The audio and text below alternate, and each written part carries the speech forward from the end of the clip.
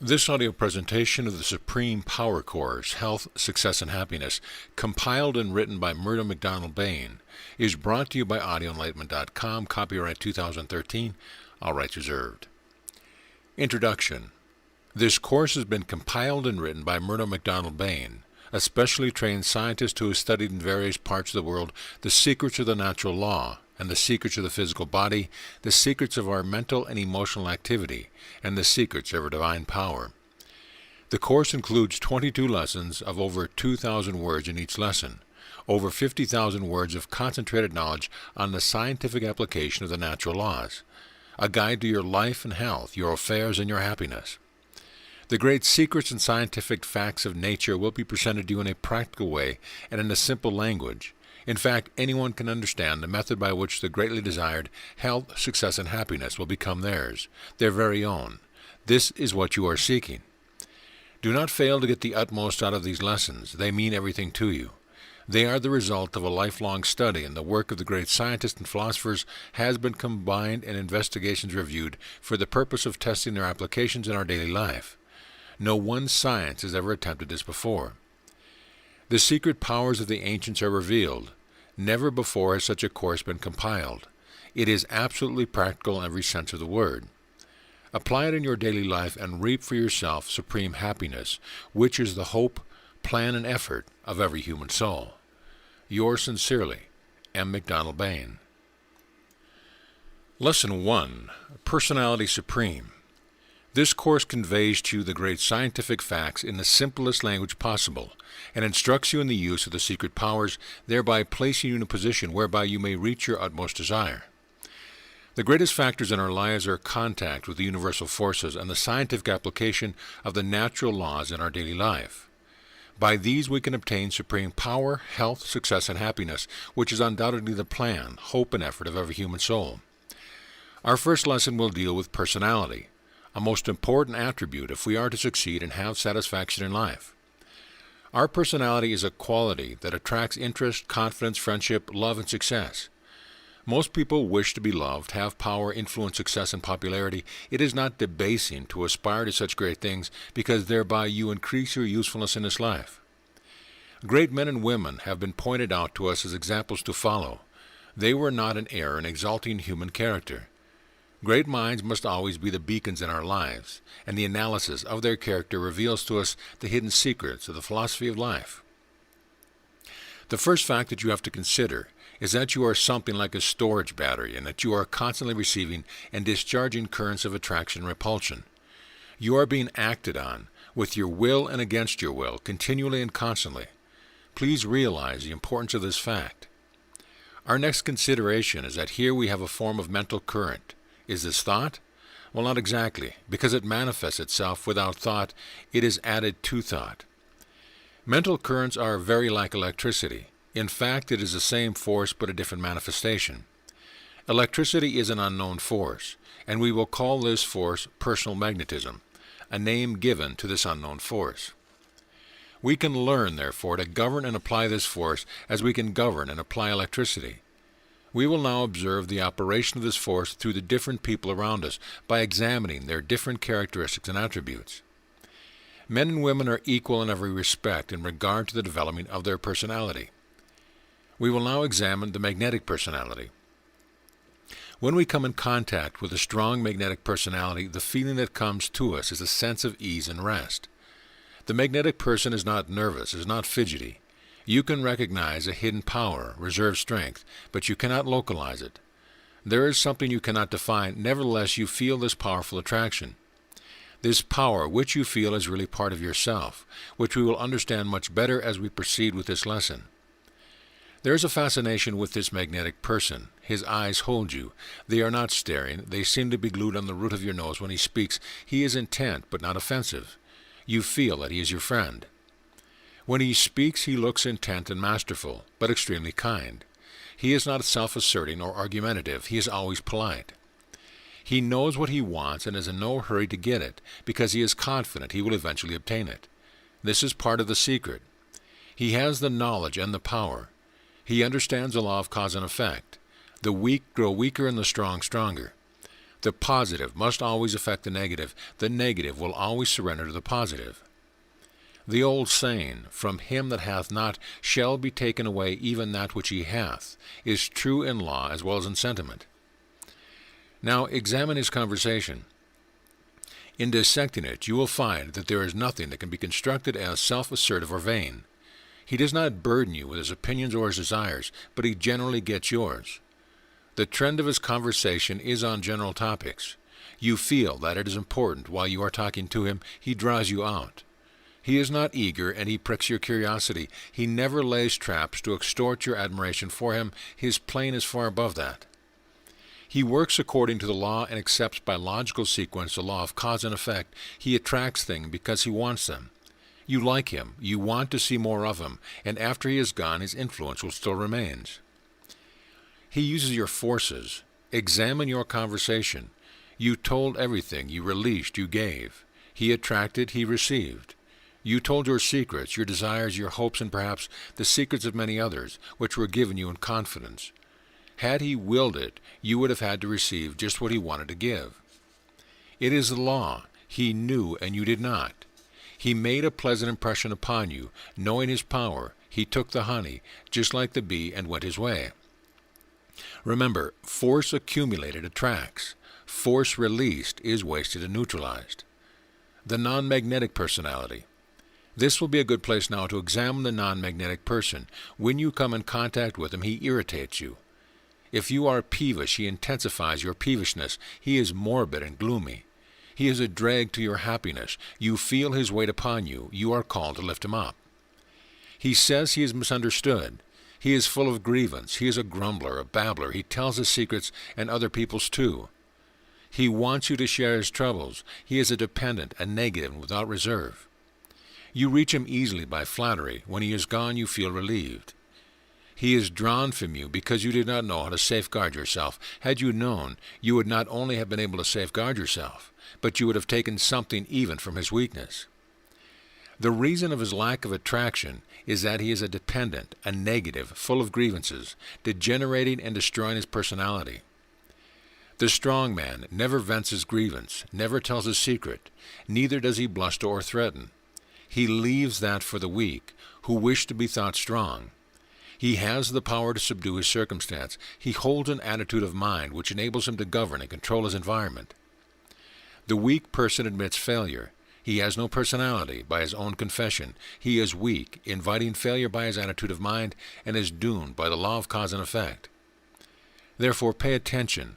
Do not air your grievances. Seek not sympathy nor flattery. Do not waste your energy. Make this force your own. How to cultivate a strong and magnetic personality. First, remember a desire in any form is mental current laden with power, just the power that the magnetic person has over the other. I will now give you the keys which will unlock the door to a universe filled with power. When you desire to do anything, no matter what it may be, you will conspire within yourself regarding this thing. You will make your desire intense and hold this force within you. Create conscious energy within. Develop to a greater and higher degree this conscious energy, hold it, direct it, and make it your driving power. When you express your desires and ideas in words, written or spoken to another outside personality regarding your hopes, your schemes, etc., you release your conscious energy. You feel it go from you immediately. The internal forces of your ideas are scattered. They are released like a steam being released through a cock. To get up pressure again, you must close the cock and create more steam. You have to create more conscious energy and close the leakage in your personality. Those who tell everyone about what they intend to do, their schemes, their desires, etc., never do anything and seldom get there. It is the law. You can always get other people's ideas and opinions, even on a subject of which you are thinking.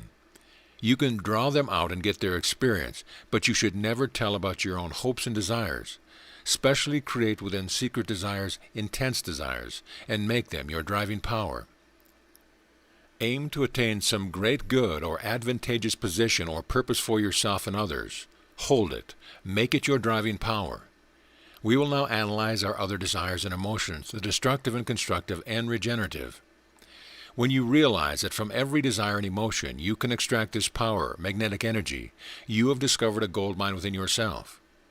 You waste force when you give away to destructive desires or emotions, but with my method of transmutation, they will become stepping stones instead of stumbling blocks. The negative or destructive desires or emotions manifest in a variety of mental currents such as impatience, anger, hate, dissipation, indulgence, cheatery, jealousy, egotism, fear, selfishness, sex abuse, appropriation, and vanity, etc. Vanity is the most weakening one of them all. When you feel one of these destructive desires or emotional currents, hold it and transmute it into a constructive or its opposite. By doing so, you change your destructive forces in your system to constructive forces in your system. You direct the energy which is aroused by this desire or emotion to your own specific benefit. One of the laws is psychology is that you cannot have two thoughts in the mind at the same time. So when you think of honesty, you lose the desire to cheat. You therefore change the emotion or desire which destroys you and your personality to one that builds you and your personality. Now I am to place before you on the one side the destructive and on the other side its opposite, the constructive, and the results you will obtain either way. There is only one choice, if you wish to have a strong and magnetic personality. Take a person who desires to cheat. If he turns his mind to the results obtained by honesty, he loses his desire to cheat. Desire to cheat is a negative, destructive, and degenerative desire. It creates enemies, unhappiness, a fear conscious, degradation, a loss of energy, and a weak personality. By transmuting it to honesty, a positive, constructive, and regenerative desire, you will gain strength, you will obtain happiness, you will become courageous, independent, you will have a clear conscience, you will generate energy and have a powerful personality. It is a true fact that we generally hate the person we have injured. When people hate us, we should return sympathetic love. We should realize they are creating a cause of destruction which will react upon themselves. Therefore remember that when you hate, your personality must suffer. Hate is a negative, destructive, and degenerative emotion. It creates ill health, a poisoned system, unhappiness, depression, and weakness, wastes energy, and creates a hateful personality. When we transmute hate to a positive, regenerative, and constructive emotion of sympathetic love, we create within ourselves love, compassion, peace, happiness, and good health. We turn away wrath. We obtain a healthy mind and an attractive personality. When you feel the emotion of anger arising within yourself, realize that you are not injuring the other person, but you are injuring yourself. Some people endeavor to get you in a state of anger, knowing that you are weakened thereby. There is a great truth in the saying, love your enemies, return good for evil. Love is the animating and constructive power of the universe, which protects us from all evil. Anger, the negative, destructive, and degenerative emotion, creates ill health, a poisoned system, premature old age, sickness, loss of energy, and a weak personality. But by transmuting it into its opposite, the positive, constructive, and regenerative emotion of peace and love, we obtain health, power, love, youthfulness, happiness, poise, an energized body, a strong mind, and a beautiful personality. Most people become jealous of those who are able to do better themselves, or are seemingly more attractive than they are. Instead of becoming jealous, which is an admission of failure, we should admire and endeavor to create within ourselves a quality which will enable us to achieve or even surpass the qualities of others. Jealousy is an admittance of failure and creates sickness, weakness, jaundice, loss of energy, diseased mind, and petty personality. By transmuting the negative jealousy to the positive admiration, you obtain inspiration, courage, action, achievement, greatness, and a strong and fine personality. Egotism. The egotist who becomes overbearing in his personality loses all of his friends. He becomes unhappy. He thinks he is misunderstood. He wastes his energy and is an admonition to every person with whom he comes in contact. He is absolutely devoid of personality. He must transmute his destructive character to the positive and constructive of quiet confidence. He then becomes popular. You sense a power within him. He is happy. He understands himself. He becomes attractive. He gains many friends and has a strong personality. Then we have humility on the one side and modesty on the other. Humility is really self-abasement, an admittance of failure, creating depression, unhappiness, and weakness, by the attitude of mind wasting energy and destroying the personality.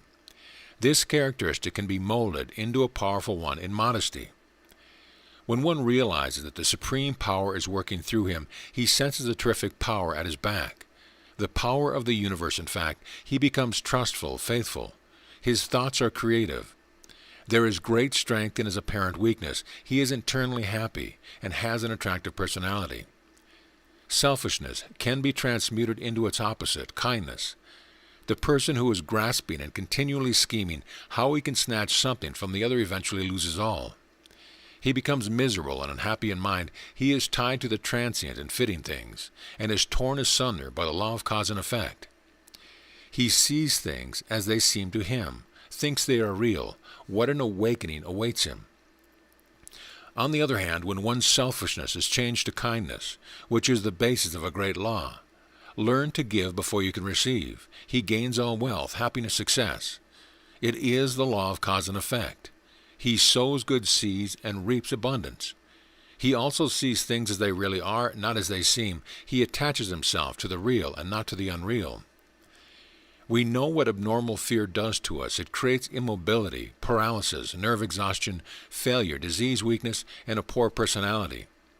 On the other hand, when we transmute our fear to reason and courage, we gain confidence, nerve strength, success, health, calmness, a responsive body, and a strong and courageous personality. A great deal of energy is wasted by animalized sex thoughts and emotions.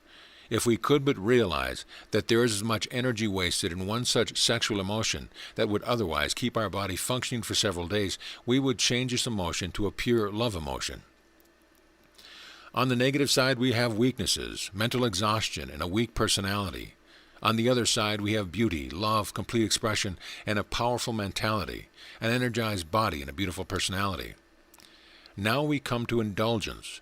A great many people smoke too much, and energy is to be used to eliminate the excess poison from their body. Some drink too much alcohol, and their energy is used in cleansing the body and resisting attacks of the poisons which have been circulated in the blood. The majority of people suffer from overeating, and a great deal of energy is used up in getting rid of the excess matter.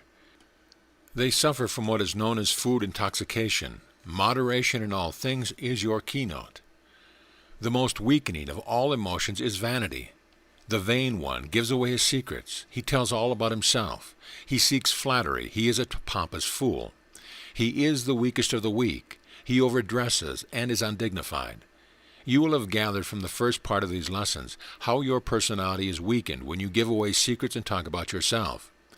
Vanity can be transmuted into a pleasant personality by the one who knows and understands. He is able to hold his secrets, is able to gain energy, draw others out.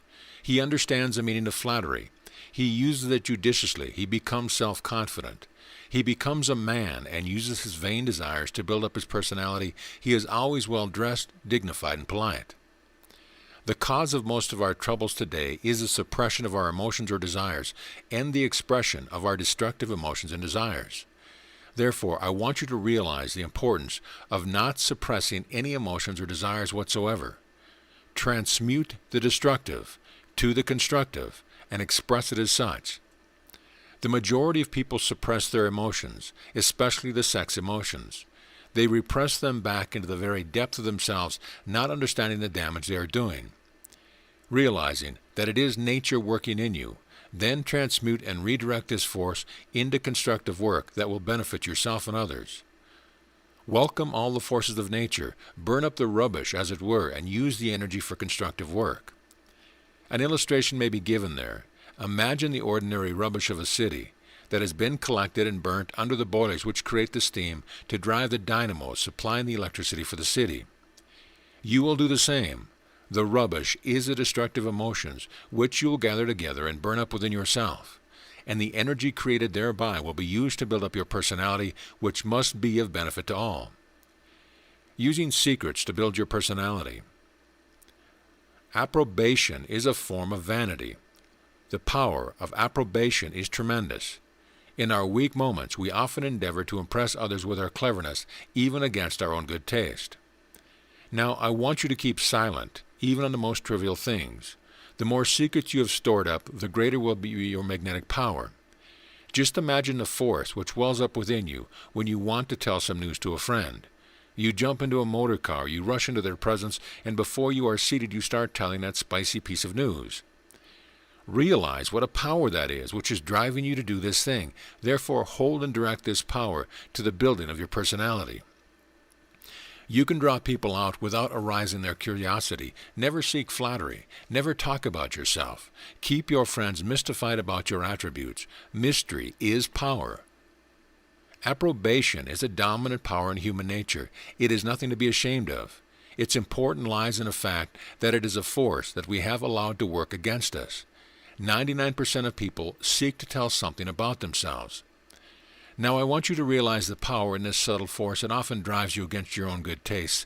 Instead of allowing this electrical discharge, keep it in your own battery and guard against any leakage.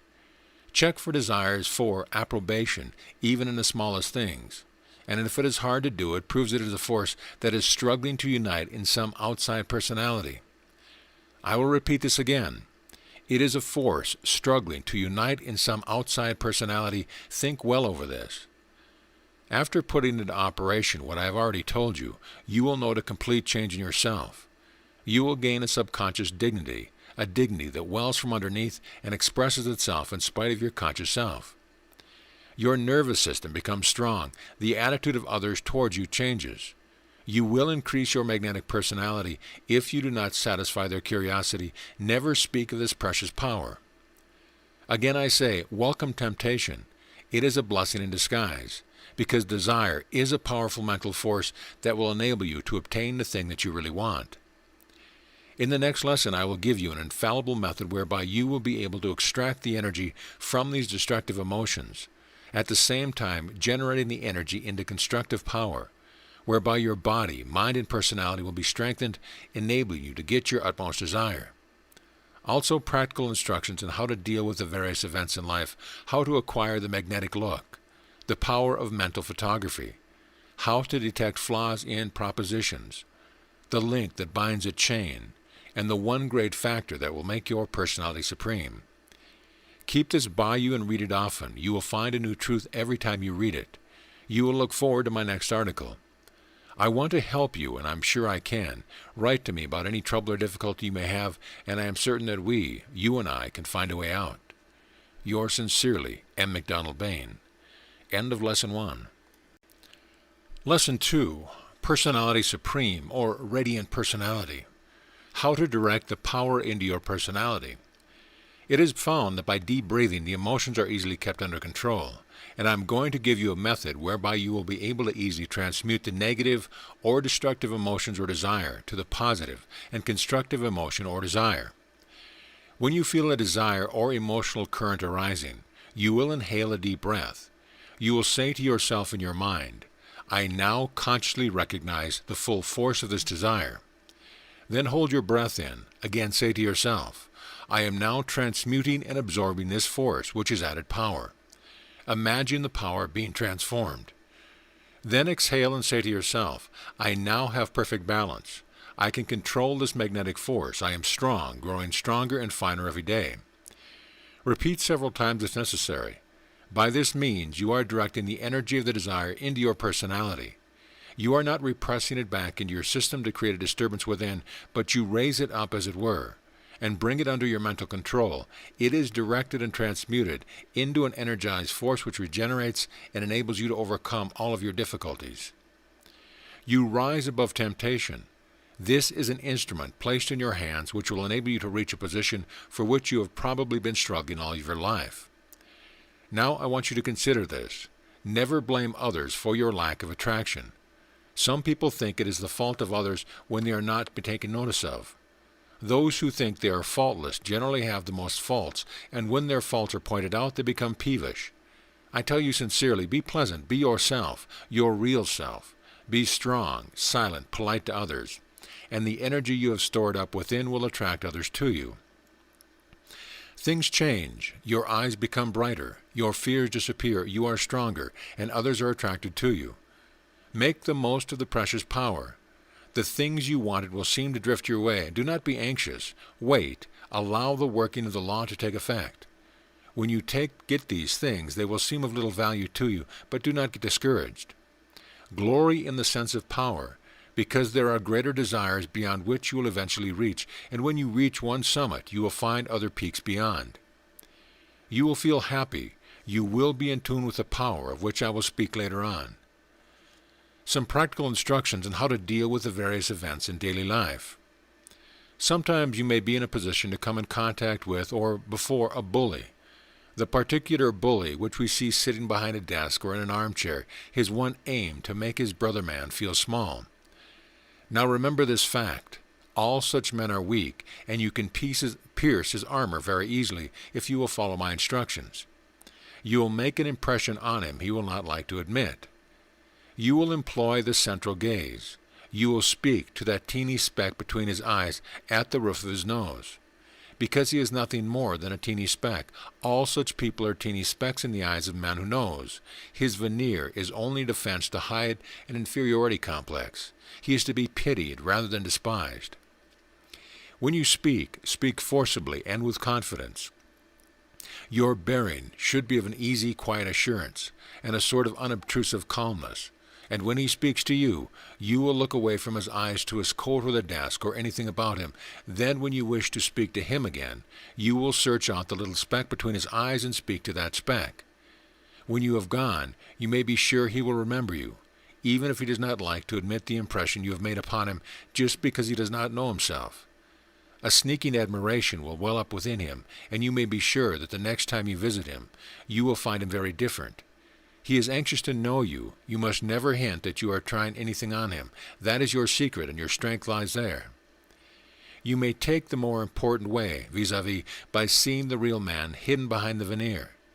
Every one of us has the Spirit of God within, which is true, good, and perfect, and expresses itself when we are true to ourselves and know ourselves. But most people do not know themselves and are therefore false to themselves and others. Confidence and how to acquire it, the searchlight of the mind. A great many people lack confidence, and a good way to obtain this virtue is to go into a room by yourself, place a chair in the center of the room, and imagine that there is someone sitting there to whom you wish to speak. Then express yourself regarding the proposition that you are interested in to this imaginary person. Speak out with confidence and calmness. You will find that when you are expressing your opinions, ideas, and desires, you will be able to rectify them. Also, you will be able to extend and rectify your proposition, and your subconscious mind will take up the matter, analyze, and rearrange the facts. A day or so afterwards, express yourself again.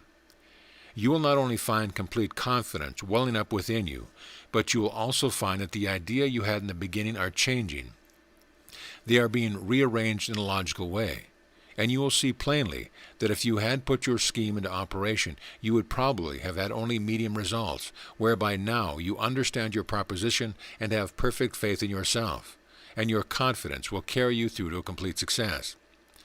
By this method, you will be able to make your interviews with other people a success. It will make your mind alert. You will be able to detect flaws instantly, and above all, you will gain complete confidence in yourself.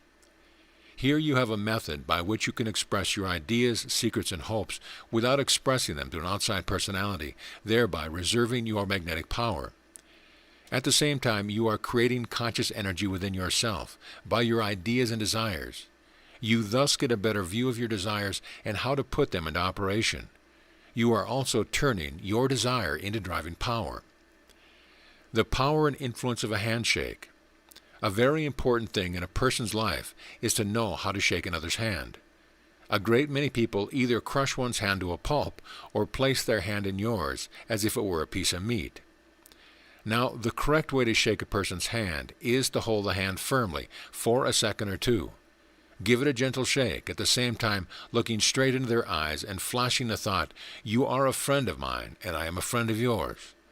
Draw your hand away gently over the tips of the fingers. This gives a pleasant feeling. The power of the contact of the hand and the power of your thought will penetrate the other's mind. He will feel that he really likes you, but it is you who have put the operation this powerful reactionary force. There is much more in a handshake than one would imagine, but there is not room for a long discourse on this subject. I want you to think carefully over what I have said, put into operation this instruction, and see the result for yourself. The magnetic gaze and how to acquire it. Another important thing in a man's makeup is how he looks at another person, and how he can hold another person with his eyes. I am therefore going to give you the standing of dignity and power that you require. You will take a mirror and a place at a table. You will sit down in front of it in an armchair. Make a small mark on the root of your nose, between the eyes. Now thoroughly relax yourself and gaze at this spot at the root of your nose. Endeavor to keep your eyes open without flickering, for as long as possible without injuring them. You will be able to increase the time probably up to 10 minutes without winking. You will at the same time have relaxed your muscles and nervous system. Your health will greatly improve by this method, because relaxation is one of the most important things in health. This exercise will give you a feeling of rest. You will be able to relax yourself in the presence of others. It also affords an excellent opportunity to practice autosuggestion. You will also be able to use the central gaze unconsciously, which is most important.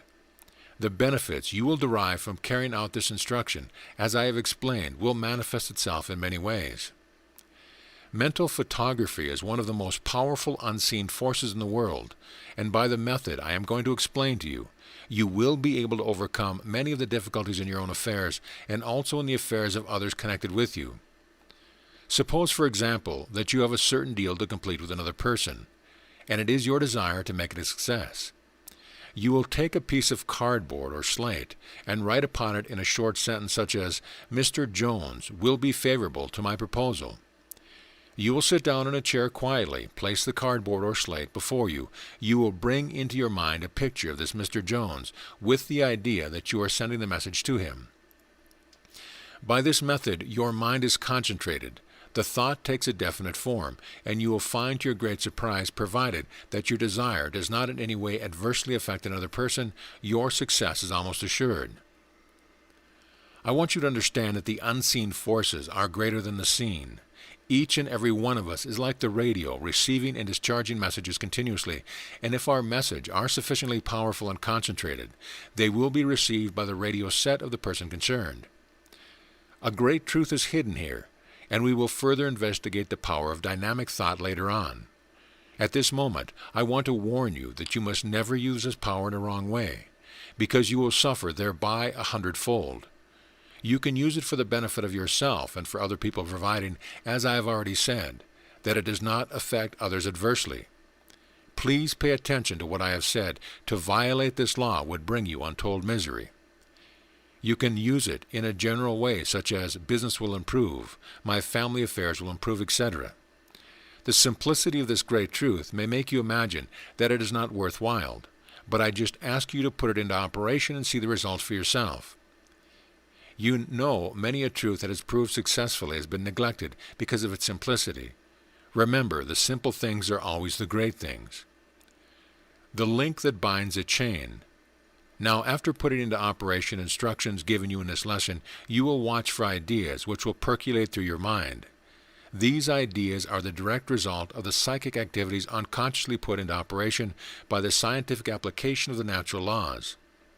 These ideas are the connecting link between the psychic and the material, and work is the fulfillment.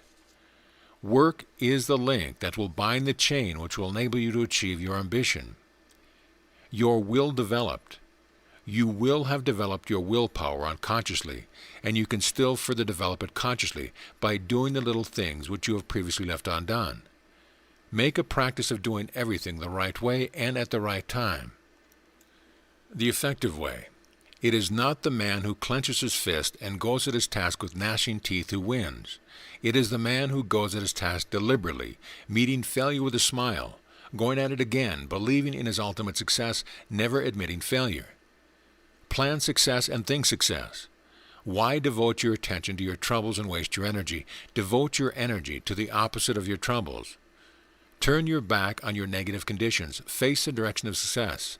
A man generally goes the way he faces. If your negative conditions are severe, you will hear them and will know them, even if you turn your back on them.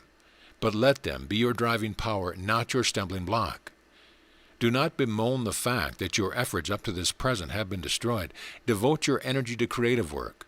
Remember that if you are weak or in ill health, you do not want release from weakness or ill health, you want health and strength. If you have fear, you do not want release from fear, you want courage. Therefore, transmute to the opposite, and you will gain the positive, constructive and regenerative, and lose the negative, destructive and degenerative at the same time. React always in a constructive way to every event in life. I will repeat that once more. React always in a constructive way to every event in life. Get the habit. Get the habit. The king and his kingdom. Everything depends upon the way you live and the attitude of mind you have, whether you succeed or whether you failure, whether you are healthy or unhealthy. The most important fact of all is that you are a center of consciousness in a great universal mind, and your reward is according to the degree in which you put yourself in tune with this great universal power. It manifests through your organs. It is the controller of life itself. I want you to analyze yourself like this. This is my hand, my arm, my body, my mind. These are my thoughts. I use my brain as an instrument, my body as an instrument. You will find that you are a center of consciousness, working through mind, energy, and matter. Your physical body has surrounding it an ethereal body extending beyond your physical body, which gets finer and finer until it emerges into the great ethereal matter of the universe, which is the basis of all matter. I want you to realize that your body is made up of atoms of matter. These atoms build into the cells of your body, and in each individual cell you have intelligence, and an intelligence which man cannot duplicate. This intelligence is working through the whole of your body. Realize then that everywhere within you, through you and without you, is the great divine intelligence, and that you are a center of consciousness in this intelligence. The great universal laws are in operation. And when you put yourself in tune with these universal laws, you have success, you have happiness, you have good health. These laws are all constructive laws. Therefore, you must put yourself in tune with these constructive laws of the universe. O student, recognize the power within yourself. You are a center of consciousness in a supreme being. And when you understand yourself, you will be put in contact with the great supreme power of the universe.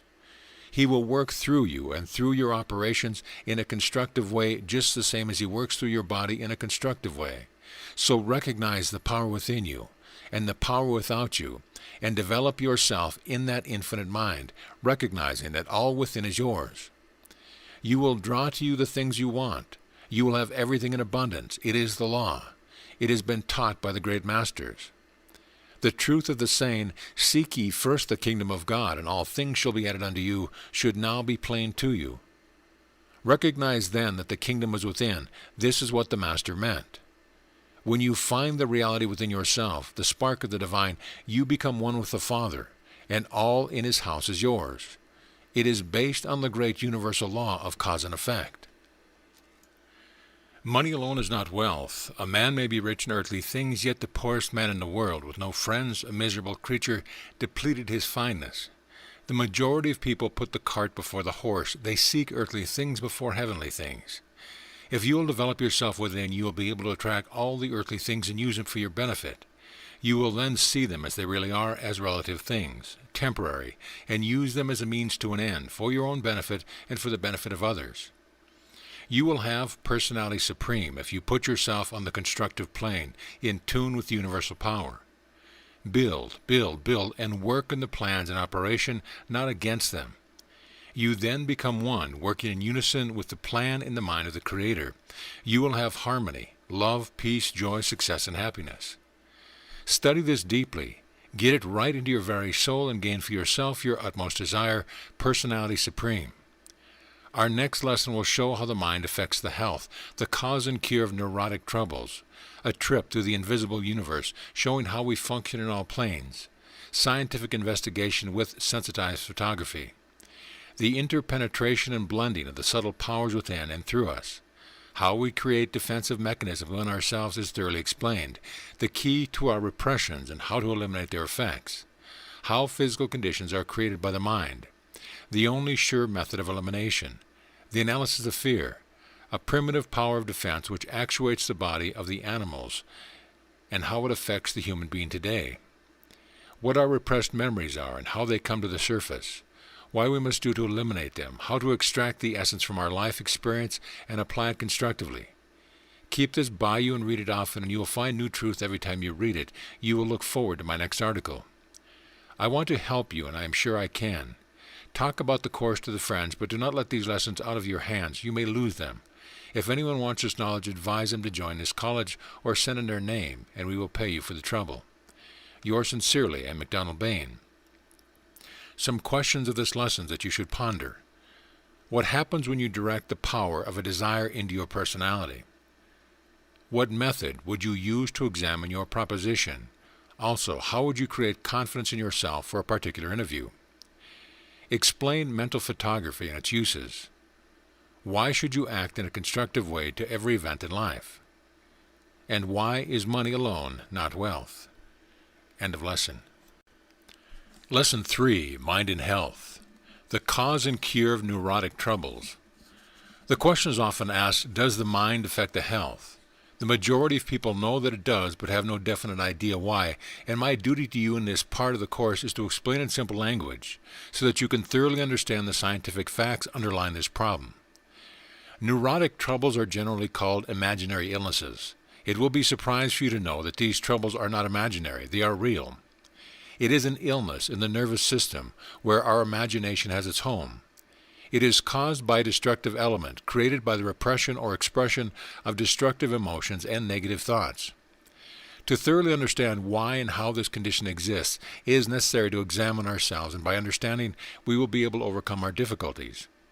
Our first aim is to find out how we react to our environment, what really are our thoughts, our emotions, and what are their reactions. As I am condensing a large amount of scientific truth, it will be necessary for you to read these lessons carefully. You will find something new each time you read them. Let's take a trip inside the invisible universe. There are 3 great principles in operation throughout the whole universe. These principles are mind, energy, and matter, and they manifest in and through our physical bodies, as well as in every conceivable object in existence. Everything is created from these 3 great basic underlying principles. All matter can be broken up into its atomic form, which is the basis of matter.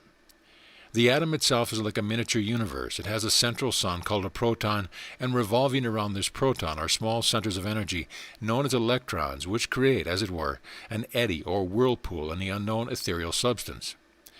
These atoms correspond to the universe which we are in, the sun from which we take our life, and the planets revolving around the sun, making up our universe, which is really only one of millions of universes in the great universe. The infinitely great and infinitely small, all within and emanating from the mind of the Creator. It is necessary for you to grasp thoroughly what matter is, and I will give you an illustration to help you. If we take a block of ice and apply energy or heat to this block of ice, it turns to water. More energy is added to this water and it turns into steam and evaporates into oblivion, dissolving itself back to its original atomic form of oxygen and hydrogen. Now we can liquefy this air by a well-known scientific process. This air becomes water again.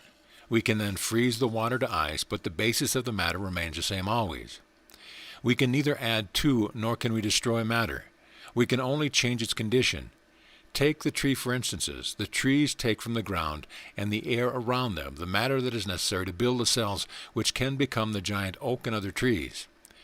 We see from the foregoing that the atom is the vortex of force. The energy in the atom is the electrons revolving around the proton, which create the eddy or whirlpool. It is an action that is created by the central sun or proton, which really is the logos or mind of the atom, from which its intelligence and energy comes. It is just the same as our universe. The sun is the logos, or center from which we take our energy and life, the earth and the other planets being only parts of the sun, vitalized by the sun. Just as the planets maintain their orbits around the sun, so do the electrons maintain their orbits around the protons. So we see that in the atom we have mind, energy, and matter. Matter which is visible to the physical eye is nothing more or less than the coagulation of these atoms brought together by laws of attraction laid down by the great Creator. That explains to you briefly the three principles of mind, energy, and matter in their basic or original form of manifestation. We therefore have intelligence everywhere, energy everywhere, all vibrating, penetrating one another, creating matter. Mind and energy pulsating at different rates of vibration create the different grades of matter. Matter that is visible to the physical eye vibrates from 450 million to 750 million vibrations per second. But there are vibrations above and below this scale that are not visible to the physical eye. You, the real you, are a center of consciousness in spirit pulsating through mind, energy, and matter. Controlling the greatest organization, you are an electrode, as it were, drawing to you the various particles of matter, building innumerable cells. These cells have an intelligence within themselves, building up the structure of your body. You can now realize the great intelligence, the energy and the matter from which your body is built.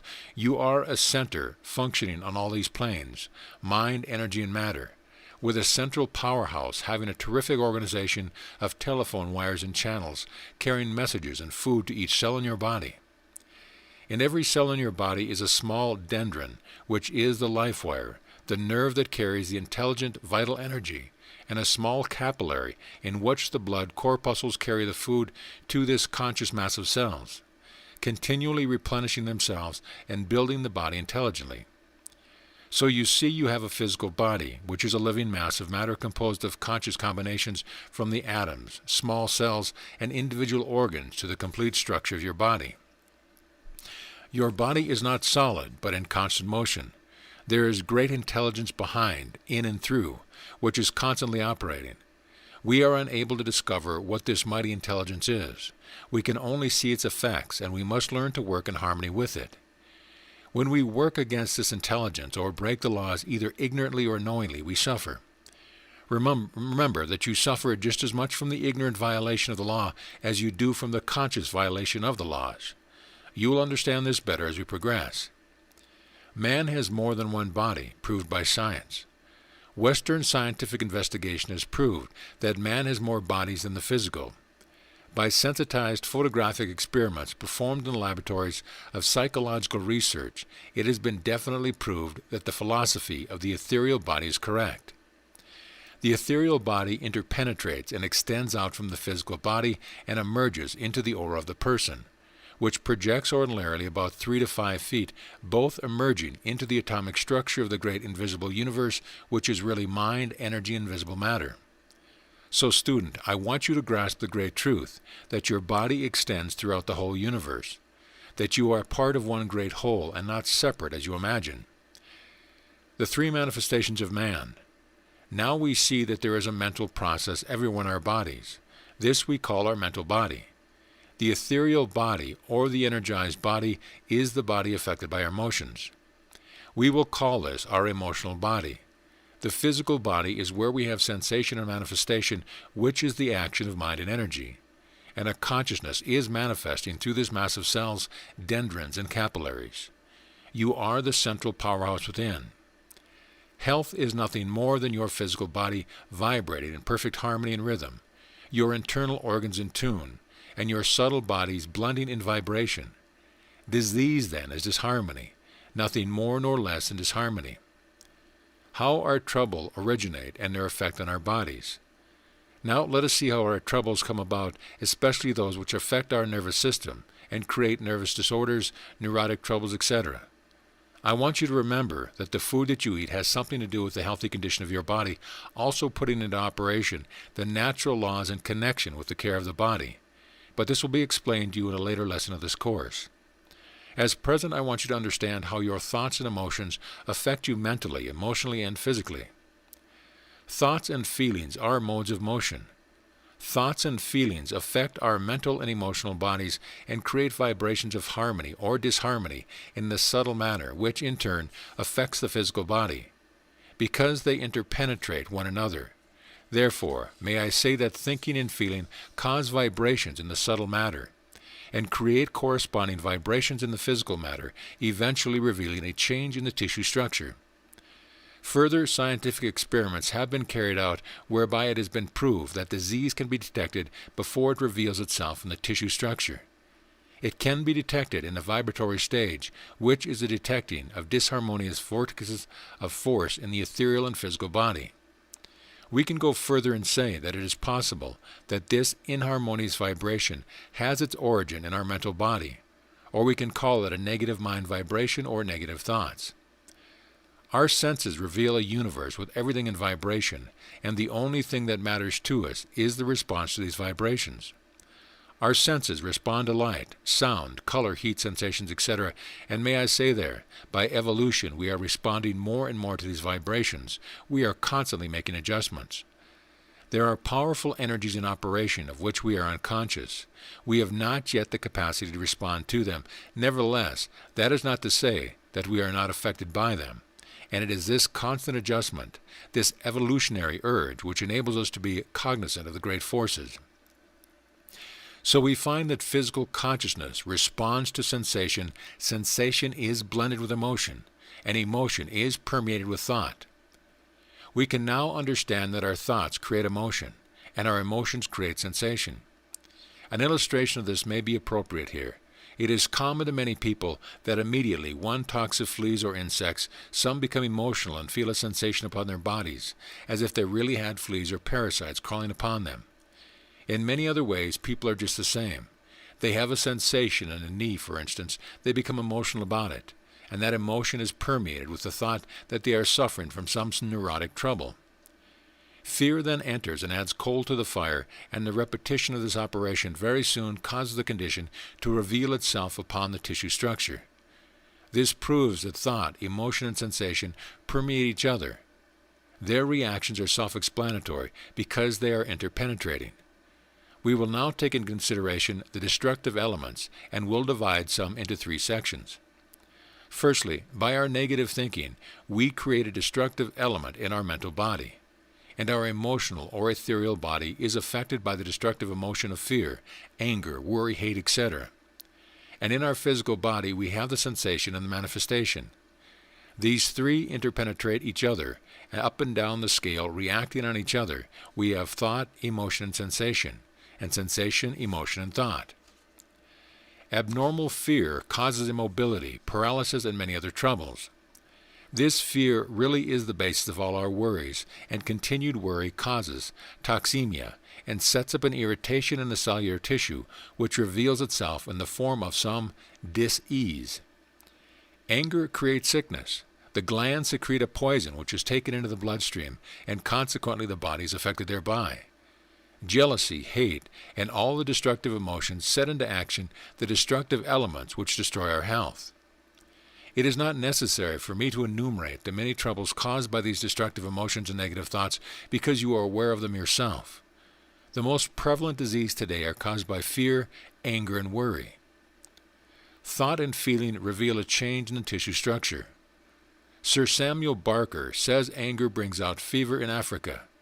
Sir George Paget says, in many cases I have reason to believe cancer has its origin in prolonged anxiety.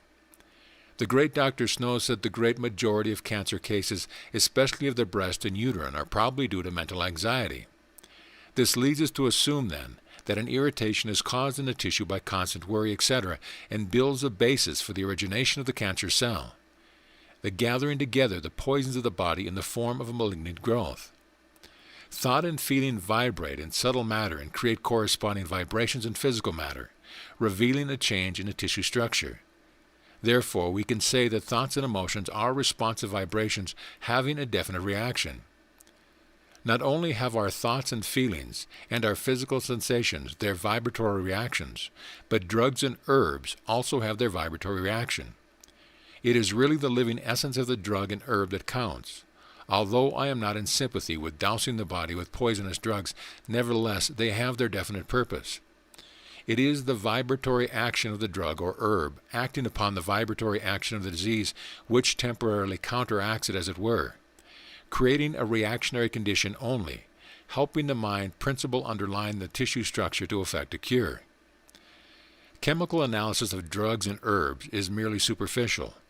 When Material Medica undertake the investigation of the vibratory action of drugs and herbs and the vibratory rates of disease, Then only will medicine make some progress in the eliminating of the overwhelming amount of disease in the world today, which is mainly caused by wrong treatment, because those who have the health of the people in their hands will not recognize natural principles.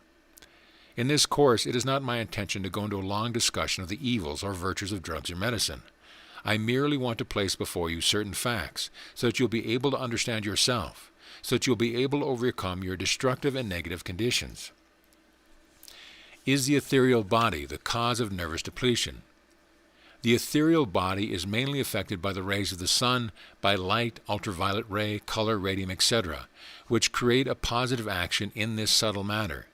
And as the ethereal body interpenetrates the physical body, this electronic action is absorbed by the bloodstream and nervous system, eventually reaching the cellular structure. I believe that if investigations on this line were carried out into cancer research, we would probably obtain some very interesting and important information. It is when the ethereal body is weak that our nervous system becomes affected. It is the destructive emotions that deplete the ethereal body. We can now see how we lose our nervous tone. You must always realize that things work from within outwards. We are really the creator of our own unfortunate conditions, and the sooner we realize this and act in a constructive way, the sooner we will be able to control and create within ourselves the opposite to these destructive conditions, which are breaking down instead of building up the whole human fabric.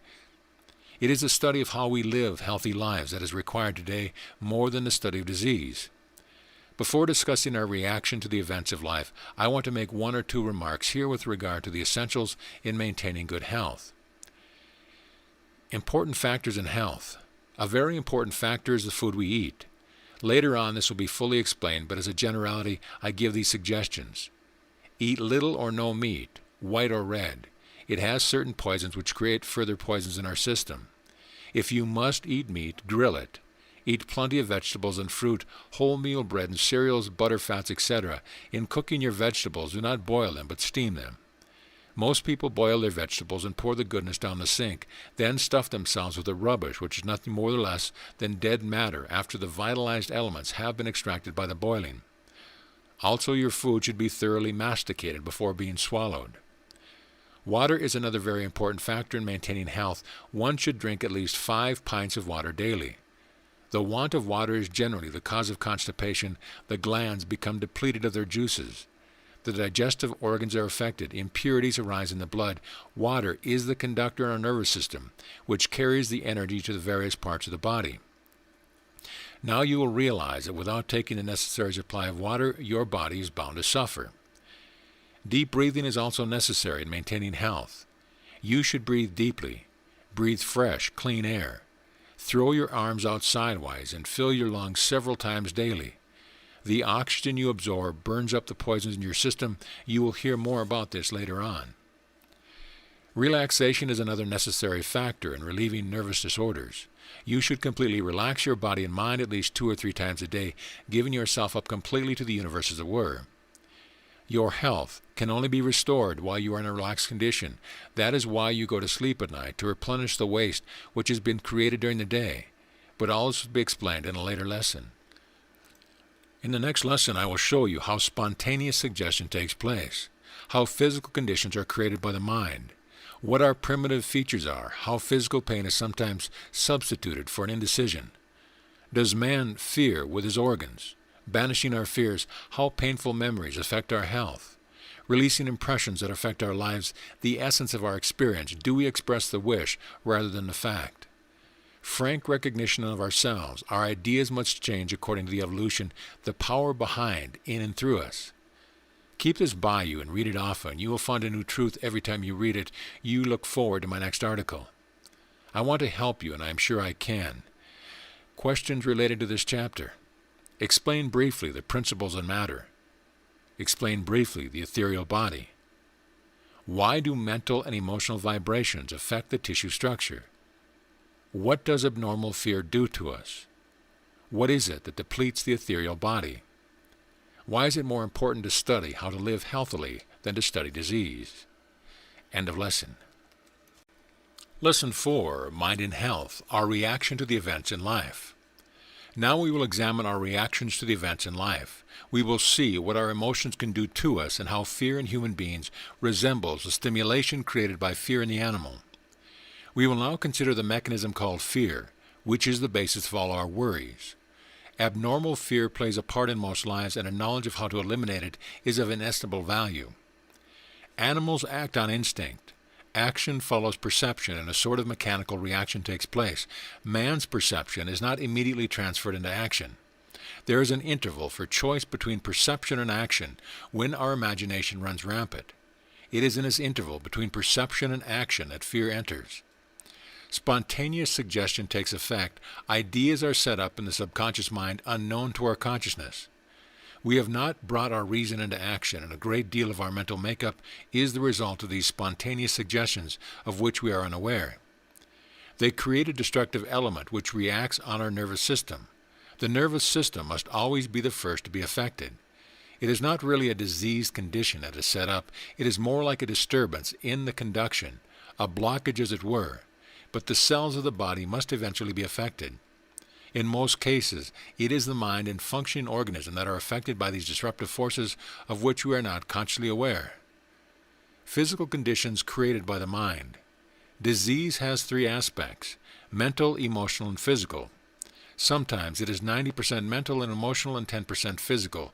When we remove the mental and emotional effect, the physical disappears instantaneously. This is one of the reasons for instantaneous cures. Pain can be damped down by paying no attention to it. For example, take a soldier wounded in battle.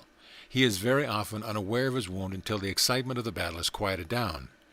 We also have proof of this in the Christian martyrs when they were tortured to death. Their belief in their cause was sufficient to prevent the registering of pain. On the other hand, we have the condition of fatigue or insomnia, where sensation is transferred to pain. People beg for sympathy on the grounds of the physical rather than the mental pain. And here the magician waves his wand and transfers our mental pains to physical pains, pains created that can be talked about. I knew of a woman who had a big family. The family had been growing up and departed to different parts of the country, engaging in their own particular sphere of life. Mother felt very lonely. She had a severe mental pain coupled with strong emotional desire to have her children around her again. Her subconscious mind came to her rescue and created a condition so that her desire could be fulfilled. She became paralyzed. Her children rushed back home and were around her again. She became happy once more. She felt the joy of being ill. Here is a physical condition created by the mind, knowing the mental pain was not sufficient to gain for her what she had desired. Paralysis was substituted. She remained ill for some considerable time, despite all efforts to cure her. I was called in at last, and after a brief conversation, I was able to show her the cause of her paralysis. 1 or 2 treatments were sufficient to restore her to normal health, a lesson she learned which she never forgot. It was the making of that woman. She always now reacts in a constructive way no matter what happens, and is living happily today, having enjoyed her experiences. Physical pain is sometimes substituted for an indecision. It is a mechanism set up within the person to keep a balance between the two conflicts. A girl desires to marry. She does not want to leave her mother yet. She does not wish to give up her sweetheart. And she requires something so as to hang on to the balance. The magician comes to her aid and creates an illness which holds the conflict together. Once a decision is made, the girl becomes perfectly well. Simple neurosis is caused by the desire to divert the attention from the real emotional trouble by substituting a physical one. To be really happy and have perfect health, one must have a definite objective in life. This objective must carry with it a mental and emotional interest. But if this is prevented by other ideas coming into conflict, there is a demand for repression, which absorbs a large amount of energy. We find that one who is troubled in this way reverts to a more primitive state, such as fearing things which never eventuate, and a general retreat from the responsibilities of life. Our primitive features. Life in the early stages was carried on by a sort of chemical reaction. An awareness of the environment was required, and a perceptive structure was developed on the surface. The nerve cells started in the skin. During the process of evolution, this was gradually altered. The nervous system became more protected, and today we have the nervous system of the human being right in the center of our body. but we find that the sympathetic nervous system, which superintends many of the functions of the body, still retains some of its primitive features. Its response is immediate. It is immediately brought into action by fear, pain, rage, excitement. The sympathetic stimulation was originally designed to activate the body of the animal, to increase its power of defense, to resist its prey. Secretion of the chemical substance injected into the blood by the glands is carried along the bloodstream, creating a powerful protective agency, stimulating the various organs. Does man fear with his organs? When civilized man fears, his organs are stimulated as though it were a battle with claws and teeth. Nature has a powerful response to fear, whatever it causes, and that is that it affects the physical body. Man does not fear by intelligence, but by emotion. Reason does not come until later, not until the damage is done. A person under the emotion of fear is like a motor with the clutch out, the engine rushing at full speed, using up the benzene. The car does not move, but the machinery is being worn out, and the vibrations of the engine cause the car to tremble. So we now see how people refer to their systems as disorders in the various organs. We see that the emotional disturbance leads to a preparation in organs for intense activity. This activity persists because activity has not taken place. And when this continues from time to time, worrying about this, worrying about that, fearing this and fearing that, no wonder we suffer. So we can safely say that when we fear, we are using a primitive defensive mechanism. The animals do not have the complex emotional effect which is generated in man. Their sympathetic nervous system is not so highly evolved. Fear is an emotion of great strength, and when we reach a certain stage of development we feel it most, although we are not sufficiently developed to control it. Fear is the result of our primitive experience, and was used in the early stages of our evolution. So when we fear, we are reverting back to the primitive stage.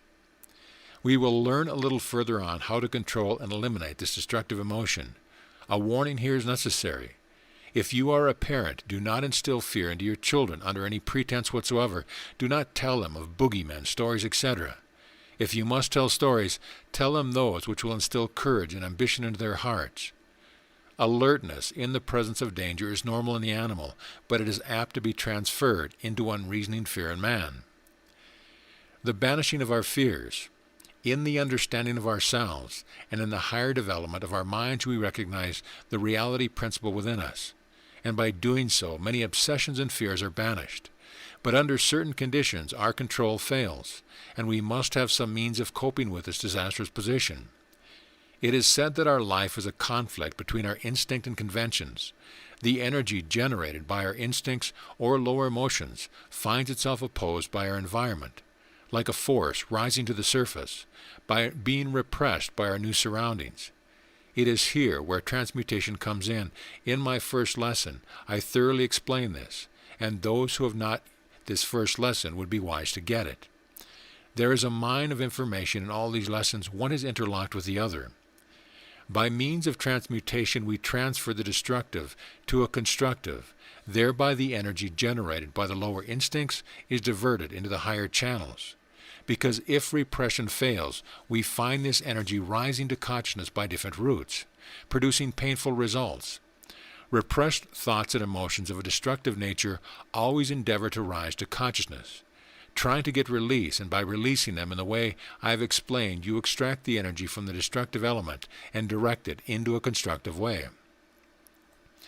Our emotions are natural, but we attach unnatural destructive ideas to them, then repress the emotion. With its evil association we ourselves create. Our emotions being a mighty generative power, we have now attached a mighty power to a destructive idea which we try to repress with disastrous results. What we should do is to attach good and constructive idea to our emotions and express them. Then we are acting according to the law of our spiritual evolution. It is not the emotion, but its evil associations that cause all the problems. This is the key to the analysis of our repressions.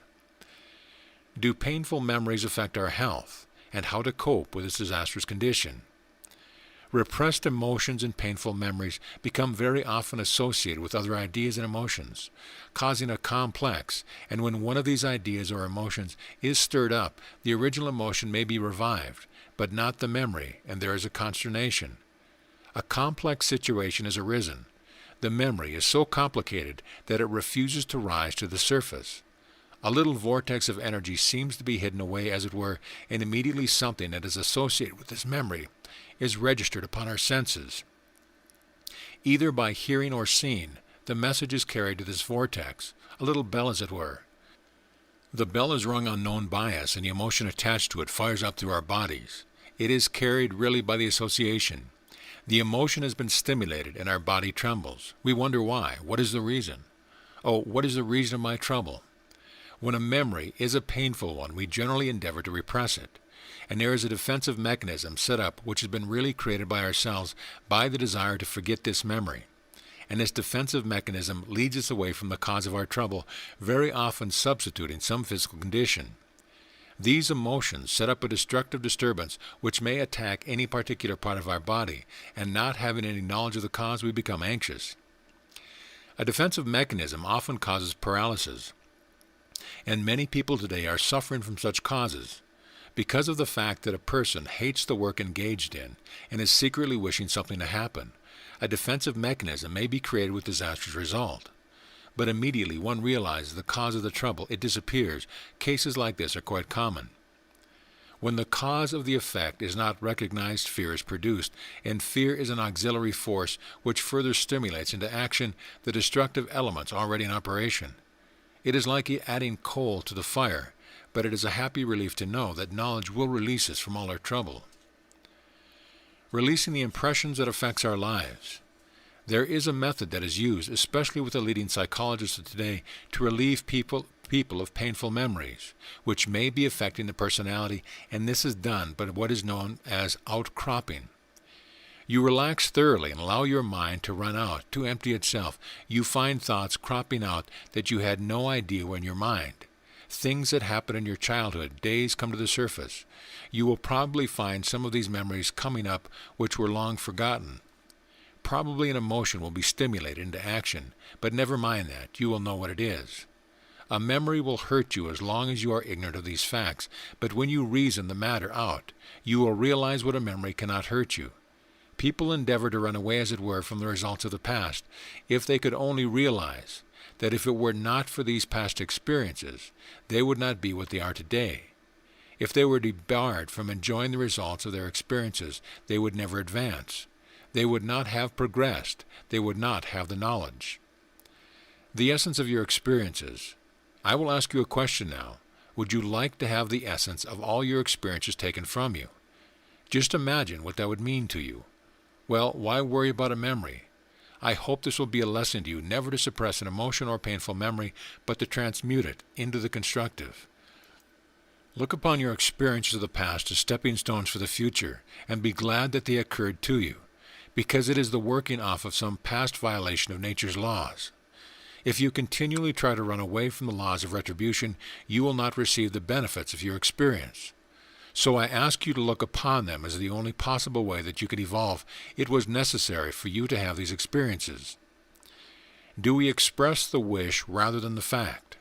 Our psychic development is so recent that we are puzzled by our environment. For instance, to give you an idea of what I mean, supposing that your great-grandfather came back to the earth and found all the various new inventions such as wireless, flying, television, etc., he would be puzzled by his environment. You are just that great-grandfather passing through the various stages of evolution, contacting new forces, constantly and continually. Therefore, our task is to see things as they are, not as they seem. Most people generally express the wish rather than the fact. We want to believe that certain things are what we would wish them to be. We must use our reason, a gift from our Creator, and when we bring our reason into operation, we see things totally differently. That is what I want you to do, to use your reason. See beyond the cause which creates the effect. There are powerful forces in operation. It is these powerful forces that we must investigate, and by the investigation of these mighty forces, the world will be led out of its difficulty. Man, know thyself. Man, know thyself. Know how to live, know how to die. There is a great truth in these words. Know how to live. I want you to dwell deeply upon them and see what message they have for you. Frank recognition of ourselves. We have a mass of emotions and instincts inherited from a dim past, on which our reason mounts guard, and by the regulation and transmutation of these, the energy underlying them can be used for driving power, much as it is said that the cerebral cortex of the brain exercises control over the gray matter beneath it. It is only the instrument, and it is by the frank recognition of this fact that the reasoning self can increase its control over the unreasoning self. What I mean by the unreasoning self is that part of your mind is composed of a mass of material accepted without reason. It is a part of our subconscious mind which is influencing our daily life, our fears, our instincts, suppressed memories, and negative desires, which have been placed there by ourselves and others and have been brought to the surface and reasoned with. Our ideas must change according to our evolution. We must give up our preconceived ideas, even if it is often painful, but the result will be the acceptance and a glorious release from our obsession and fears. We will see them as the boogie, the skeleton in the cupboard. With a thorough understanding, we will be able to face them boldly. There will be less sheltering behind our disabilities created by our imagination. As long as we lie to ourselves, we are bound to suffer. We must reason and not be afraid, recognizing all things that come to us are for our good. The destructive elements we will transmute into the constructive. In my first article, I told you how the emotions affect the health and how to transmute the destructive ones. Knowing the cause, we can remove it, and the effect is removed at the same time. Remember that the unseen forces are always in operation. We must use them in the constructive way. And by our using them in a constructive way continually, the result will be the final elimination of all our troubles. When you can put yourself in tune with the great laws of the Supreme Being, which are wise laws laid down for you to follow, to enable you to climb the great stairs of progress, and when you recognize your position in the universe, you will have a power which will banish all fears. You will react unconsciously to every event in life in a constructive way. Evolution demands that your inner bodies be developed to bring you in touch with these super energies. An adjustment in the higher levels has to be made, and I ask you, student, to make that adjustment immediately. Your progress in life is a great universal science. When you contact with the great forces, you must recognize the basic principles are love, kindness, happiness, and cheerfulness, and you will find that they will reflect in you and create harmony. You will not worry over things of the past, nor worry over things in the future. Your future is safe. You will live in the now, for it is eternity. Be simple like the little child lying in the arms of its mother, looking up into her face with a peaceful smile. You can do the same. Put yourself in tune with the great universal forces. All things can be yours by putting into operation the laws of nature, success, health, and happiness. These three go hand in hand. The power behind, in, and through us. We see that the physical body is affected by the emotional energies, and the emotional body is affected by our mental energies. But our mental body is affected by the supreme energies, which have power to level out all vortices and disturbances, and eliminate your troubles in all the lower planes, such as your mental, emotional, and physical bodies. The secret lies in absorbing the forces of the universe and using them in a constructive way for the benefit of yourself and others. You are a soul in distress. You want release, and the only way you can have release is to carry out the law. Your body is not an individuality, neither is your mind. They are instruments of the soul. You are a mighty center within, having contact with the great and mighty forces, therefore work from within outwards. All things do, in fact, tune in with your own wireless set and gain your heritage of health, success, and happiness. In our next lesson, we will study the temple of the spirit, a great wisdom, what is disease, the power of vital force, the digestive organs and their functions, the cause of dyspepsia, digestion and absorption, the blood and its work in the body. Keep this by you and read it often. You will find a new truth every time you read it. I want to help you, and I'm sure I can. Questions. What is the difference between animal and man when perception takes place? Can pain be inhibited or a sensation be transferred to pain? What is the result of a repressed painful memory, and how can we escape from its effects? What might a strong emotional desire do, and what brings us in touch with super energies? End of lesson. Lesson 5, the Temple of the Spirit. In my previous articles, we found our positions in the universe. You will now realize that the real man is not your body, that you are an immortal I. The body is but a suit of clothes which a spirit puts on and casts off when finished with. Therefore, I want you to know that body for what it is, and not to be deceived with the belief that it is the real man. The body is the instrument in which the spirit manifests and works. It is really the temple of the spirit, and being the temple of the spirit, it requires care and development, because an unhealthy body prevents the proper function of your mind. It becomes a poor instrument for the spirit to use. Your body should be under perfect control and should respond immediately to the master mind. Carry out the instructions that are to follow. Throw your mind into the work and develop not only your muscles but every organ and cell in your body, and it will respond to the tune of the universe.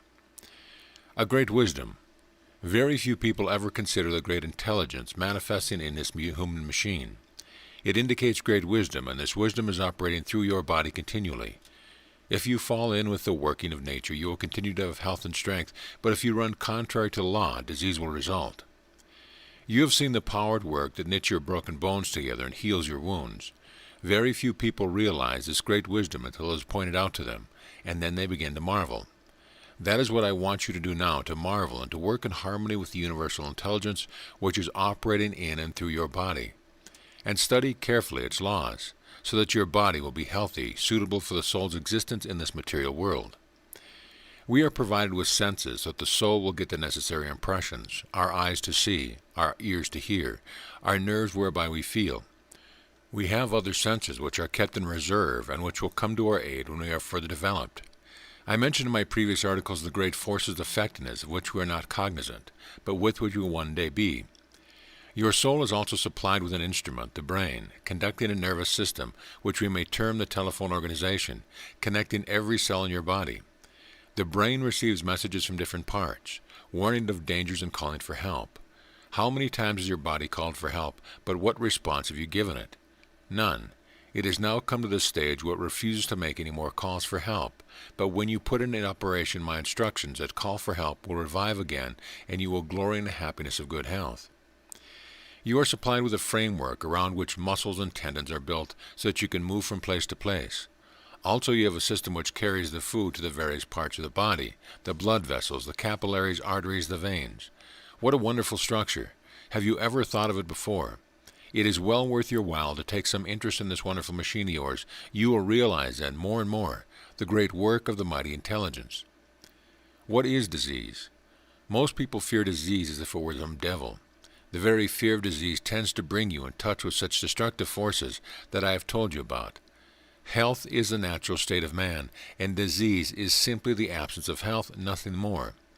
And if one follows the laws of nature, one will have good health. We wonder what man is coming to when we read a list of names of different diseases applicable to mankind. Oh, what a fallacy! Why study disease? Is it not more profitable to study how to prevent disease, how to live a healthy life? The power of the vital force. There is a vital power flowing through everything, the power that creates and the power that disintegrates. The principle of self-preservation is part of this mighty force, and this self-preservation works unconsciously through our system. It is always at work, it never tires. It is sometimes hindered by our negative thinking, but our wrong feeling and carelessness in its care of the body. But we can always be assured that the power will work for us even under bad conditions. If we give it a free hand, it will keep us in perfect health. If we restrain it by unnatural living, we hinder its work. Nevertheless, it will fight for us, irrespective of our stupidity and in spite of ignorance. Have you ever seen how a seed planted underneath a heavy flagstone will lift the flagstone? Even if a seed is placed in the crevice of rock, it will render it in two. Have you noticed where trees are growing and their roots extend under the roadway, how they raise the roadway up? Imagine the power in this great and vital force, then listen to what I have to say. Allow this force to work with you. Most people do not eat, drink, sleep, breathe, or walk as nature intended them to do. Is it any wonder that they are suffering from ill health? The digestive organs and their functions. We will now take into consideration the digestion and assimilation of food which nourishes the body. Have you ever wondered what happens to the food you eat? If you knew what happened, you would be a little more careful in choice of your food. In a later lesson, I will go into the food question exhaustively, and you will then realize the great importance of eating the right kind of food. I will also give you the various foods necessary to help you eliminate the troubles already created by wrong feeding, and at this juncture I want to explain how the body functions and how to look after it. One of the most important things in digestion is the thorough mastication of your food.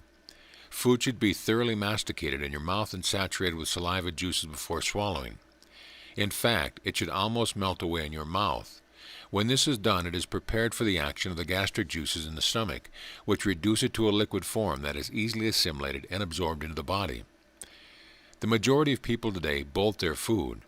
One would imagine they were like a fowl having a gizzard. Remember, your teeth were given you for a purpose. It is necessary for you to use them, for if you do not do so, you will very soon lose them. When you masticate your food thoroughly, the saliva glands shoot into the mouth a powerful digestive juice, which moistens and saturates the food, acting upon the starchy substances, changing them into dextrin and then into glucose, a form of sugar which renders them easily digestible when they enter the stomach. When food enters the stomach, the gastric glands, situated in the walls of the stomach, pour forth powerful gastric ingredients of an organic nature, which, when mixing with the food, break it up, preparing it for absorption and assimilation into the body. The stomach is a pear-shaped organ, having a capacity of about 2 quarts. When the food enters the stomach, it is saturated with the gastric juices and thrown by a churning motion from side to side against the walls of the stomach, at the same time undergoing a chemical change. It is then changed into nourishing material, which is eventually turned into blood and carried to the various parts of your body by the bloodstream. The inside of the stomach is covered with a lining of mucous membrane, which is filled with minute glands. From these glands is secreted this wonderful gastric juice, which acts upon the nitrogenous foods, also upon sugar or glucose, which has been manufactured by the starchy foods by saliva, which I have already mentioned. The cause of dyspepsia. The majority of people eat food that is not fit for any human stomach. It is bolted, half chewed, sometimes not even chewed. It is cooked in such a way that all nourishment is extracted and poured down the sink. Then the rubbish is offered to the stomach. No wonder the poor stomach rebels when it is treated as a receptacle for this refuse, which becomes a fermenting and putrefying mass, a cesspool in fact. When some people are told of this, they look bored as if one were pulling their leg, but nature never forgets. It always makes you pay your debts. This putrefying mass, arising from the abnormal habits of eating, creates a chronic condition which manifests itself in a disease commonly called dyspepsia, or similar troubles, and when the next meal reaches the stomach, the fermentation continues. And then you have an ulcerated stomach, and you wonder why. Poor stomach. The glands become clogged and the mucous membrane becomes grimy and soft. The whole digestive apparatus breaks down. Not only that, but the enormous amount of acid arising from the fermentation is absorbed into the system, gradually poisoning every cell in your body. Digestion and absorption. Digestion is still carried on, and the food not absorbed by the vessels of the stomach passes into the small intestine, which is a long tube-like canal coiled up in the center of your abdomen. It is about 9 yards long. The walls of this organ are covered with mucous lining, with millions of little hair-like tubes called villi. As soon as the food enters the small intestine, the bile is released. It is a secretion of the liver and is stored up in a strong bag known as the gallbladder. 2 quarts of bile per day are used in the digestion of food. It assists the pancreas juice, which are secreted from the pancreas glands situated almost immediately opposite the liver, entering the small intestine at the same place. This juice prepares the fatted foods for absorption and prevents decomposition and putrefaction as it passes through the small intestine. These hundreds of thousands of little hairs already mentioned, which are called villi, maintain a waving motion, licking and absorbing the nourishment as the food mass continues its journey through the intestine. While the process of digestion is being performed, the fluids which you drink, as well as the fluids liberated from the foods, are taken up by the absorbents of the stomach and carried to the blood. The more solid portions of the food being churned up by the muscular action of the stomach. It takes about 3/4 of an hour before the solid portions of the food pass from the stomach to the small intestine. It is then in the form of a pasty substance, and with the help of the gastric juices, it is transformed and broken up into a substance called chyme. The bile and pancreas juices further dissolve this chyme into 3 substances, glucose, peptone, and chyle, and these substances are then absorbed and carried into the blood. The remainder of the mass of matter then passes from the small intestine into the larger bowel called the colon. The peptone, which is really the digested albuminous particles of food, the glucose is the sugar obtained from the starchy food, and the chyle is the extract or emulsions of the fats we eat. The absorption of this nutriment is performed by what is called endosmosis. It is then carried to the liver and finally passed to the blood for circulation and taken in by the tissue cells to build up and repair the body. If you have been bolting your food and eating materials of little value to you, creating fermentation and setting up poisons in your stomach, you can now realize how this poison is absorbed into your system. The blood becomes poisoned, and the result is that your excretory functions are not able to emit all the poisons. Consequently, they are circulated back into the bloodstream, eventually setting up a disturbance, sometimes affecting muscles and joints in the form of rheumatism or rheumatoid arthritis, or in the skin by eruptions or pimples. Your breath has an unhealthy smell, and your brain is deadened by the poisons which are circulated in the brain cells. I will have more to say about this a little further on. The blood and its work in the body. I am going to give you a short description of how the blood is circulated through the body.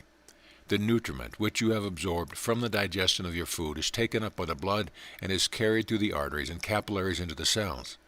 The cell extracts the nutriment and releases the poison in similar manner, which passes back through the capillaries into the veins or the venous system, and eventually is thrown out of the body by the organs of excretion, which are the kidneys, the skin, and the lungs.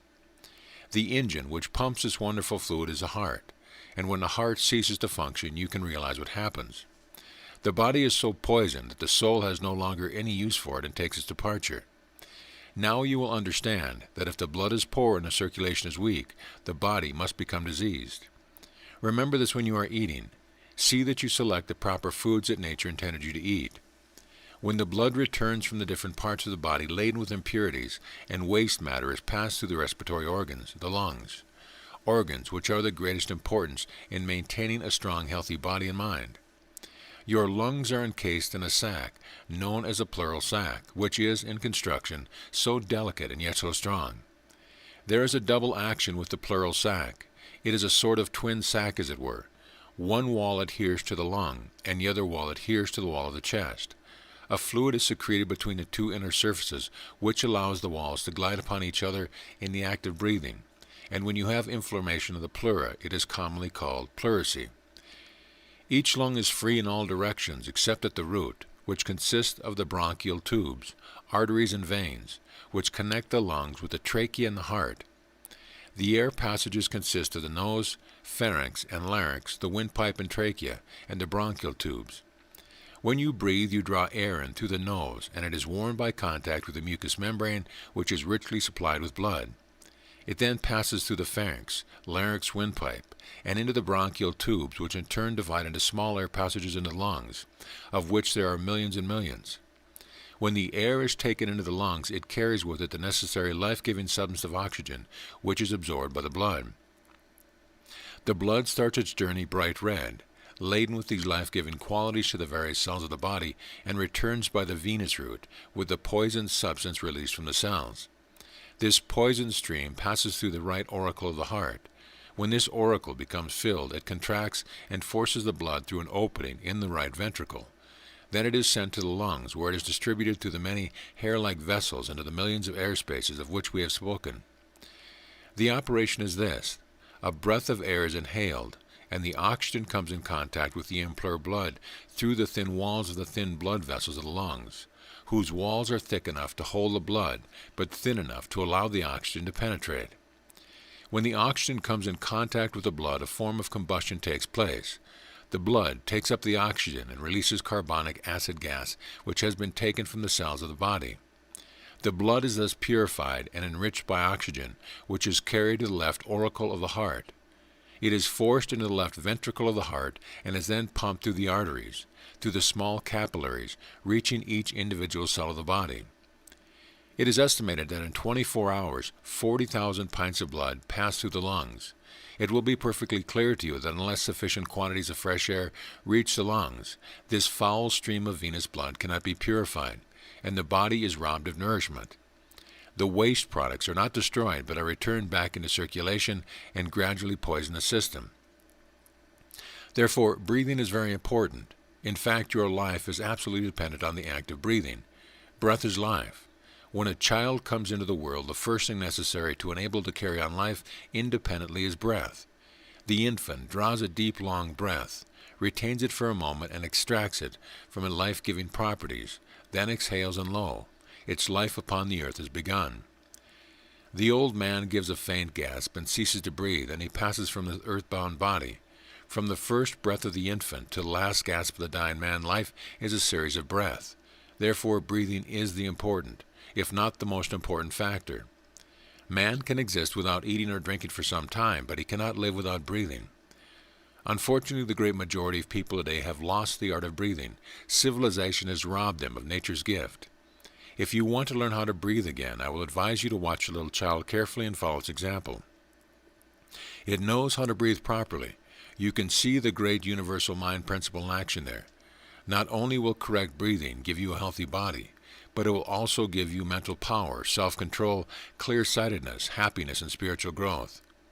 I am going to give you now one exercise that will enable you to fill your lungs to their utmost capacity, and if you are wise, you will repeat it several times a day.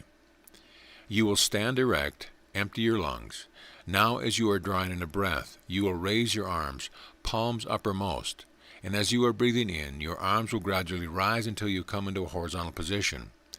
Your lungs will then be completely filled. You will hold your breath for a moment, then turn your hands at the wrist, the palms downwards, and gradually lower the arms until the whole of the air is expended. You will do this several times. Not only will this exercise oxygenate your blood and clear your body, but it will stimulate your organs into activity. It lifts the diaphragm slightly, massaging the various organs. As a test, try breathing without lifting your arms, filling your chest to the uttermost. Then lift your arms as I told you, and you will find that you will be able to inhale still more and with perfect ease. In a later lesson, I will give several breathing exercises explaining more fully the wonderful power that can be obtained by breathing. A great deal of money has been paid by people to learn breathing, but I have found that the complicated exercises given in some of these courses are generally of little value. And I am sure that the information you will derive from any lesson on this important subject will more than compensate you, yes, 100 times over for the price you have paid for the complete course. You will look upon proper breathing as a method whereby you can digest your food thoroughly. Your blood will be purified. You can eliminate disease. Your nervous system can be strengthened. Your brain can be made more active. Your soul can be evolved. And you can obtain happiness and success. What more does a man want? Follow my instructions, and I am sure you will get your heart's desire. In the next lesson, we will study nourishment first and last, natural hunger versus acquired appetite, the great secret of absorbing energy from the food we eat, the life-giving fluid and how we should use it, and how we can eliminate most disease. Some questions to contemplate. Why is the body the temple of the spirit? What is disease? Explain the power of the vital force. Why should you masticate your food? What happens when you bolt your food? And what does air do in the body, and why must it be pure? End of lesson. Lesson 6, the temple of the spirit. Nourishment first and last. Now let me say something about nourishment. Nourishment is the only thing that should count when considering the food you eat. It is your duty towards your body that it should be thoroughly nourished with a supply of new, fresh material to replace the worn-out and discarded material. Overeating is not nourishment. Sometimes overeating is the cause of disease. People eat so much that their digestive organs are unable to digest, and they have an undigested massive putrefaction in the stomach which cannot be absorbed by the body. It clogs up the various glands of the stomach and requires a great deal of energy to expel the excess amount of matter. Consequently, the digestive organs give up in disgust. Your nourishment is obtained from the proper mastication of your food. Eat the plainest foods possible. Encourage your taste to simple taste, and keep away from all rich pastry materials and expensive triumphs of the various wonderful cook shops. They are only palate ticklers, and there is little or no nutriment in any of these kind of foods. Some people live to eat, but I advise you to eat to live. When a person gets on in years, he does not require half the amount of food he did when younger, and overeating often affects the heart. I have been called into many heart cases, and after examination I find that although heart specialists have treated for heart disease, my simple method of decreasing the diet and eating simple foods has relieved the supposed heart disease. In fact, the trouble has been nothing more than a dilated stomach pressing against the walls of the heart, setting up a nervous reaction affecting the smooth running of that wonderful organ. Natural hunger versus acquired appetite. Now let me see what sort of natural hunger you have. Do you like cold water? Why? I have known people who hated water. Do you know why they hated water? Because they have a craving for sweets, ginger ale, soft drinks, etc., or for beer or alcohol. What a perversion of nature's gifts. Man has to live, and nature's food were created for him, but we have forgotten these foods of nature and have chosen the artificial, which we call food and drink. No wonder that we are victims of all sorts of disease. Can you wonder it at yourself? For your benefit, give up all these acquired appetites for tobacco, liquor, chewing gum, etc., and all other drugs and foods which are not fit for mankind.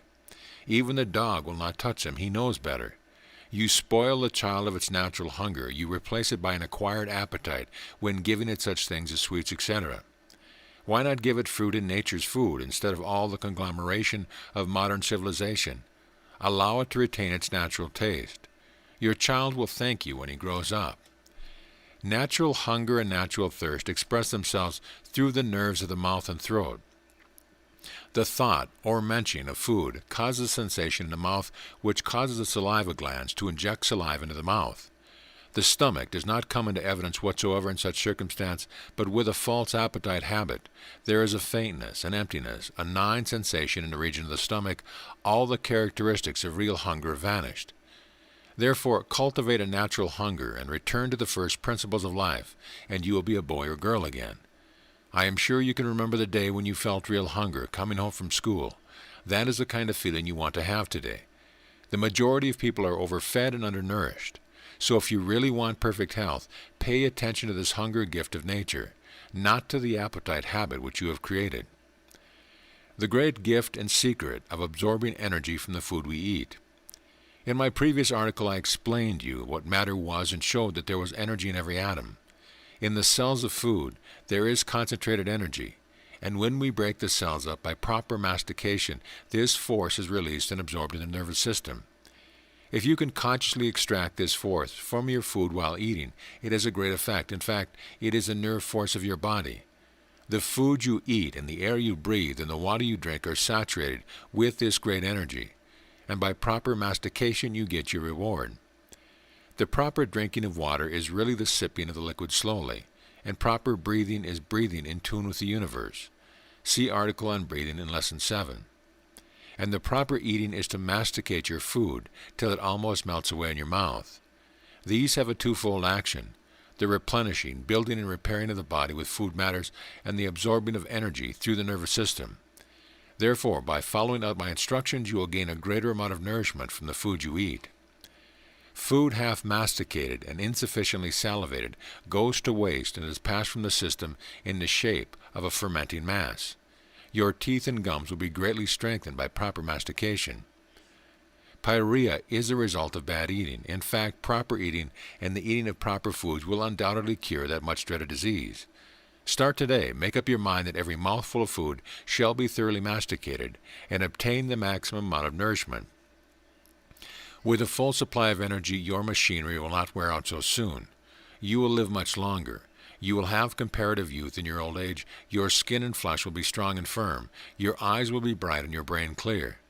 In fact, I could go on indefinitely enumerating the results you will obtain from following out my instructions. Also, do not forget the mental attitude every time you are eating. Masticate your food and extract the full amount of energy and nourishment. The life-giving fluid and how we should use it. I have stressed on several occasions the importance of drinking water. Now I am going to say something on this subject. You will probably say to yourself, "Why should I drink water? I don't feel thirsty." Well, if I may say to you, the cause of your not feeling thirsty is the fact that you have put off nature's demand for so long that nature demands no more. You have refused to hear nature's call. It is astounding to see so many people who drink scarcely any fluids whatsoever, and some even think it is not good for them. Why, don't you know that 75% of your body is made up of fluids? You can remember when you were a boy or girl how lovely it was to drink water out of a running brook, and how you always desired water and drank it with relish. Those were your natural days. A large percentage of the sick people are sick because their bodies lack the necessary fluids. Just as the plant dies from the want of water, so are many people doing the same thing, slowly dying for the want of fluids. You would not think of depriving a plant of water, nor would you deprive your most faithful animal of water, yet you deprive yourself of the pure, life-giving fluid. You suffer the consequence and wonder why. Make up your mind from today that you will in future give your body the amount of fluids it requires. The system is continually excreting moisture through the pores of the skin in the form of sweat. Experiments have shown that when perspiration is prevented, human beings and animals die. Sweat, which is excreted from the body, is loaded with all the waste products, refuse, and filth of your system.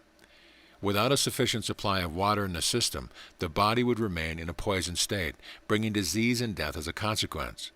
And if this waste matter is allowed to remain, it serves as a breeding and feeding ground for germs and microbes.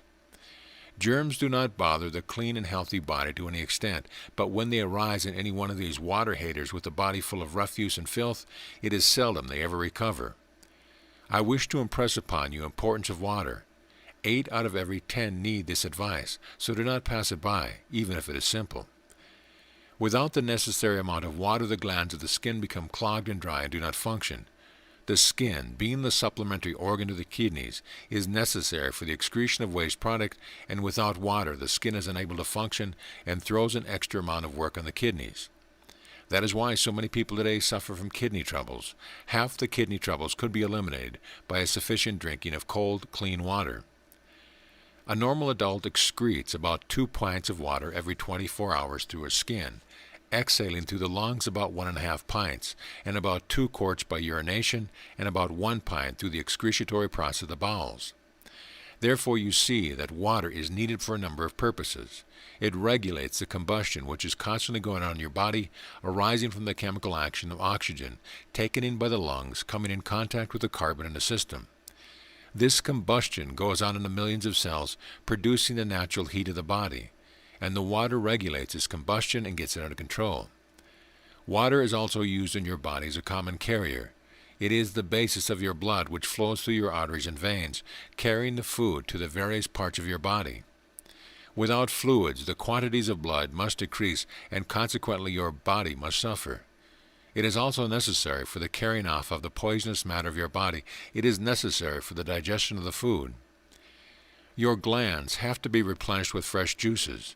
Your nervous system requires a conductor which carries the messages to the different parts of the body. Without fluid, nature's work cannot be carried on. You know that if the body cannot get sufficient fluids in the ordinary way, nature finds a way of obtaining fluids the best way she can. And sometimes it is necessary for her to extract the moisture from the feces, the rotten mass of matter lying in the colon awaiting excretion. Just imagine the fluids extracted from the matter being circulated through your system to your glands again, secreted again for the digestion of your food, and again circulated through your blood. You now know how people are saturated with filth, disease, and germs who do not drink the necessary amount of water. 9/10 of the cause of chronic constipation arise from the want of water. I have known people to be speedily cured by drinking plenty of water. See all those bloodless, anemic people with dry skin and unhealthy appearance. They remind one of the dried prune that requires soaking to become plump and normal. Your body needs water all over. Every part must be thoroughly irrigated. If you deny it the natural supply of water, every cell, tissue, and organ will become unhealthy. You should drink at least 2 quarts of water a day. Do not be afraid of water. It is the unadulterated fluid created for your benefit. Sip early in the morning 2 cups of hot, not too hot water, that it will clean your bowels out.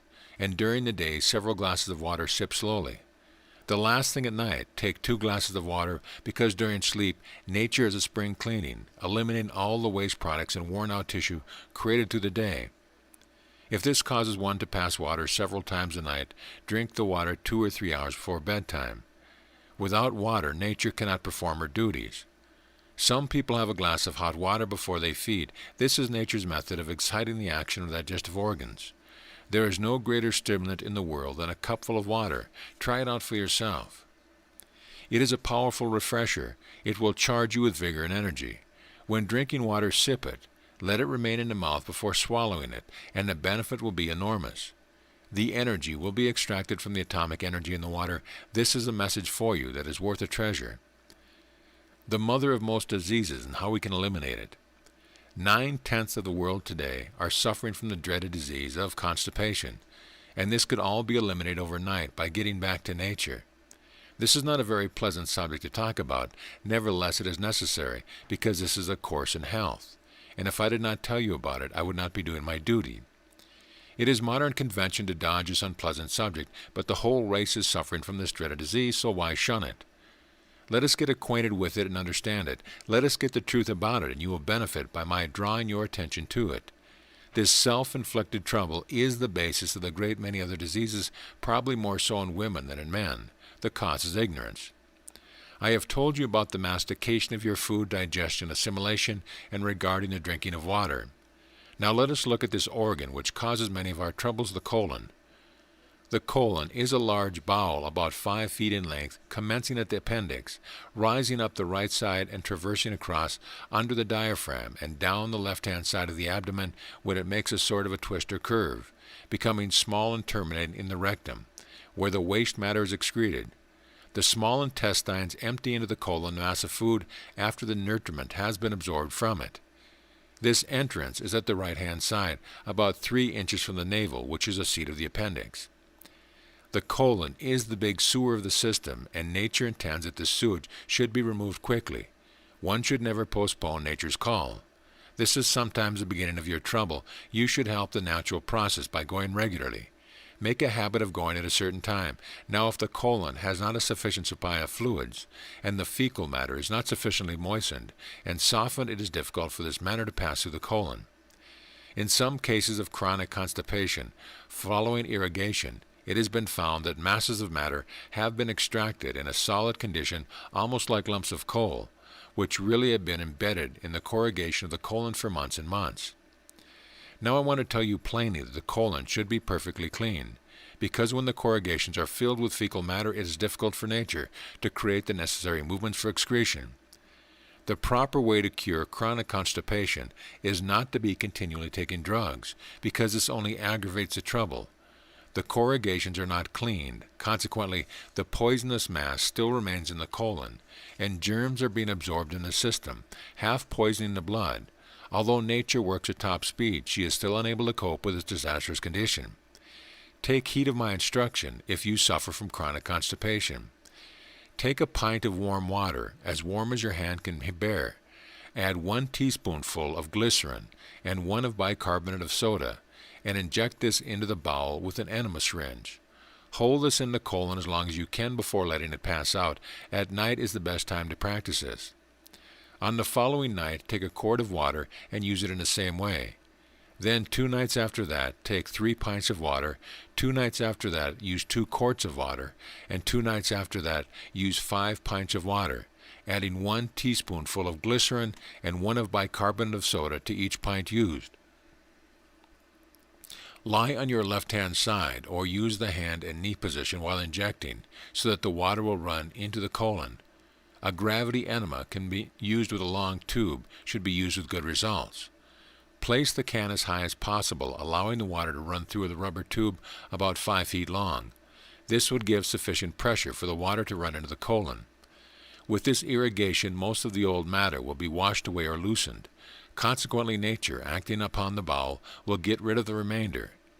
Do not be afraid of 5 pints of water, because your colon can easily hold a gallon. You should exercise your bowel before and after injection. Drink plenty of waters and breathe deeply. You will find that from your colon will come the corrugated mass of matter, which will convince you for all time of the necessity for keeping the bowel clean. To keep yourself thoroughly healthy, you should use the enema once every 28 days, with say 2 or 3 pints of water with glycerin and bicarbonate of soda added. Start the habit of going to the stool the same time each day. Do not strain, allow nature to act. Never mind whether you have the inclination or not. You must keep the habit going. Action will come, sure and certain. When sipping water, suggest to yourself that the water will make your bowels move freely and regularly as nature intended. Carry in your mind the action of your bowel. To merely say the words is not sufficient. The idea must take root in the subconscious mind, so that it will stimulate the action of peristalsis.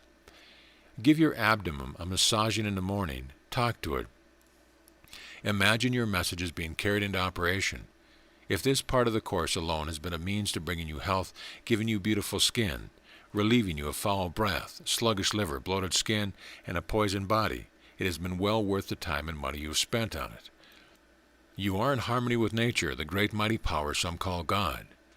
In the following lesson, I will give you the correct way to breathe as nature intended you to breathe. Asthma cured by proper breathing, breathing for health, some specific breathing exercises, how to cleanse the body, strengthen the voice, cleanse the blood, stimulate the lungs, how to expand the chest, stimulate the nervous system, nose breathing versus mouth breathing, charging yourself with energy, the nervous system and its function, and the solar center of the body. Keep this by you and read it often. You will find a new truth every time you read it. You will look forward to my next article. Some questions to consider. What is natural hunger and what is an acquired appetite? What is the power besides food elements that we can absorb? Why should we drink water? How much should we drink daily? And describe the cure for constipation. End of lesson. Lesson 7, the Temple of Spirit. Breathing with nature. As I said in my previous lesson, breath is life. Therefore, one must breathe to live. Being of such importance, one would think we would breathe correctly, but alas, 90% have forgotten the art. Natural breathing is a very fascinating subject. So much has been said about it that one wonders why nations have not taken up the matter seriously. With proper breathing, more than 90% of chest troubles could be wiped out. The correct method is nature's way. The percentage of civilized men and women who breathe correctly is very small. The result, of course, is shown by stooping shoulders, contracted chest, and sufferers from chest troubles. Your health depends considerably upon your breathing correctly. There are 4 types of breathing: the low or diaphragmatic breathing, the intercostal or mid-breathing, and the high or clavicle breathing. The last 2 are the most harmful. Then there is what is called complete natural breathing. It combines the 3 former ones in one, and this is the proper way to breathe. As I said before, watch the little child breathing and follow its example. This is good advice. When breathing properly, the air is drawn through the nose and the abdomen is slightly extended. Then the intercostal or middle of the chest is gradually filled. When taking a deep natural breath, the breath is held for a moment. This holding of the breath sends the air up to the top lobes of the lung, and the clavicular area is energized. It is essential to take several deep breaths daily. Hold the breath and shoot it up to the top of the lung. This will stimulate the seldom exercised portion of the lungs, the lobes, where the majority of tubercular troubles have their origin. It is not difficult to regain proper natural breathing. Nature always tends to assert herself when given the opportunity. Lie on your back or sit in a straight-back chair. Relax. Then breathe easily and slowly through your nose, at the same time gently allowing the abdomen to extend naturally. Then the intercostal or middle chest extends automatically. The action is performed in one complete wave. The diaphragmatic action creates a vacuum and the air rushes in. Proper breathing action always commences at the abdomen and sweeps upward. Any other action puts the breathing action out of tune with nature, creating contraction and other troubles as a result. Watch the child and animal breathing, and then you will see the smooth, easy process of nature unspoiled. Breathe easily and slowly, following this simple explanation, and very soon you will be in tune again with nature. When breathing deeply, hold the breath a few moments. The abdomen is then automatically drawn in and shoots the air up to the top of the lungs. Always exhale through the nose. Beware of methods which violate the natural process. I have come in contact with many people in my travels who have been taught unnatural breathing methods by those who should know better. Thinking that they have found something new and wonderful, they put it into action with disastrous results. Remember, your key is, keep close to nature. Make nature your guide. Man's intellect will never duplicate it. Never forget this fact. Asthma is cured by proper breathing. We find most people who suffer from asthma are either intercostal or clavicular breathers. The cause is a contraction of the bronchial tubes caused by the contracted form of breathing, which is carried subconsciously to the nervous system, controlling the action of the lungs. Picture in your own mind the correct way of breathing and examine to yourself to see if you are breathing in a contracted way. If you are, correct it at once. Natural breathing is a cure for asthma. I have known people who have suffered from asthma all their lives, and in a short time, natural breathing has completely cured them. You know that asthma is more of a nervous than an organic nature. The entire respiratory organism will respond to the method of natural breathing. The maximum amount is derived from the minimum amount of energy expended. You will find that your chest cavity will increase, and the function becomes easier and more natural. I want you to understand that breathing is not a forced or abnormal thing. On the contrary, it is one of nature's greatest principles. I want you to practice the natural breathing because only by practice will your mind lose the habits created by civilization and take on the habit that nature intended. Breathing for health. Without proper breathing, you know that your blood will become impure as previously explained, and your stomach and your organs of nutrition will suffer. The food you eat requires to be oxygenated before it can be digested and assimilated. Therefore, the more oxygen you can get into your system, the healthier you will become. And the best way you can obtain oxygen in its free state is by breathing. The nervous system requires oxygen and energy. The brain also requires oxygen and energy. And by proper breathing, your brain will become clear. You will lose many of the petty troubles which irritate you. Not only will the natural breathing do what I have said, but it will also massage your organs, such as liver, stomach, glands, etc., and will stimulate their natural action. Now for some breathing exercises. How to cleanse the body. Stand erect. Inhale a complete natural breath. Now hold the breath. Clench your fist. Contract the muscles of your arms and legs. Let go and exhale slowly. This has the effect of sending the blood from the extremities of the legs and arms to the chest cavity, and the exhaling will get rid of a great deal of waste matter. You will find after doing this 2 or 3 times a cool, sweet feeling all over the body. This is the result of cleansing your system. A voice production breath. Inhale a complete natural breath, hold for a moment, then exhale by whistling as hard as you can. This tends to strengthen the muscles of your throat. The pressure of the air passing through the small opening in your lips causes the muscles of your throat and mouth to be exercised. Speakers and singers will find this of great value. The following is a good voice producer. Inhale a deep natural breath very steadily and as slowly as possible. Retain the breath for a few seconds, open the mouth wide, and empty the lungs completely, pressing in the abdomen with your hands. After doing this, whistle, then speak or sing and mark the difference. Speak with the lips, similar to the action used in whistling, allowing the sound to vibrate up the nasal cavity. You will then find a vibrant, resonant, clear, and beautiful tone. To cleanse the blood, take a deep, natural breath at the same time raising your arms up to a horizontal position. Then drop your arms by your side loosely, hold your breath as long as you possibly can, and then exhale vigorously through the open mouth.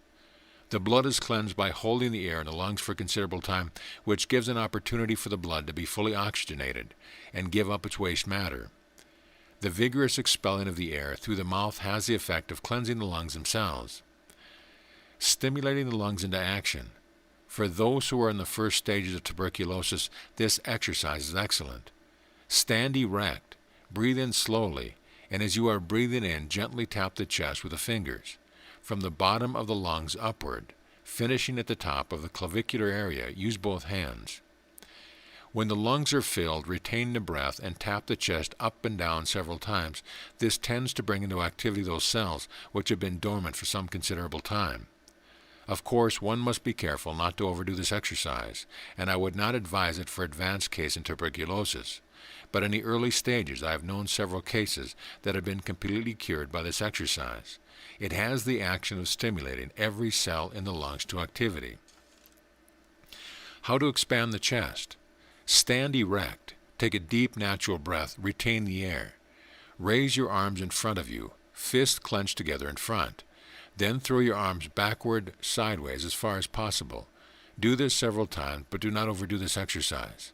You will find by doing this, your chest will expand an inch or 2 in a very short time. How to stimulate the nervous system. Stand erect. Inhale a deep, natural breath. Retain air. And with your arms by your side, perfectly relaxed, and gradually contract the fingers until your fists are clenched.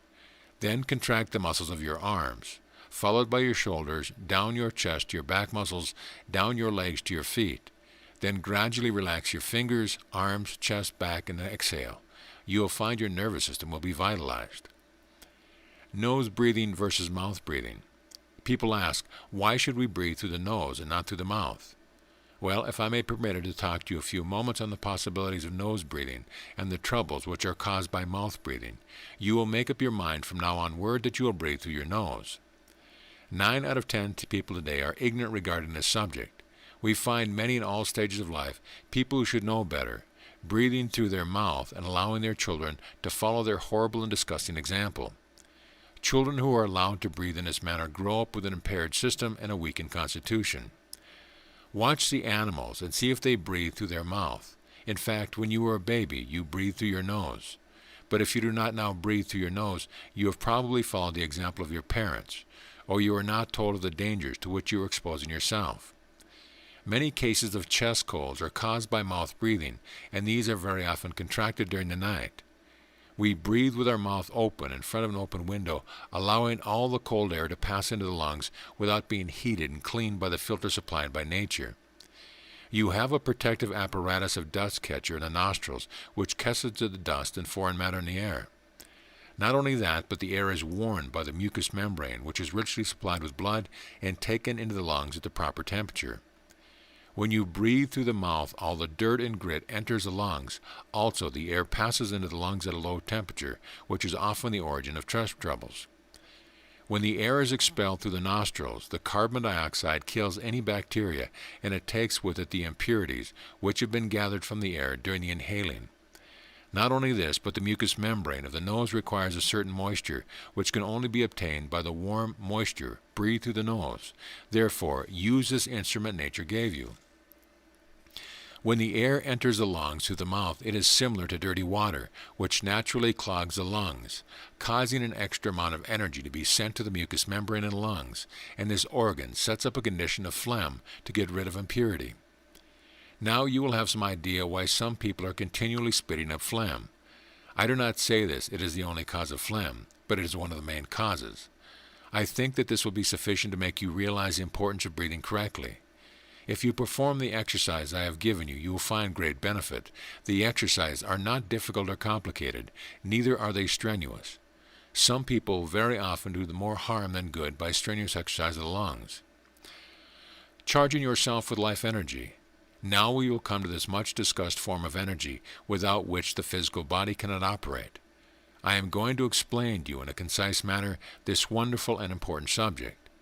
Every movement of your body, even the wink of an eyelid, necessitates energy, and without this energy being carried to particular areas required, no function could be performed.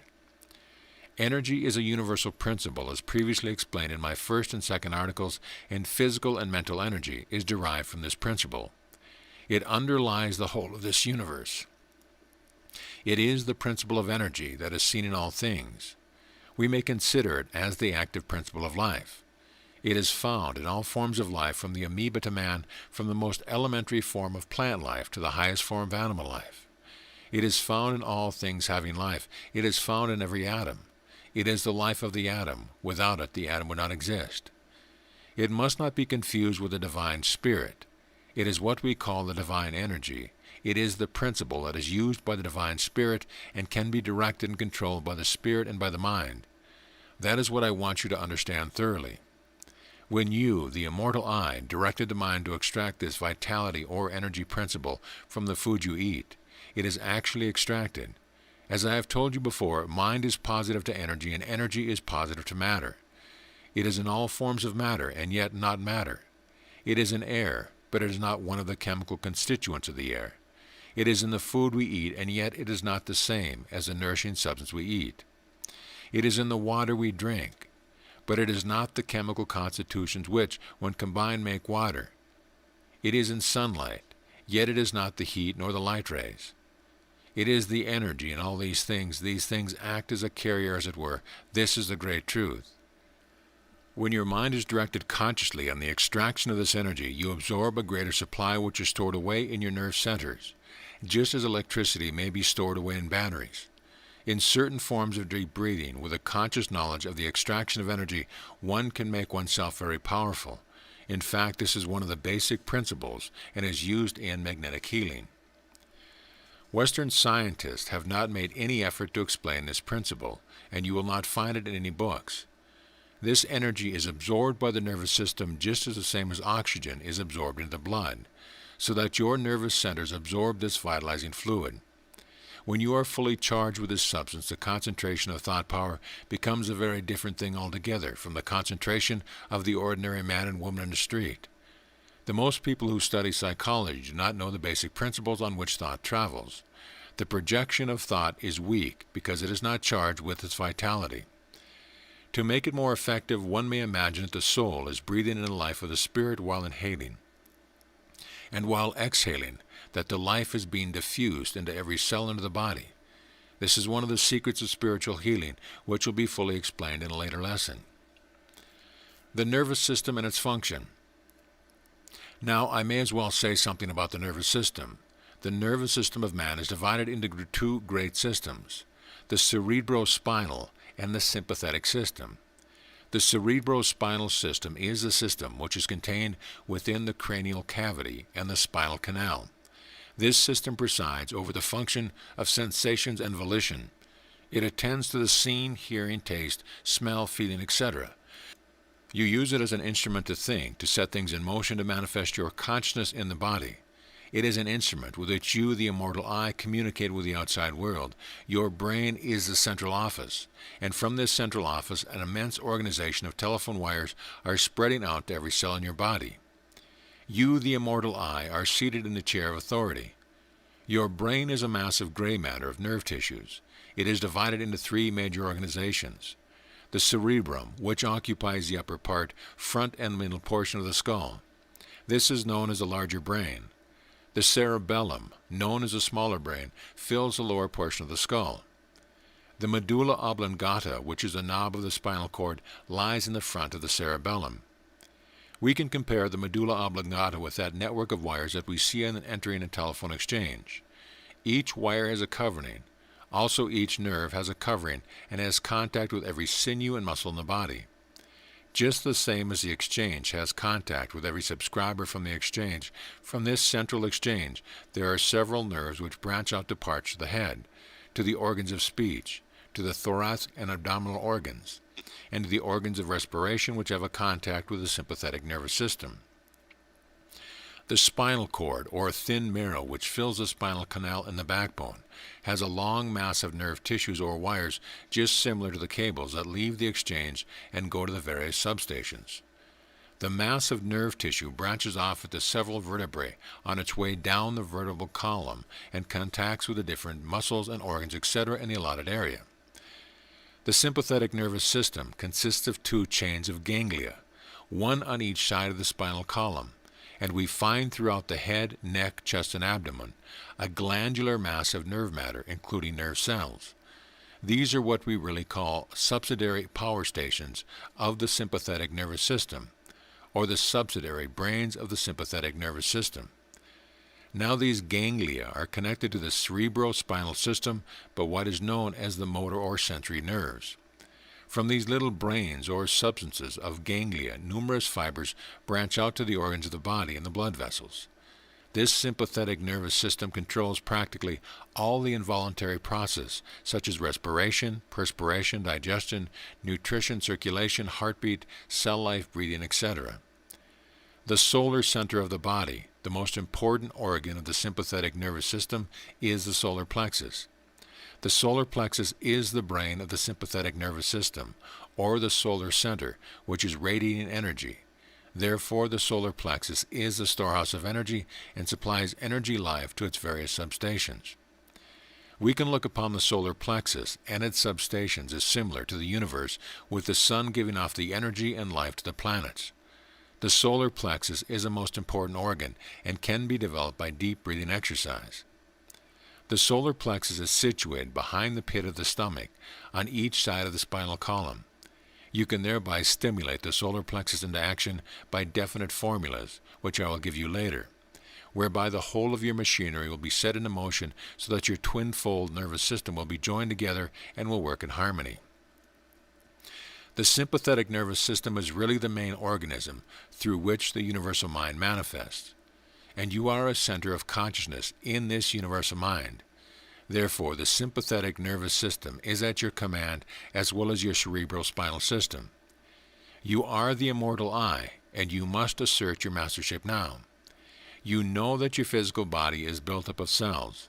Incorporated in these cells is life and intelligence, which controls the cell's action, and although having independent action, it is subordinate and automatic. This intelligence is subordinate to your control and is ready to obey orders given consciously, superconsciously, and subconsciously when you realize and recognize your authority. In the next lesson, we will study the mighty cell, how the cells group themselves together, the constant change in life, the secret of creation, the harmonious action of the cells, controlling the cell life within, the different cells and their duties, how the cells overcome stress, increasing the production of cells in the body, beautiful scenes in nature, the secret chamber, bricks and mortar of the body, how to completely relax, creative energy, mind reacts to physical expression. Stretching is a splendid form of exercise and relaxation. Keep this by your side and read it often. You will learn a new truth every time you read it. Some questions to consider. Describe the proper method of breathing. Why should you breathe through your nose? Explain the principles of energy as applied to our lives. Describe briefly what function the cerebrospinal and sympathetic nervous system control. What is the most important part of the sympathetic nervous system and why? End of lesson. Lesson 8, The Secret of Life. The mighty cell. Each cell has an independent life. As a matter of fact, you may liken yourself to a cell in the mind of the Creator, having independent action yet controlled through the supreme power. The cell in your body has independent life, yet is subordinate to the control of yourself and draws from your supply for all its needs, just the same as you can draw an inexhaustible supply from your Creator.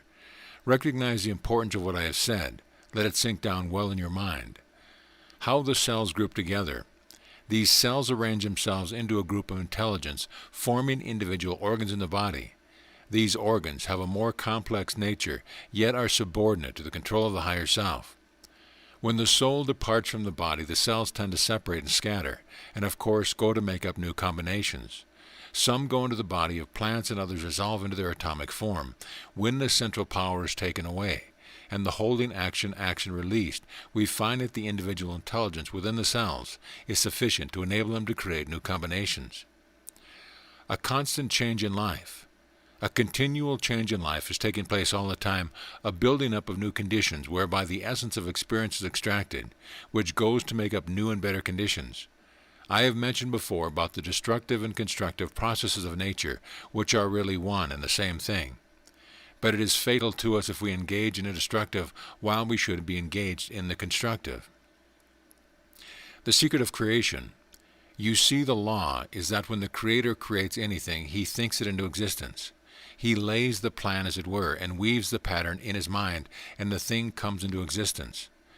Then, after the essence or experience of that particular creation has been absorbed and taken into Himself, having no further use for that creation, disintegration sets in automatically, and the matter disintegrated from the previous creation goes to make up for the creations of a higher and better nature for the receiving of further essence of wealth, success, happiness, experience, etc. Now when we engage in the constructive plan, we lay down our plans, and we then begin to weave the pattern. But before it is finished, we set into operation the destructive, and consequently our work is never a success, because we begin to destroy before we have half completed. We begin to doubt ourselves, our capacity to complete. We violate the law, and consequently we fail. I just want to make this observation here. It seems so very appropriate. Therefore, remember always to lay your plan and weave the pattern to completion. Never mind whether there might be a slight flaw in the weave or not. That does not matter. You will extract the essence of your work only when it has been completed and not before. This same law prevails throughout the whole universe. Your mental and physical manifestations come under this law, as well as the external world. Our vibrations are the secret of our inherent power. The cells of your body also have the three principles of mind, energy, and matter. The matter, which they obtain from the food that is eaten. the energy taken from the principle of energy, and which is also taken from the food we eat, the water we drink and the air we breathe. The intelligence is the mind stuff obtained from the universal mind principle. Every portion of your body is in vibration, not one part is at rest, from the very cell in the enamel of your teeth to the mucous membrane in your bowel, from the very cells in your brain to the very atoms of mucilage in your bones, all vibrate in harmony at their own rates of vibration, at the command and under the control of the immortal I within. Controlling the cell life within.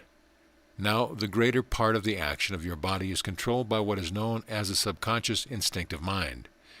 This subconscious and instinctive mind is the mind which understands the working of the various organs of the body.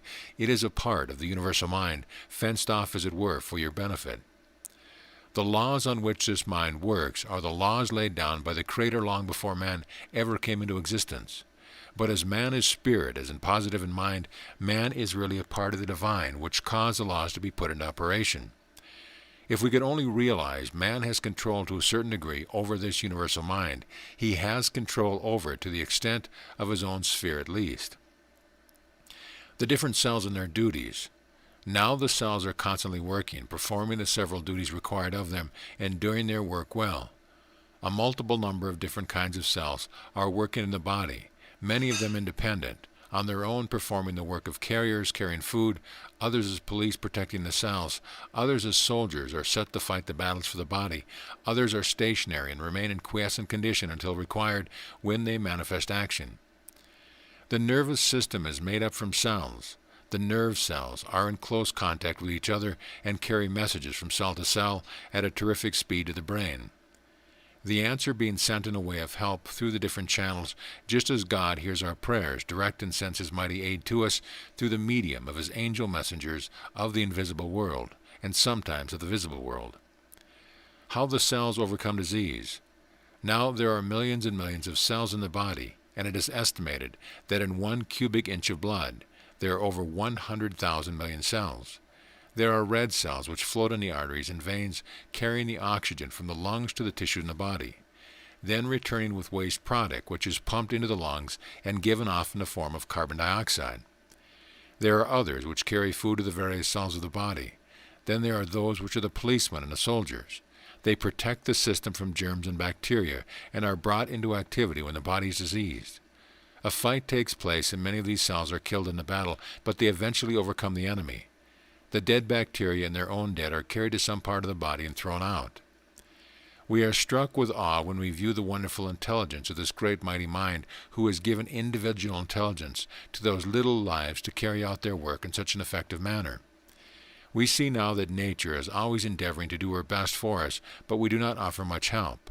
Instead of following the laws that are laid down, we break them continually, and then expect to be well. We expect success and we expect happiness. You cannot surely expect to obtain these things which are only obtained by the application of definite laws. Certainly you cannot get them by continually breaking the laws. Increasing the production of cells in your body. Cells are being born and cells are dying every second. Cells reproduce themselves by enlarging and subdividing, forming 2 individual cells.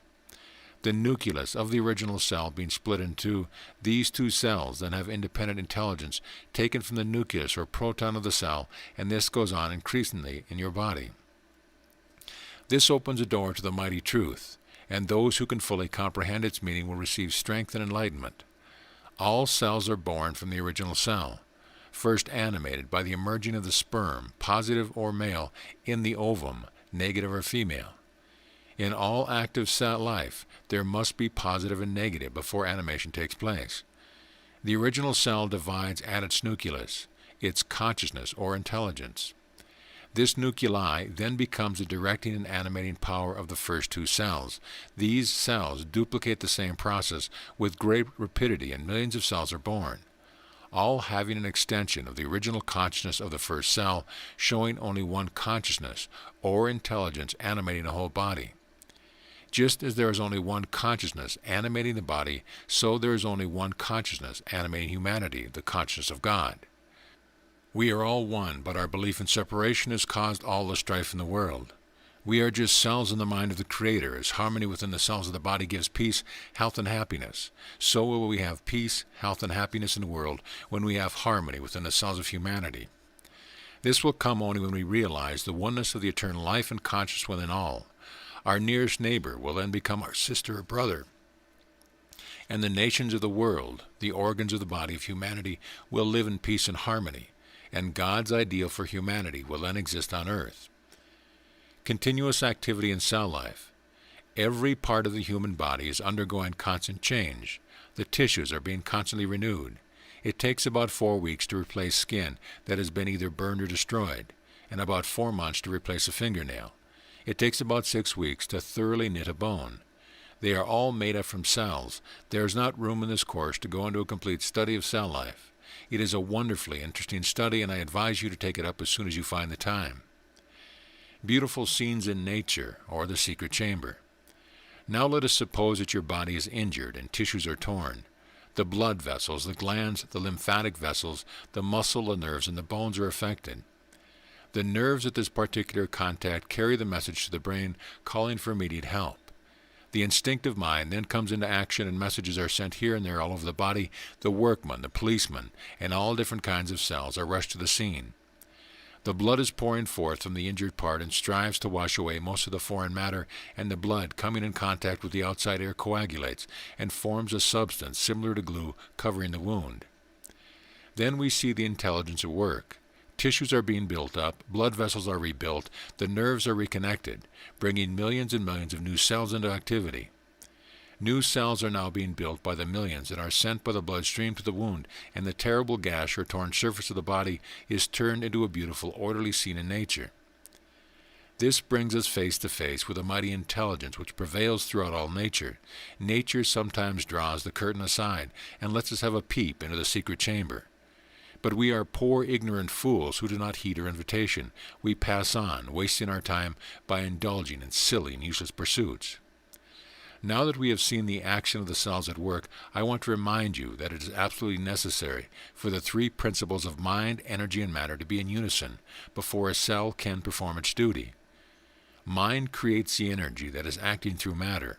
As in the small cell, so in the great universe. The same laws prevail everywhere. Do not forget this fact. Bricks and mortar of the body. The cells are used as building bricks and the food is the mortar.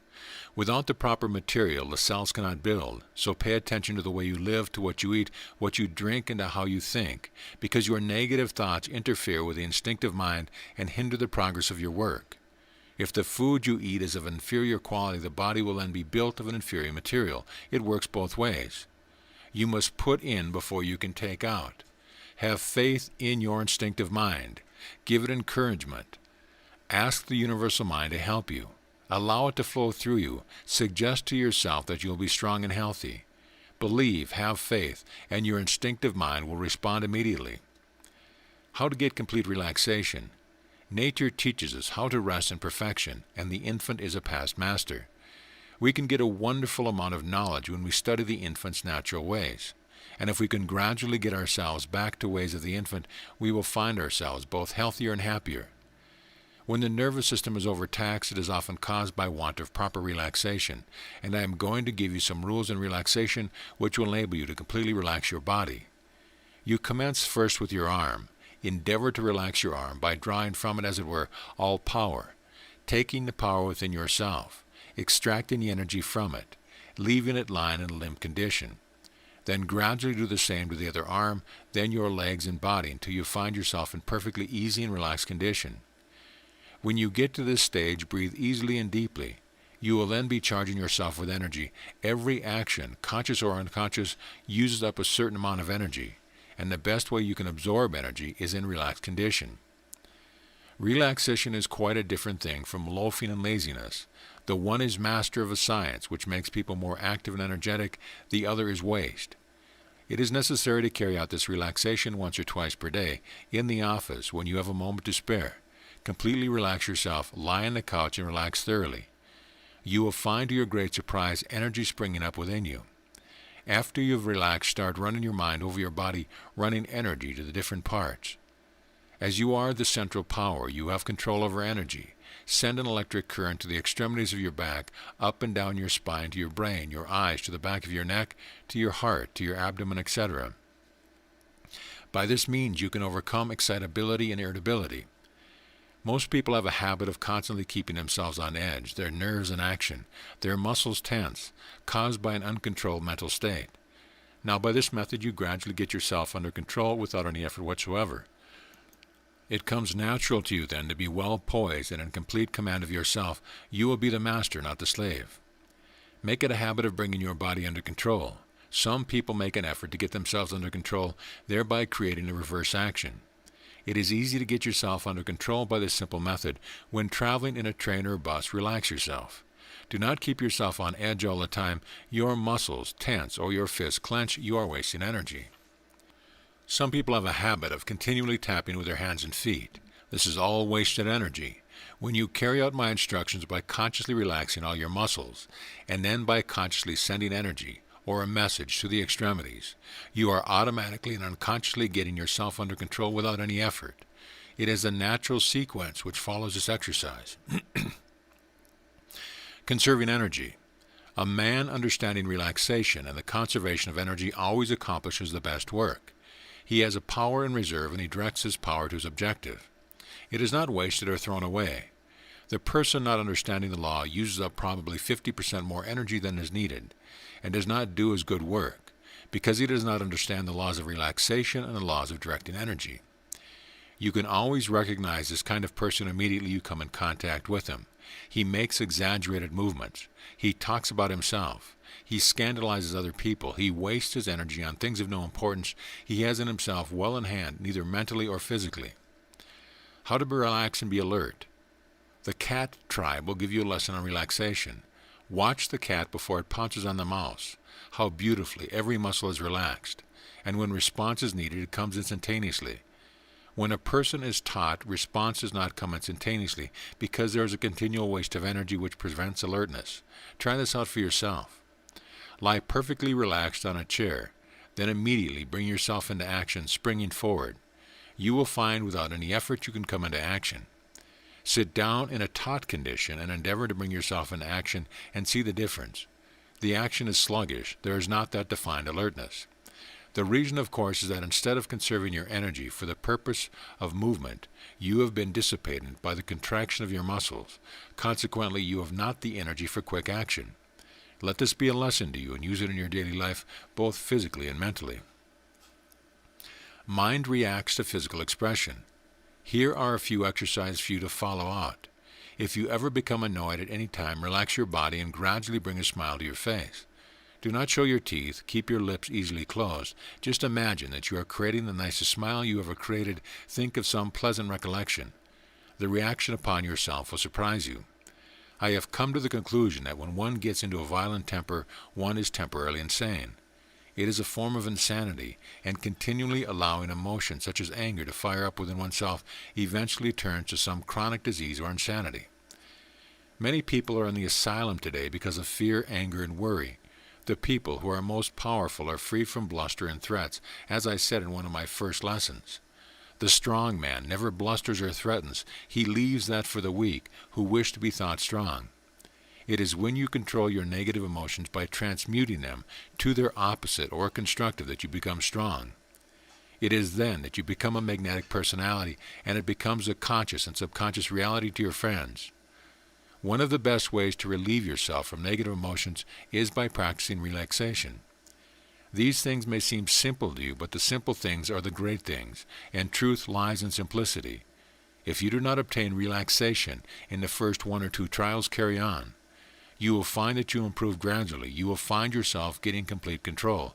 No one can have themselves under control unless they can thoroughly relax, so please remember this. Stretching is a splendid form of exercise and relaxation. One can stretch and relax several times, giving about 3 minutes for the relaxation after stretching and about 30 seconds for stretching. Stretching enables all the cells of the body to be stimulated. Poisons are released from the cells by blood being forced into the extremities, and relaxation comes natural after stretching. Carry in your mind the let-go attitude. Give your mind a rest by raising your thoughts high. Imagine that you are lying in the bosom of the universe. that you are floating on a sea of energy. Keep your imagination high and you will find a peaceful condition coming into your mind. Something may happen to you. You may come into new realms of thought. You may come into contact with forces you have never experienced before.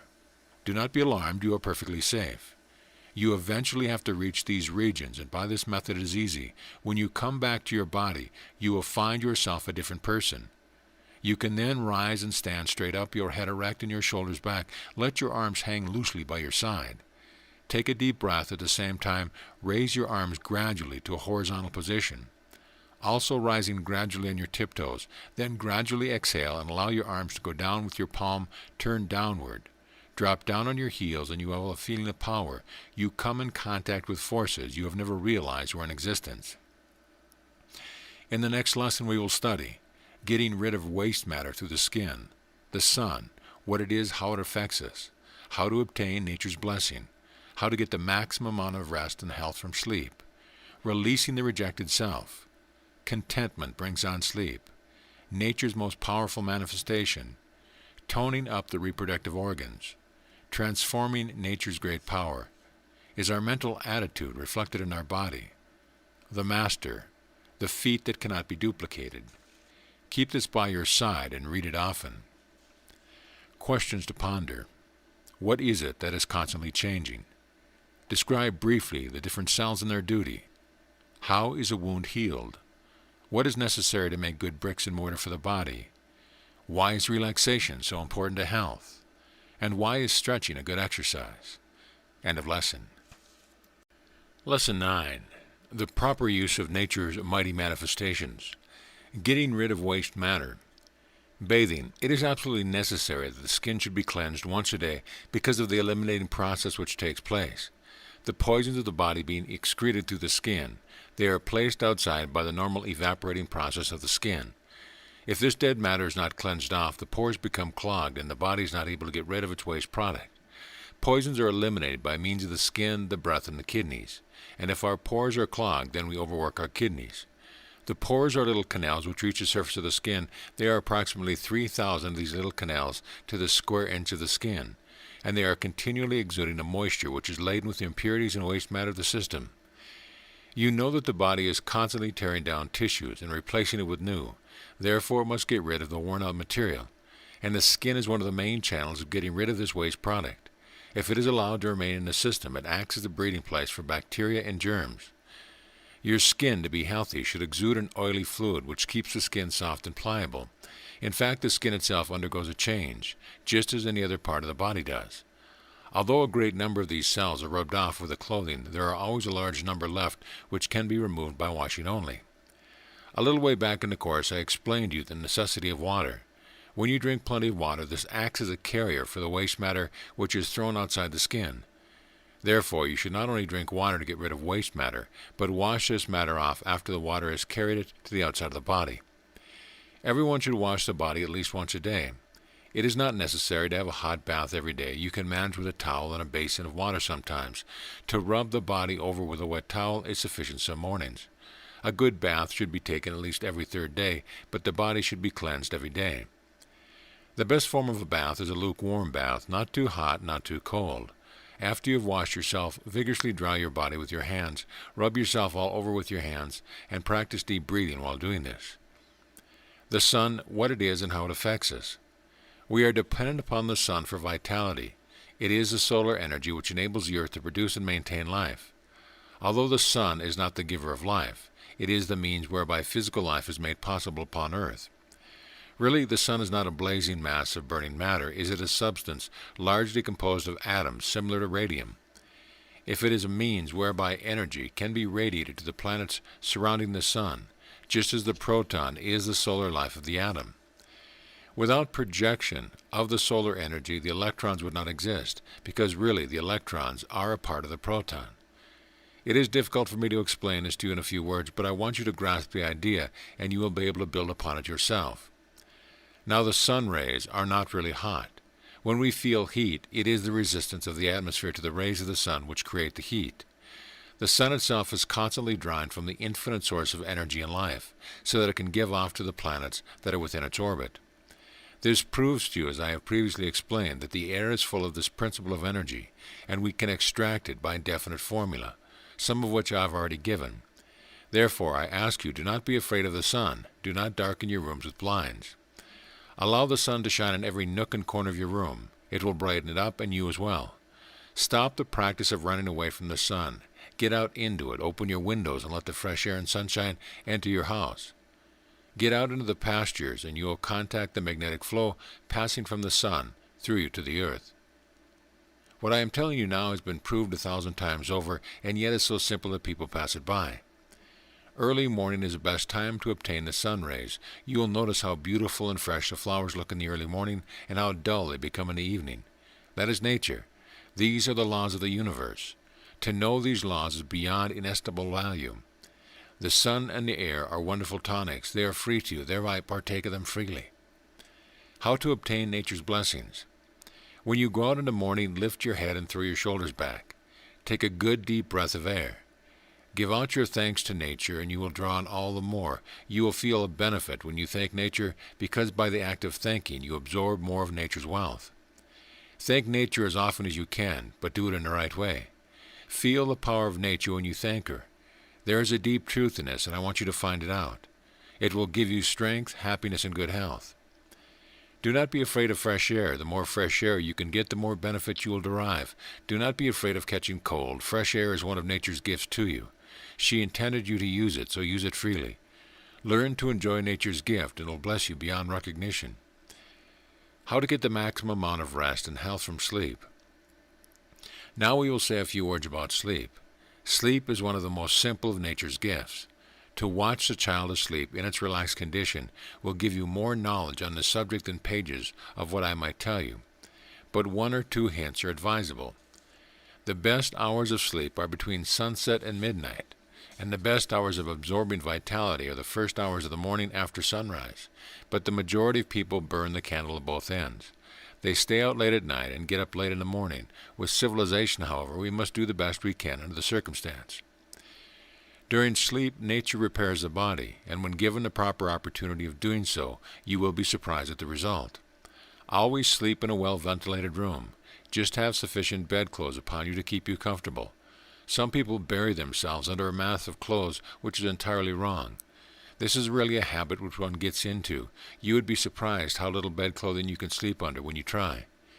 Never sleep in any garments which you have worn during the day, because a lot of the waste matter which comes from the body has not quite evaporated, and to sleep in the daily garments is neither healthy nor clean. Allow your head to be almost on level with your body, just slightly raised. 1 pillow is sufficient. You should relax every muscle and nerve. Cultivate the idea that you are lying and allowing the bed to carry the whole of your weight.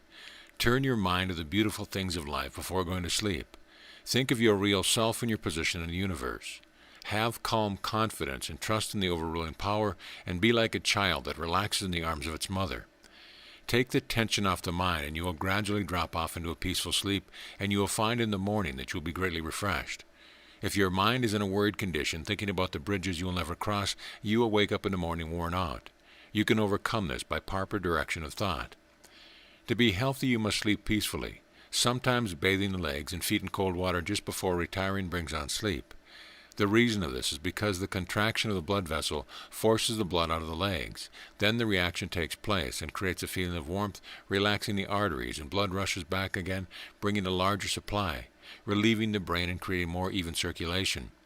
Sometimes concentrating the mind on the feet will help to direct the circulation to the lowest part of the body and relieve the brain.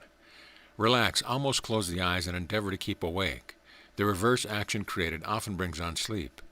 It is better, however, to follow the natural process rather than creating any complex situation, as it may lead to other difficulties. Some people try to go to sleep. This is impossible. You can never sleep if you try to sleep.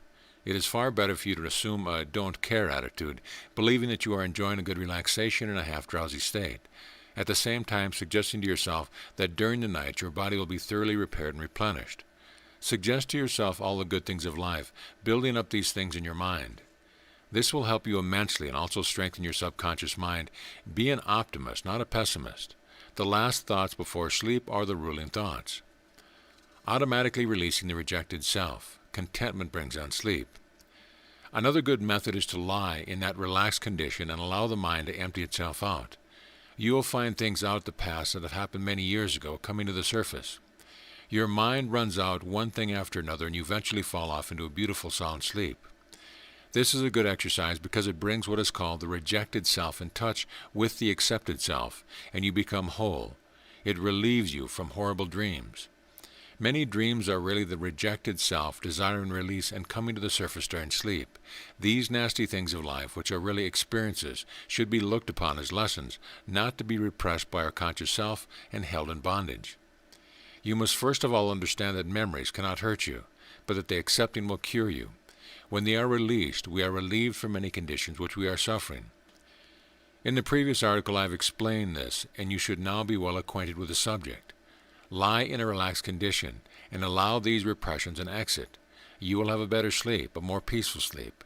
And when you have done sufficient of this cropping out, turn your mind round to the universe and relax. Imagine you are lying in the arms of the universe in peace, and you will fall off into a beautiful sleep. Nature's most powerful manifestation. Another important factor in our health and development of the personality is the great principle of regeneration, which has been so much abused and is still being abused today. No person, no matter who or she is, can have that perfect magnetic personality when they abuse the sex principle. They may obtain it to a degree by the transmutation of other emotions, but there is more energy encased in one sex emotion than is required to run your body for several days. The principle of sex and sex relation is a subject of great importance, although sometimes it is kept in the background because it is not thought conventional. But this is ridiculous. It is a gift of nature enabling souls to be brought into the physical world. But man has brought his intellect into the function of sex and has perverted the instinctive principle. We see that the animals have this instinct in a natural way, but unfortunately some people ruin the beauty in sex relationships. Proper sex relations tend to elevate, strengthen, and ennoble, instead of degrading and weakening the participants, as in the case when the relations are based on mere sensuality. This is the reason why there are so many unhappy marriages today. It is caused by the feeling of discord that may arise when either the husband or wife rises to a higher plane of thought and finds that his or her partner is unable to follow. You must remember that there must be mutual relations upon all planes, the spiritual, mental, and physical, and they should bind and blend. Then they are ennobled and strengthened. But when performed as in the matter of lust or physical sensation, only the energy is wasted. They are degenerating, and a great deal of personality is lost. Toning up the reproductive organs and creative power. When the reproductive organs are weakened, the entire system feels the reflex action and suffers in sympathy. A good way of strengthening these productive functions is by breathing. Breathing in deeply, sending the energy to the reproductive organs, strengthens and fertilizes them, thereby giving tone to the whole system. I do not mean by arousing the passion, but by strengthening the power which will enable you to keep an even balance. Sexual control does not mean sexual weakness, but sexual strength. A person who has sexual control is strong, and their offspring are always healthier as a result. As a matter of fact, this sex energy can be transmuted to develop the mind of the individual, to develop the personality of the individual, and if one would follow my instructions in the transmutation exercise in the first article, they would be benefited beyond even their expectation. Reproductive energy is creative energy and can be taken up by the system and transmuted into strength and vitality. If young people were only advised of the great underlying principles and the great underlying truth of this great power, they would be saved much misery and unhappiness in after years and would be stronger mentally, morally, and physically, because nature has condensed one of the most powerful manifestations into reproductive energy for the purpose of creation. The greatest amount of vital force is concentrated into the smallest space, making the reproductive organs the most powerful storage body in the human system. I hope that I have brought under your notice fairly this great subject, and it would be a boon to others if this message was told, especially to the young. Transforming nature's great power. Now I am going to give you an exercise which will enable people to overcome abnormal sexual desires. If the thoughts of sexual instinct come into the mind, one should not endeavor to repress them or to be discouraged. They are the natural gift of life. Rather regard them as a manifestation of power which you intend to use for another purpose, either for strengthening your mind or body. Lie relaxed or sit in a relaxed condition and fix your mind the idea of drawing energy up from the reproductive organs to the solar plexus, where it will be transmuted and stored away as a reserve power, adding to your personality and vital energy. Breathe rhythmically, forming the mental image, and with each inhalation, imagine the energy as being drawn up from the reproductive organs. As you exhale, imagine that the energy will be absorbed by the solar plexus and is being transmuted and turned into reserve power. If you do this properly, you will feel the stimulating effect. If you desire to increase your mental power, you can draw it up consciously to the brain instead of the solar plexus. This will be sufficient on the subject, and to close the article, I will say something regarding the mind and spirit. Is our mental attitude reflected in our body?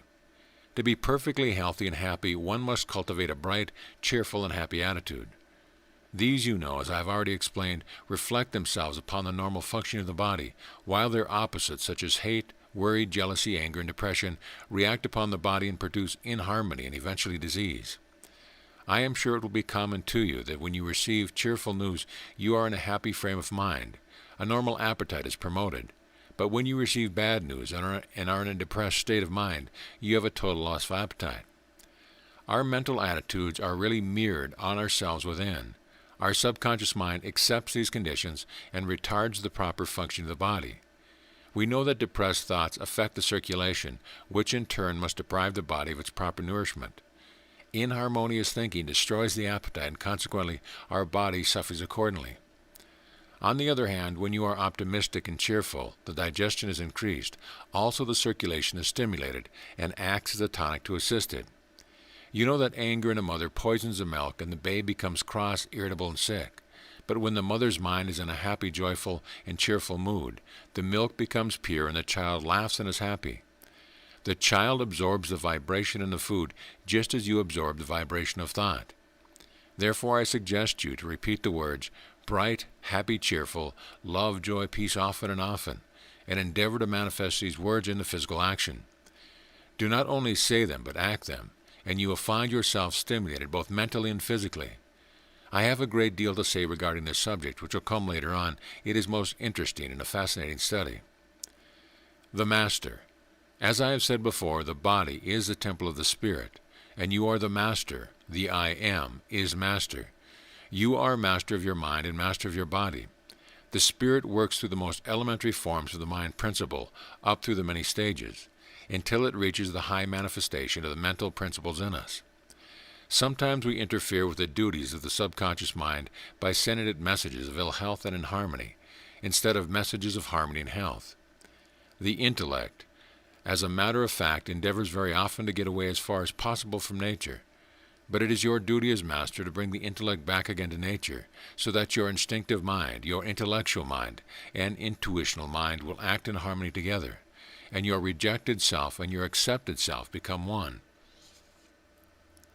The feat that cannot be duplicated. I want you to realize now that there is something within you that attends to the wants of your body and knows its business pretty well, and that your intellect cannot duplicate the feats of this wonderful intelligence within. Then learn to trust this mental principle as a friend, giving it encouragement to do its work. And as we advance along in harmony, we will unfold many things within ourselves. Our intuition will lead us through the stony paths to nature's way, and we will find happiness and good health. One should believe that the Spirit prevails in everything and manifests also in the physical, or rather through it, as well as in the higher mental states. You can eat and drink with the Spirit, as well as think with it, and if you do this, you will have the best in life. Understand that you are a spark of the divine flame, a drop out of the ocean of Spirit, as it were, that you are a being, growing, developing, and unfolding, moving forward to a great goal, and the urge is always upward and onward. Form an idea of a perfect body and endeavor to live it so that it will grow accordingly. Return to nature and allow the great life to flow through you freely. Let the power do its work for you. It only asks for confidence. You will find that within you have the power, and the planet has been placed there by the Creator. Your soul is evolving and returning home to its great majesty and power.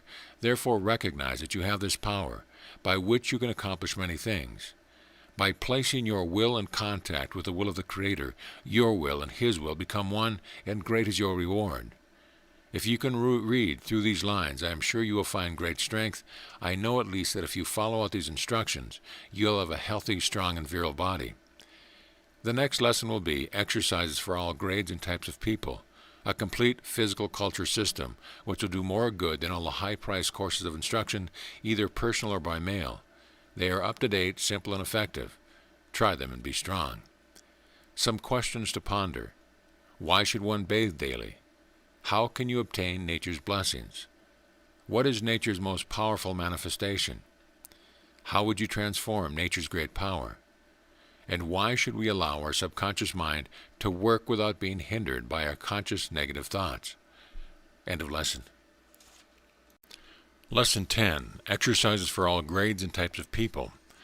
Now for a few physical exercises. For those who are working in offices and do not get sufficient outdoor life, it is necessary that they should perform a few exercises which are neither difficult nor strenuous.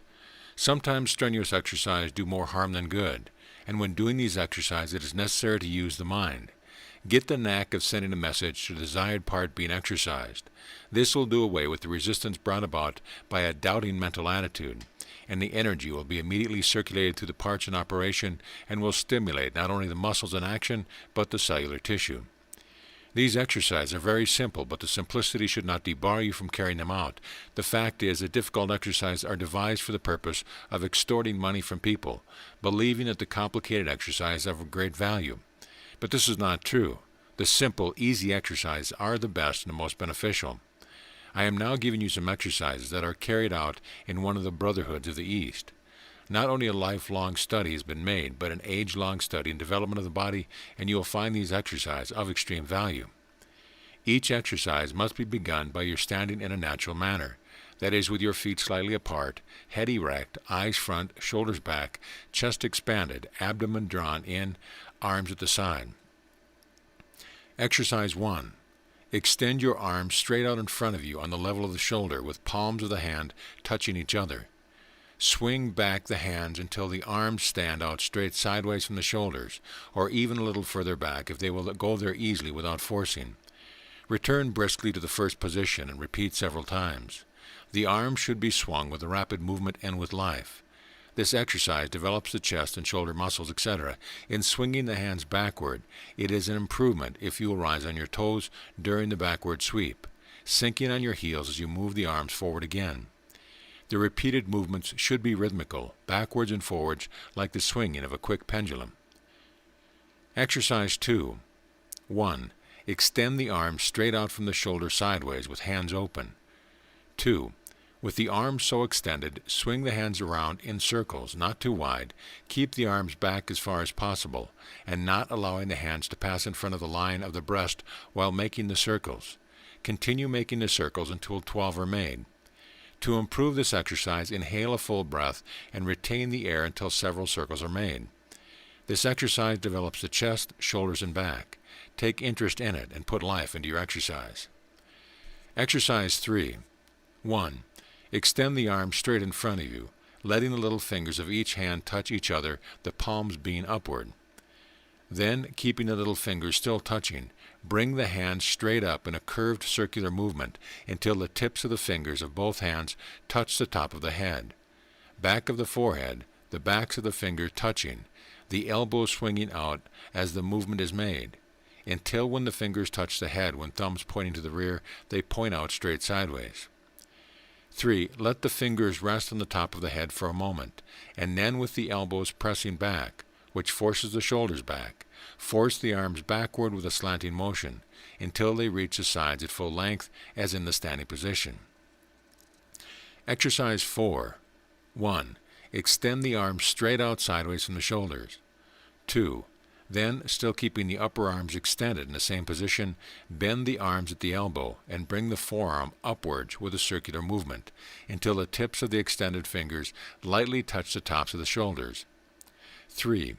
Keeping the fingers in the last position, force the elbows out to the front until they touch or nearly so. A little practice will enable you to touch them together. 4. Keeping the fingers still slightly touching at the tops of the shoulder, swing the elbows as far back as you can get them. A little practice will enable you to get them much further back than at the first attempt. 5. Swing the elbows to the front position and then back to the rear position several times. Exercise 5. 1. Place the hand on the hips, thumbs to the rear and elbows pressed back.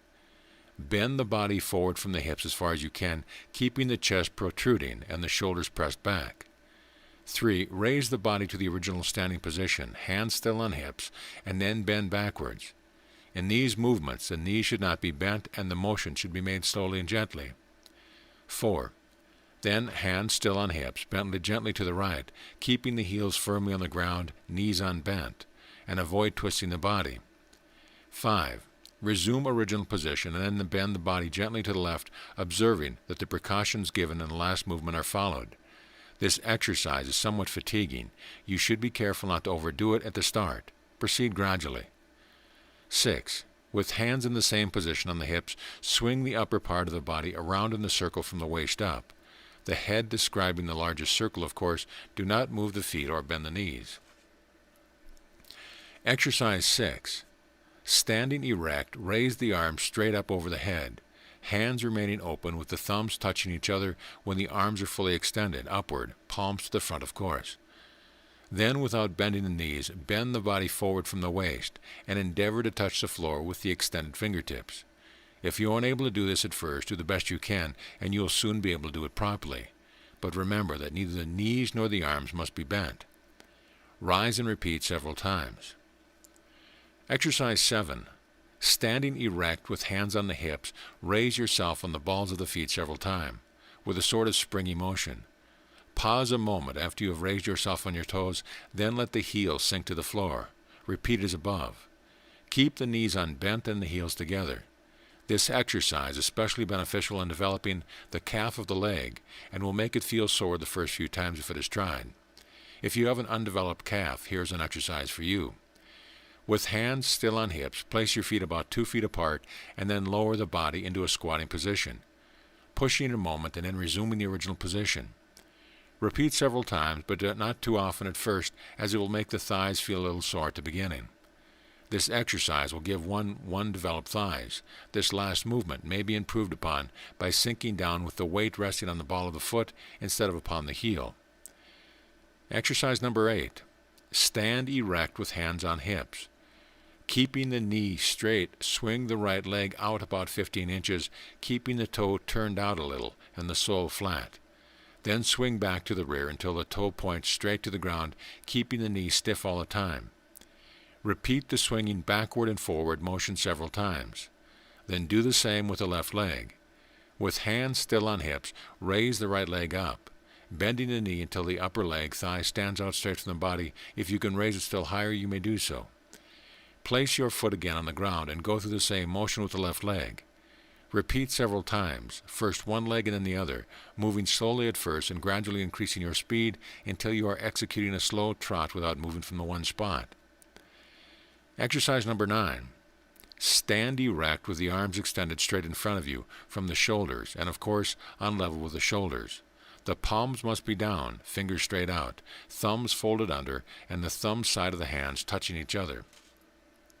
Bend your body forward at the hips, stooping forward as far as possible, and at the same time swing the arms forward with a swinging movement, sending them down backwards and upwards at the back, so that when the body has reached the limit of bending forward, the arms are extended back and over the body. Keep the arms stiff and do not bend the knees. Resume standing position and repeat several times. Exercise number 10. Extend the arms straight, sideways from the shoulder, and hold them there stiff and rigid with hands open. Close the hands forcibly with a quick motion, pressing the fingers well into the palms. Open the hands forcibly and quickly spread out the fingers and thumbs as widely as possible, forming a fan-shaped hand. Close and open the hands as above stated several times as rapidly as possible. Put life into the exercise. This is splendid for developing the muscles of the hand and for acquiring manual dexterity. Exercise 11. Lie upon your stomach, extending your arms above your head and then bowed upward and your legs stretched out full length and raised backward and upward. The correct position may be carried in the mind by imagining a watch crystal or a saucer resting on a table on its middle with both ends turning upward. 2. Lower and raise the arms and legs several times. Then turn over on your back and lie extended at full length with arms extended straight out, over the head with the back of the fingers touching the ground. Then raise up both legs from the waist until they stand straight in the air like the mast of a ship, your upper body and arms remaining in the last position named. Lower your legs and raise them several times. Resume position number 3, lying flat on the back at full length with arms extended straight out upward over your head and backs of fingers touching the ground. Gradually rise the body to a sitting position with arms projecting straight out in front of the shoulders. Then go back gradually to the lying position and repeat the rising and lowering process several times. Turn over on the face and stomach again and assume the following position. Keeping the body rigid from head to foot, raise your body until its weight rests upon your palms, the arms being stretched out straight in front of you, at one end and upon your toes on the other end. Then gradually bend arms at the elbow, allowing your chest to sink to the floor. Then raise up your chest and upper body by straightening out your arms, the entire weight falling upon the arms with the toes as a pivot. This last is a difficult motion and should not be overdone at first. Exercise to reduce a large abdomen. This exercise is for those troubled with too large of an abdomen, which trouble is caused by too much fat gathering there. The abdomen may be materially reduced by reasonable indulgence in this exercise, but always remember moderation in all things, and do not overdo matters or be in too much of a hurry. Here is the exercise. 1. Exhale the breath. Breathe out all the air in the lungs without straining yourself too much. And then draw the abdomen in and up as far as you can, holding for a moment, then let it resume its natural position. Repeat several times, moving it in and out. It is surprising how much control one may gain over these stubborn muscles with a little practice. This exercise will not only reduce the fatty layers over the abdomen, but will also strengthen the stomach muscles. 2. Give the abdomen a good, but not rough, kneading and rubbing. A setting up exercise. This exercise is intended to give one a graceful and natural manner of standing and walking, and to cure one of the habit of slouching and shambling along.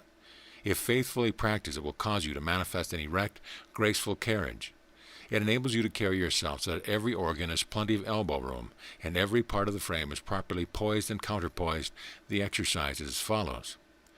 1. Stand erect with heels together, toes slightly pointed outward.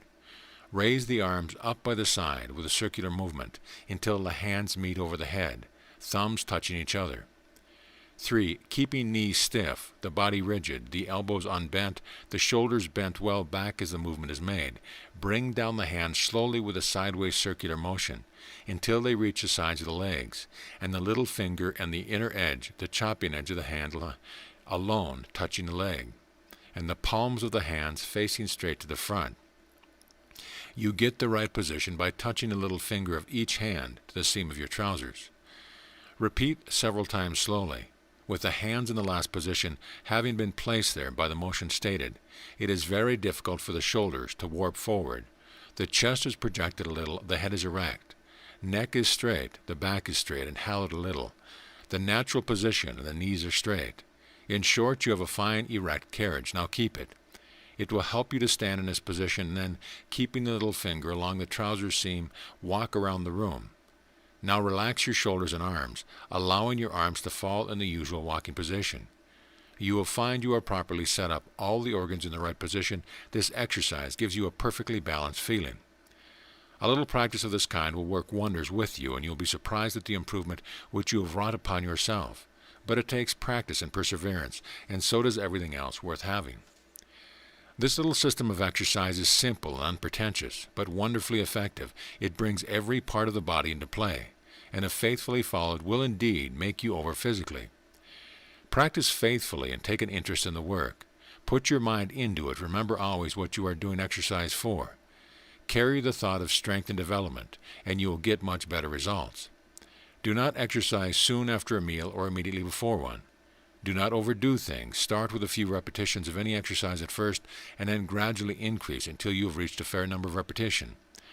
Remain at each exercise till you are proficient, going through the preceding exercises once, and when you are proficient in all of them, do the whole series once or twice a day. Do not attempt to do too much at first. Progress easily. This little physical culture system will do as much for you as will many high-priced courses of instruction, either personal or by mail. They have stood the test of time and are still up to date. They are as simple as they are effective. Try them and be strong. Our next lesson will be on the power to heal and how to apply it, the greatest service to humanity, a life's experience and investigation. The gift of healing is really a spiritual endowment.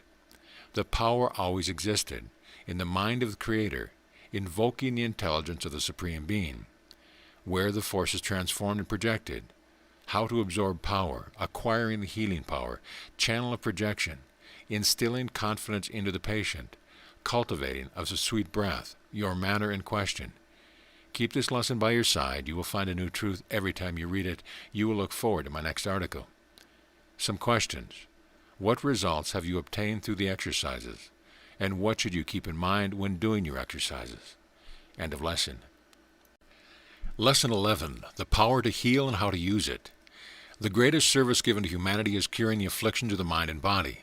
It has been proved over and over again that diseases which have resisted all artificial means, and this includes medical treatment, respond instantly to the power of the life energy which permeates the whole universe. By applying scientifically this great universal healing power, most afflictions, including so-called incurable and chronic disease, can be effectively and permanently cured. Imagine the agony which strikes into the heart of those poor suffering souls when sentenced for the remainder of their lives by those words, "We can do nothing more for you," uttered by their doctors who know little or nothing of this mighty healing power. There is still hope for those poor souls if they would but realize that the divine spark within can make union with the great divine power, and that by the scientific application of the natural laws a transformation will take place. They will say, "Lo, a miracle has been performed." There is no miracle, it is just the result of the scientific application of the great universal laws.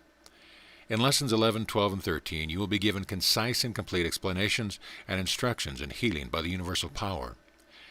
A life's experience and investigations. During the last 20 years, I have studied, investigated, and used all the different healing methods. I have found that the most successful method is to combine all the essentials at one at the same time. I will place before you in simple language this scientific and successful method. My experience in different parts of the world in curing people of disease, both mental and physical, and guiding them to success through the application of natural laws has been considerable, and I can lay claim to more than an average success. The substance of these letters is the result of my experience. Those who wish to master the healing work should make a complete and close study of lessons 1, 2, 3, 4, 5, 6, 7, 8, 9, 10, 14 to 17, which contain a mass of information on health principles, being of great importance, and used properly, successful results are assured. The gift of healing is really a spiritual endowment. The power is dormant in every human being and only needs to be awakened and developed. It is the greatest of all gifts because by its use great service can be given to suffering humanity. Many persons have this gift developed in a minor degree, but only a few have it developed to a high degree, and they are specially endowed with great healing powers. This power always existed. From the earliest times in history, this power was manifest. The same power exists today as existed through the ages. You can acquire this power by training and development, whereby you will be able to cure disease in yourself and others. The gifts of the Creator are not announced with blare and trumpets. The great forces of nature are silent forces, and those who wish to embrace His power as a means of doing good will find it ever ready to spring into life. In the mind of the Creator, each individual can be looked upon as a cell in the mind of the Creator, similar to a cell in our body. Cells can be energized sufficiently to take in more life, more matter, more intelligence, and then express themselves by affecting the cells surrounding them, by energizing and stimulating them. Just the same as you can be energized, cell in the mind of the Creator, and absorb the intelligence which incorporates the healing power. By keeping yourself in a receiving condition, and open yourself to the flow of the divine power. Invoking the intelligence of the Supreme Being. When we invoke the high spiritual forces, we invoke the intelligence of the Supreme Being, where incorporated is the will and energy manifesting this great intelligent healing power, and this power is abundantly absorbed when you fulfill certain conditions. When you attain a certain degree of proficiency and development, the power will vibrate through you instantaneously and automatically. Where the force is transformed and projected, the soul of man is the receiver of this mighty power. Life is of the spirit and not of matter. The body of itself has no consciousness. Your consciousness is in the spirit and animates the soul and body. Just as a generator transformed the universal principle of energy into electricity, which manifests in the form of light and power, so is the life energy in us transformed into vital force to stimulate and perform the proper functioning on our physical organism. And as a wireless waves are projected, so can we project this power into others so that they can be healed. How to absorb power? Breath is life. If you look up in the Old Testament, you will find that God breathed into man the breath of life, and he became a living soul. This is true. This universal magnetic flow is truly the life of the Creator on which you live. It is the life by which your spiritual and mental faculties manifest as well as your physical body. It is the eternal life and gives you the key to the life after apparent death, when you leave the physical form. Allow this truth to unfold in your mind, and you will get a clearer view of your eternal life.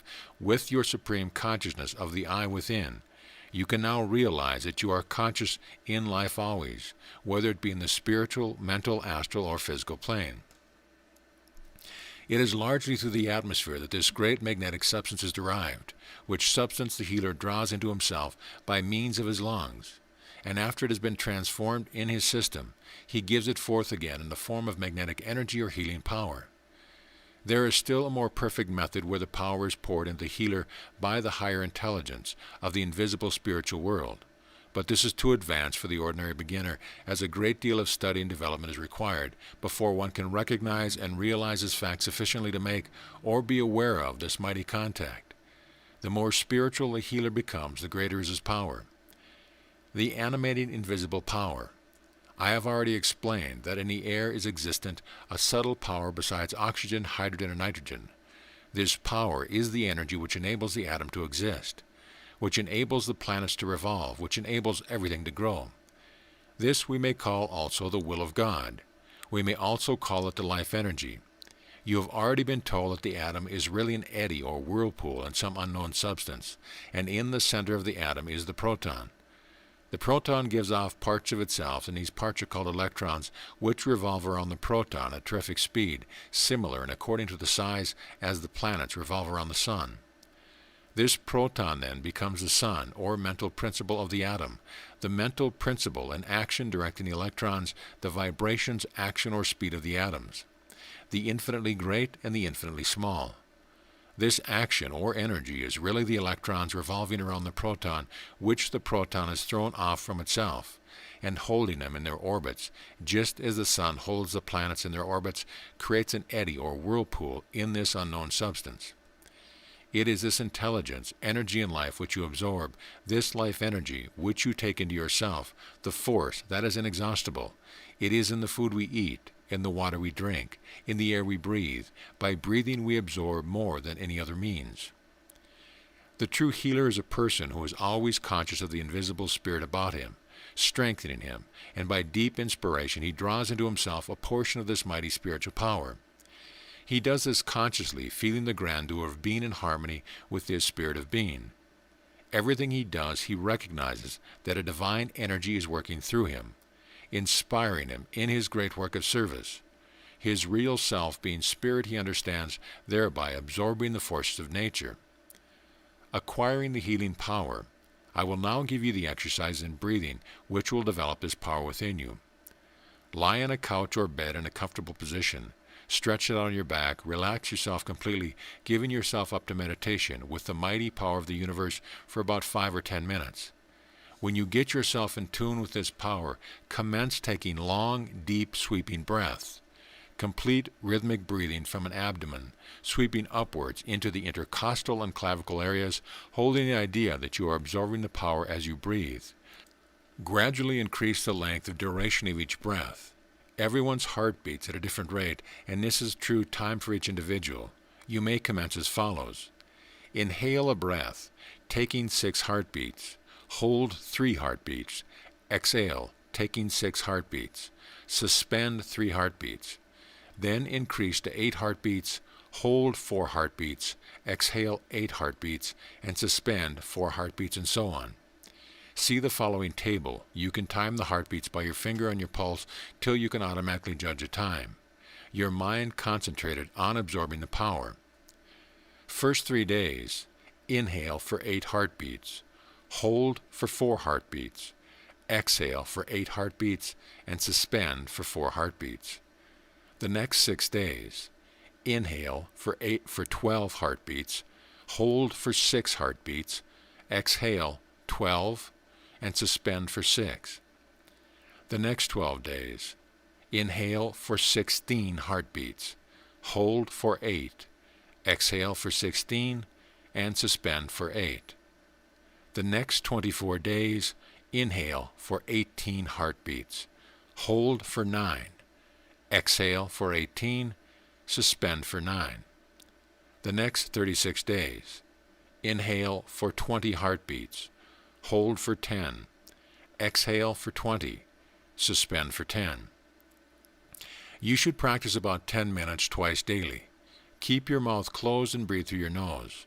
Do not strain yourself in doing this. You can increase the duration by easy stages, and do not be discouraged if you do not reach the breath of perfection, which takes about 60 seconds to complete. The main thing is to establish rhythmic breathing. You then become in tune with the rhythm of the universe.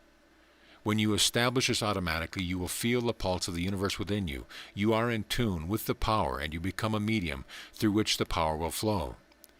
Assert your I consciousness in the divine spirit, and the force of nature will respond to your call.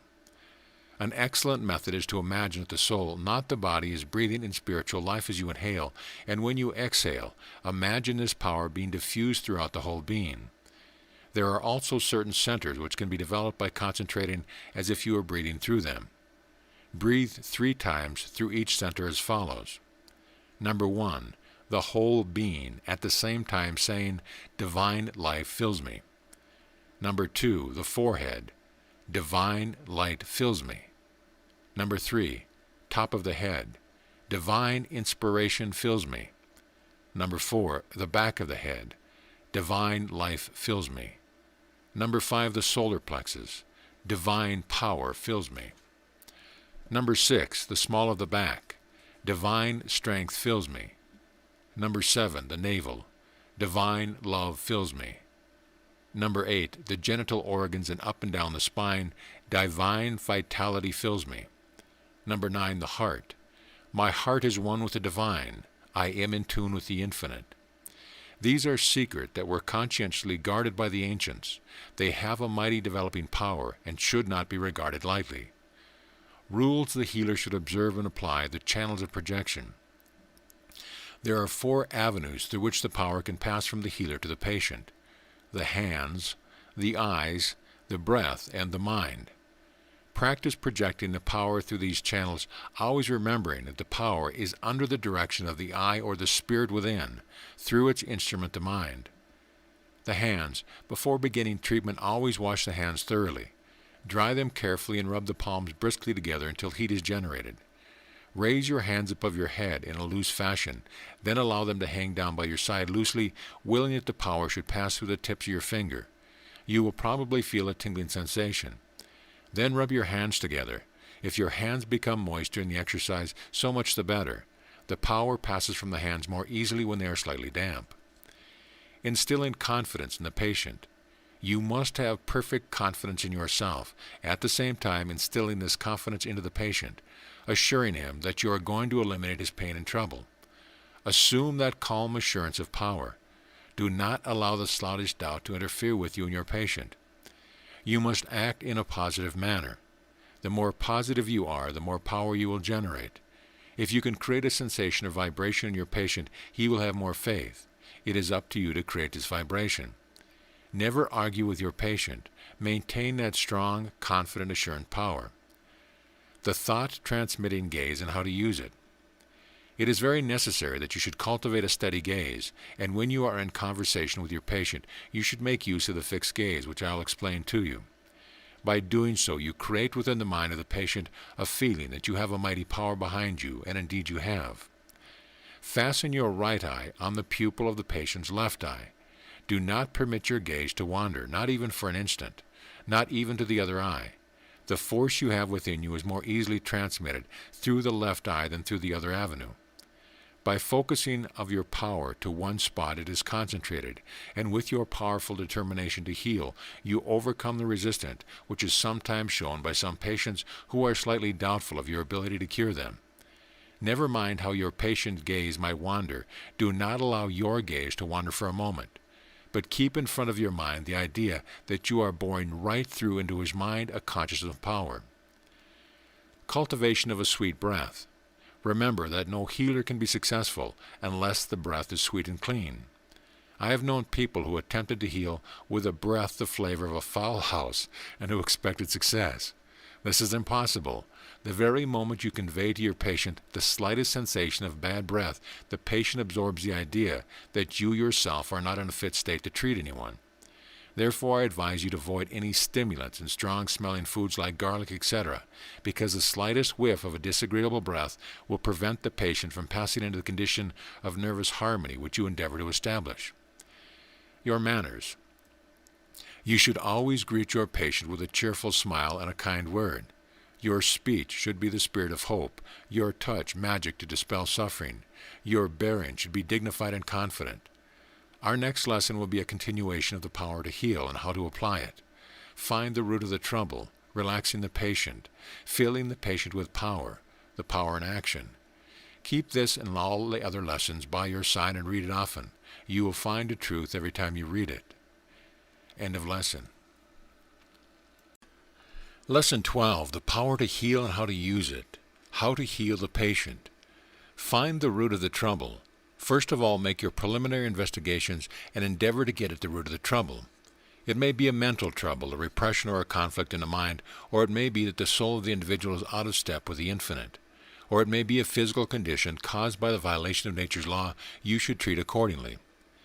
Relaxing your patient. You will place the patient in a relaxed condition on a couch or chair. Tell the patient to close his eyes. Explain it with a wireless. You have to tune into a radio set before you can hear the music. The vibrations are there all the time but cannot be received until you tune into the station you require.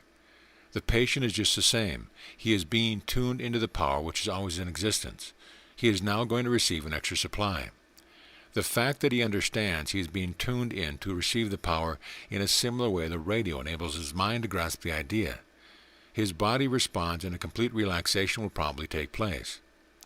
To further help relaxation, you will palpate his arms. Tell him that relaxation is taking place. See that his legs are also relaxed. When the limbs are relaxed, the remainder of the body relaxes automatically. Filling the patient with power. Your next procedure is to fill the patient with power by giving him a general treatment. Stand in front of the patient if he is sitting in a chair. If he is on a couch, you can stand over him.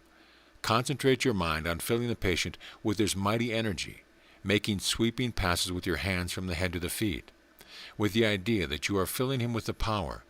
At the same time, get his assistance in his absorbing as much of the power as possible by breathing deeply and easily. The patient must always be relaxed before he can be treated successfully. The power in action. A feeling of warmth may be felt by the patient, or he may feel vibrations in any part of his body, especially at the seat of the trouble. The circulation of the blood will be increased. His mind and body will be in harmony. Assure him that the effects that you are producing upon him are the beneficent action of the healing power. Contacting with the will and the mind of the Creator. Raise the vibration of your mind and contact your spiritual mind and will to the mind and will of the Creator. When you feel that a unison has taken place between yourself and your Creator, all things are possible, because your mind and the mind and will of the Creator are one and in harmony for this service. Using constructive thought power. Now remember what I told you in the previous lesson about constructive and destructive thinking. It is not the slightest good if at any one moment you assume the positive attitude and the next moment doubt your possibilities. You close yourself to the power. It becomes intermittent and you are not doing your best. But when you get an understanding of the principles underlying this great work, you will have that faith which will keep you in the constructive of all time. Specific treatment to affected area. You will now engage in specific treatment by passing the force through to the affected area, placing the right hand over the solar plexus and the left hand over the affected spot. Now imagine the power flowing through your right hand, through the solar plexus and making contact with the left hand. Breathe easily and deep. You will join forces with the will of the patient and direct the patient's mind to the healing operation by explaining that the blood is rushing to the affected part, that the arteries and veins are dilated, and the blood, combined with the healing power, will eliminate the troubled condition. Reaching the patient's subconscious mind. If you are treating properly, you will be making contact with the conscious and subconscious mind at one and the same time. This is most important because by this means you can eliminate instantaneously the mental and emotional condition attached to that trouble. You were told in the beginning of Lesson 4 that disease had three aspects: mental, emotional, and physical. And sometimes the trouble is more mental and emotional than physical. Very often we come across a trouble 90% mental and emotional and only 10% physical. The physical effect is only too real to the patient, yet it is only 10% of the trouble. When you remove the mental and emotional condition of the physical part disappears instantaneously. This is sometimes the cause of immediate cures. We know that man has three bodies: mental, emotional, and physical. These three interpenetrate and affect each other, and when disease is of long standing, the tissue structures may be affected, then it takes longer to effect the cure. When you reach his subconscious mind, you reach his emotional and mental activities, getting down to the very root of the trouble, changing the negative condition into a positive one, and the healing power is set in action. Getting the patient to breathe rhythmically. Advise him that by so doing he will make greater contact with the power, and that he will probably feel it flowing through him. By this method you connect the mind principle of the patient with the life principle of the universe, and intelligent healing action takes place. In Lessons 1, 2, and 3 you learn that the spirit is positive to mind, and mind is positive to energy, and energy is positive to matter. Spirit and mind is positive to both and directs energy and matter. Therefore, by using the mind principle, you bring into play vital energy, as well as directing the patient's mind to the healing power in operation. Always speak confidently. Be positive. Say something like this: "You have a condition here, but the very opposite to that which created this condition will cure it. This trouble has been caused by a destructive element, but we are going to change its destructive elements to a constructive element, so that in time, if not immediately, this condition is going to disappear, and you are going to be perfectly healthy and strong." The fact that the patient absorbs what you say to him is more than 50% of the cure. The patient then has faith in himself and faith in you. You will probably tell him that he has been eating the wrong food and that he has been breaking the laws of nature, that it does not matter whether he breaks the laws consciously or unconsciously, he suffers just the same. Then you will manipulate with your right hand over his different organs and stimulate them into activity, so that they will work in unison with one another. You will stimulate the circulation and the digestive organs. You will advise the patient to masticate his food properly before swallowing it. You will advise him that his food will then be absorbed into his body to make strong, healthy tissues and blood. You will also tell him that his bowels will operate every day. You will manipulate over the abdomen and follow the colon up the right side, across the diaphragm, and down the left side with your fingers in a sort of rotating manner. This, coupled with a direct thought, will set in motion the paraelastic action of the bowel. You may do this several times. Making the cure permanent. Remember that the healing alone is not sufficient. You must advise the patient what to do and how to keep well, because all the curing in the world will not prevent the patient's suffering if he is continually breaking the laws. For instance, you must realize that if the patient is suffering from rheumatism, he is probably eating the wrong food. He is also probably not having proper regular motions every day, and toxins are being absorbed into the bloodstream, affecting the muscles and joints. Before you commence treatment, you must ask the patient various questions. Endeavor to get at the root of the trouble. You must place the patient on the high road to health by explaining the law. You know that constipation is the mother of many of the diseases from which we are suffering today, and my lectures on the body should enable you to advise the patient what to do. For instance, in chronic constipation, where the patient has probably suffered a lifetime from this dreaded disease, and ordinary methods are not sufficient to cleanse the bowels, he or she must be advised how to clean the bowel, as I have already explained, by drinking plenty of water and by irrigation of the colon. I want you to remember this. When Christ healed the sick, he said to them, "Go and sin no more," meaning not to break the laws of nature. Make sure that you have unearthed the patient's destructive elements. You should be well equipped for this work if you have thoroughly studied the previous lessons. Directing the power within the patient. Advise the patient that within him is the power to cure. Really, this is the great secret in curing disease: to place within the patient such faith in himself that he can absorb the power to eliminate his trouble. Your instruction should be, you will during the day go into solitude. You will relax the whole of your body and your mind for a few minutes, and when you have properly relaxed, you will tune in. You will join your will with the will of the Creator, and the power will flow through you. You will breathe easily and deeply.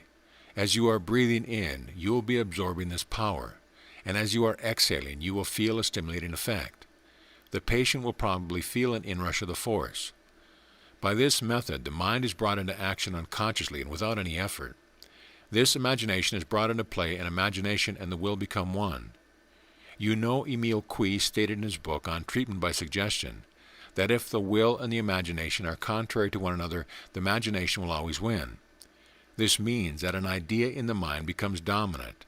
It is a vortex of force, and when you try to eradicate this vortex of force, you only add more energy to it.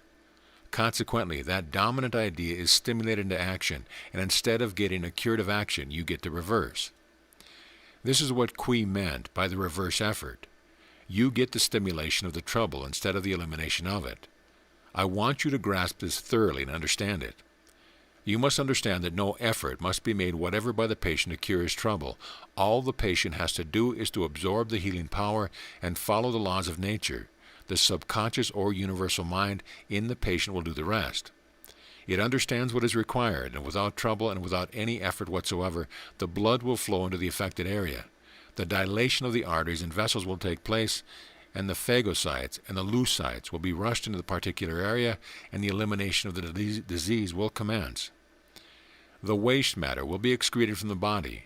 The red blood corpuscles will carry fresh material and build up strong, healthy tissues, etc. By breathing, deep oxygen and energy will be absorbed into the blood at the same time. Therefore, deep breathing during the process of healing is very important. In self-healing, it is better to think of the undesired, allowing the subconscious mind to fill in the details. One should repeat this mantra 20 or 30 times.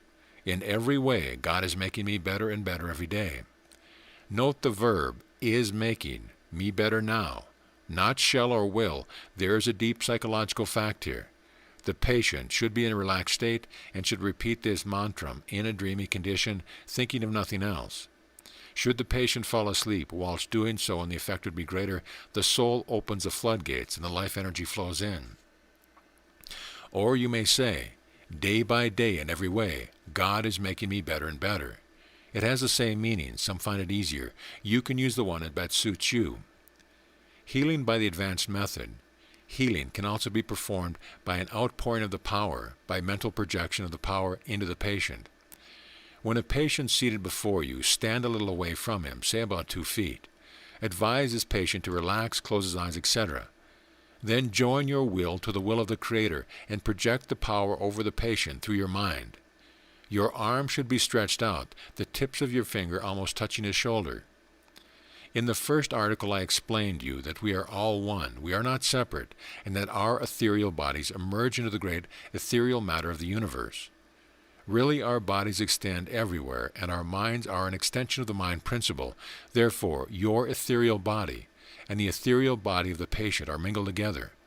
Also, your minds are in tune with the universal mind, and by directing the power you energize his ethereal body and his mental body corresponding according to your own power and development.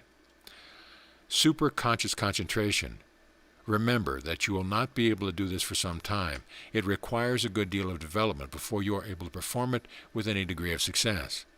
It is not done by hard conscious concentration. It is performed by expectant, faithful concentration, a positive feeling within yourself that the power is entering into the patient. There are 2 kinds of concentration. There is conscious concentration and superconscious concentration. The latter is a concentration performed by the spiritual mind, and is the method used in this type of healing. When you practice it sufficiently, you will get the feeling that you are really using another instrument apart from your ordinary consciousness. You will also use your will to direct extra power through your hands, and this power passes from the tips of your fingers into the patient. Another mighty secret is hidden here. You know by now that matter is force.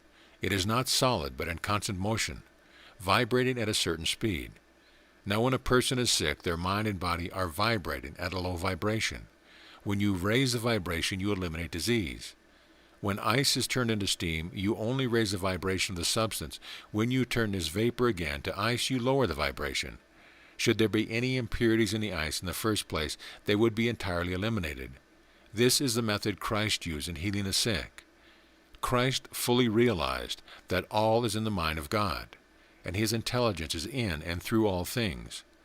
In reality, all is mind, God's consciousness or will being the animating power. Christ recognized his oneness in consciousness with the Father of all. His desire then became the will of God.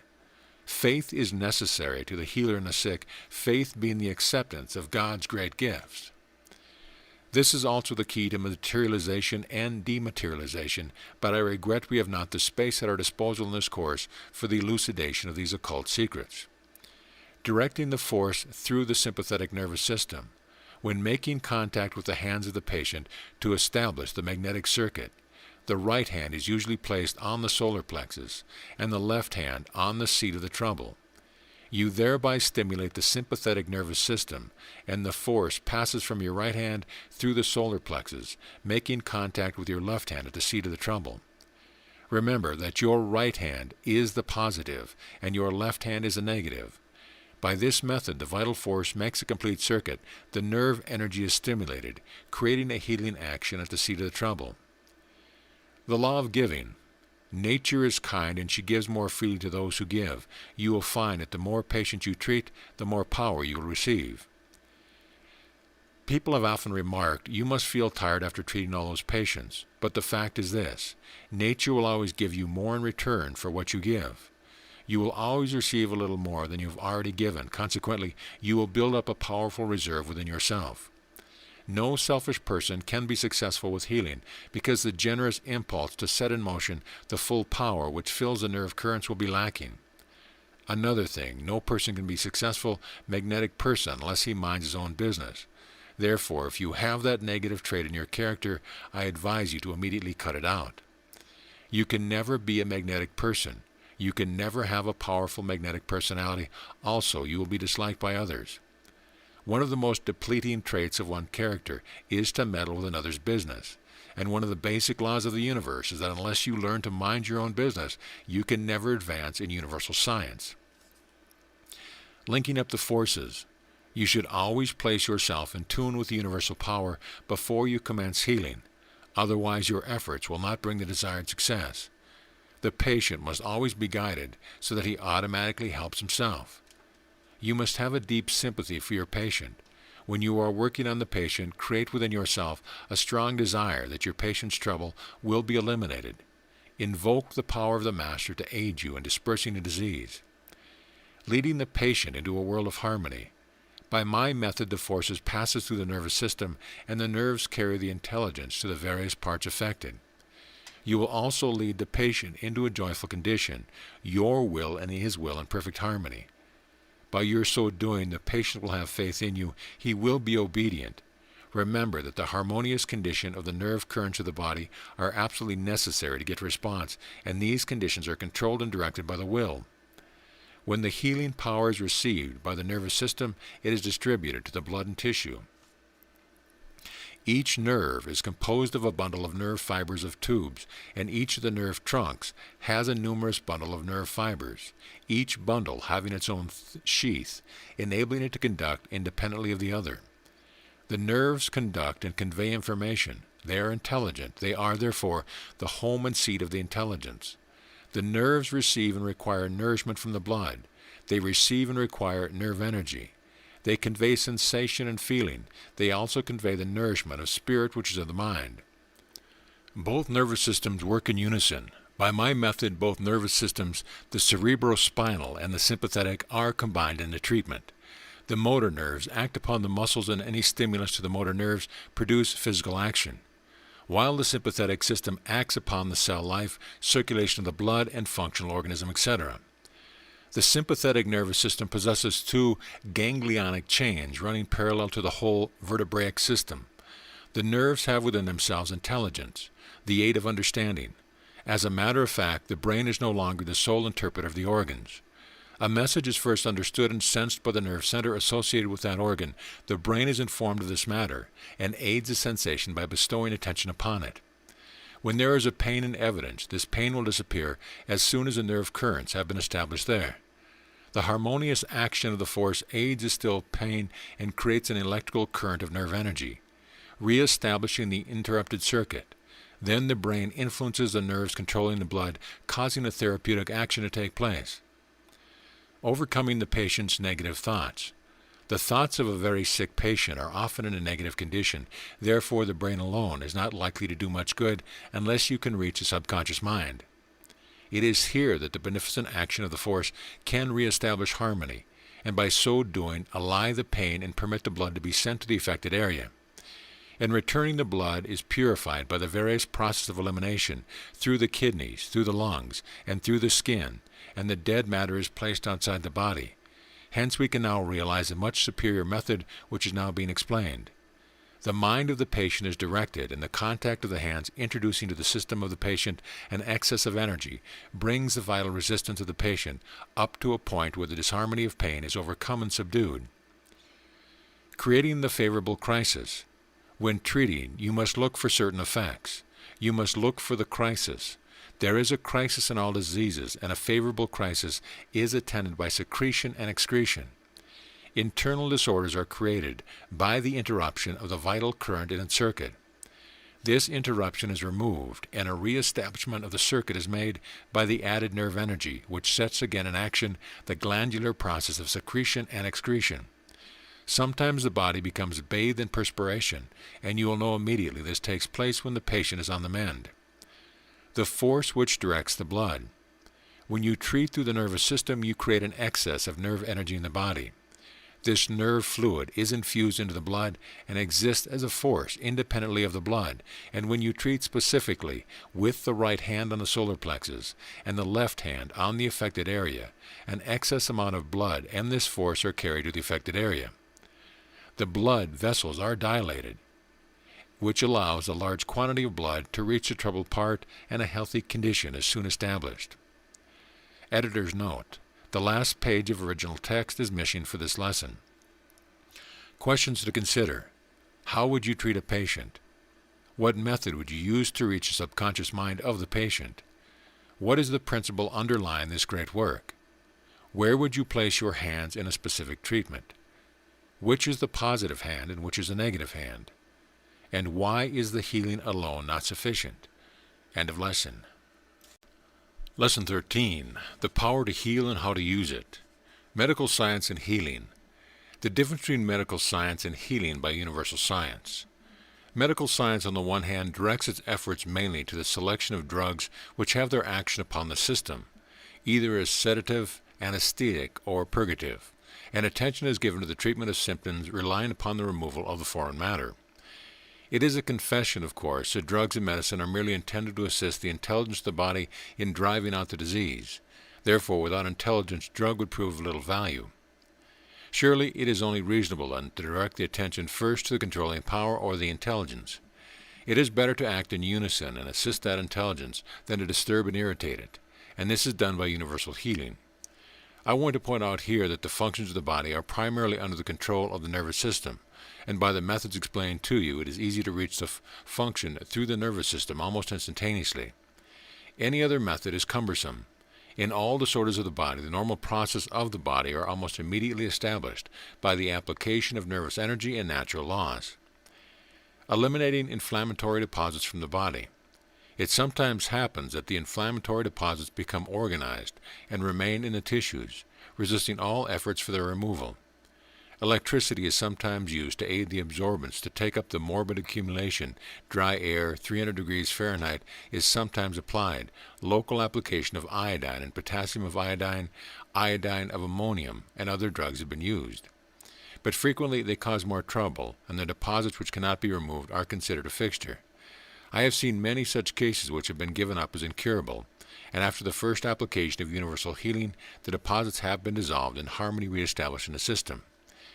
There are many abnormal growths which baffle a physician and his drugs, but which yield readily to the application of universal healing. Take, for instance, the excessive development of the epithelium of the sebaceous follicles in the form of the common warts. Now these morbid growths are amenable to the dissolving action of the vital current. Cancer.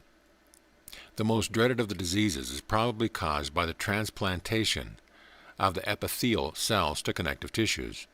These cells, having within themselves propagative and creative power, cause the abnormal growth, and for this class of disorder the only remedy known is a knife. I will say that valuable lives are sacrificed because the surgeon will not perceive that where there is creative power, there is intelligence, and where there is the power to create abnormal growth, there must also be the power to check abnormal growth, and there cannot be growth without intelligence. It may seem drastic for me to say that the best cure for cancer and all abnormal growth is the application of this universal power in its inhibitive form. The intelligence which directs the nervous energy in ordinary diseases to reconstruct and build up the tissues is employed. In the case of abnormal growth, for dissolution, disintegration into the blood, which is then excreted from the system, following the application of the vital force. Relieving pain. There is no form of pain which cannot be dispelled, and there is no form of disease which you cannot relieve by the application of the universal power. Your attention should be first directed to the relief of pain by the introduction of the vital force through the nervous system, leaving the eradication of the disease to the beneficent action of the vital force working in harmony with the nervous energy of the patient. Specific instructions on how to treat the most common diseases. We will direct your attention for a little while to dealing specifically with the various diseases. You have now a thorough knowledge of how to proceed with treatment. You have already been told of the necessity for relaxation and the charging of your patient with the power before commencing specific treatment. These specific instructions are only the bare necessities. You must fill in as you have already been instructed. The most common of all is headache. Request the patient, if the face is flushed, to sit upright in a chair. Place right hand on solar plexus, left hand on the base of brain, back of head. Retain this position for 5 minutes. If the face is pallid, showing anemia, a state of local congestion, request the patient to lie on a couch with head slightly raised above the level of the body. Treatment the same. Right hand solar plexus, left hand base of the brain.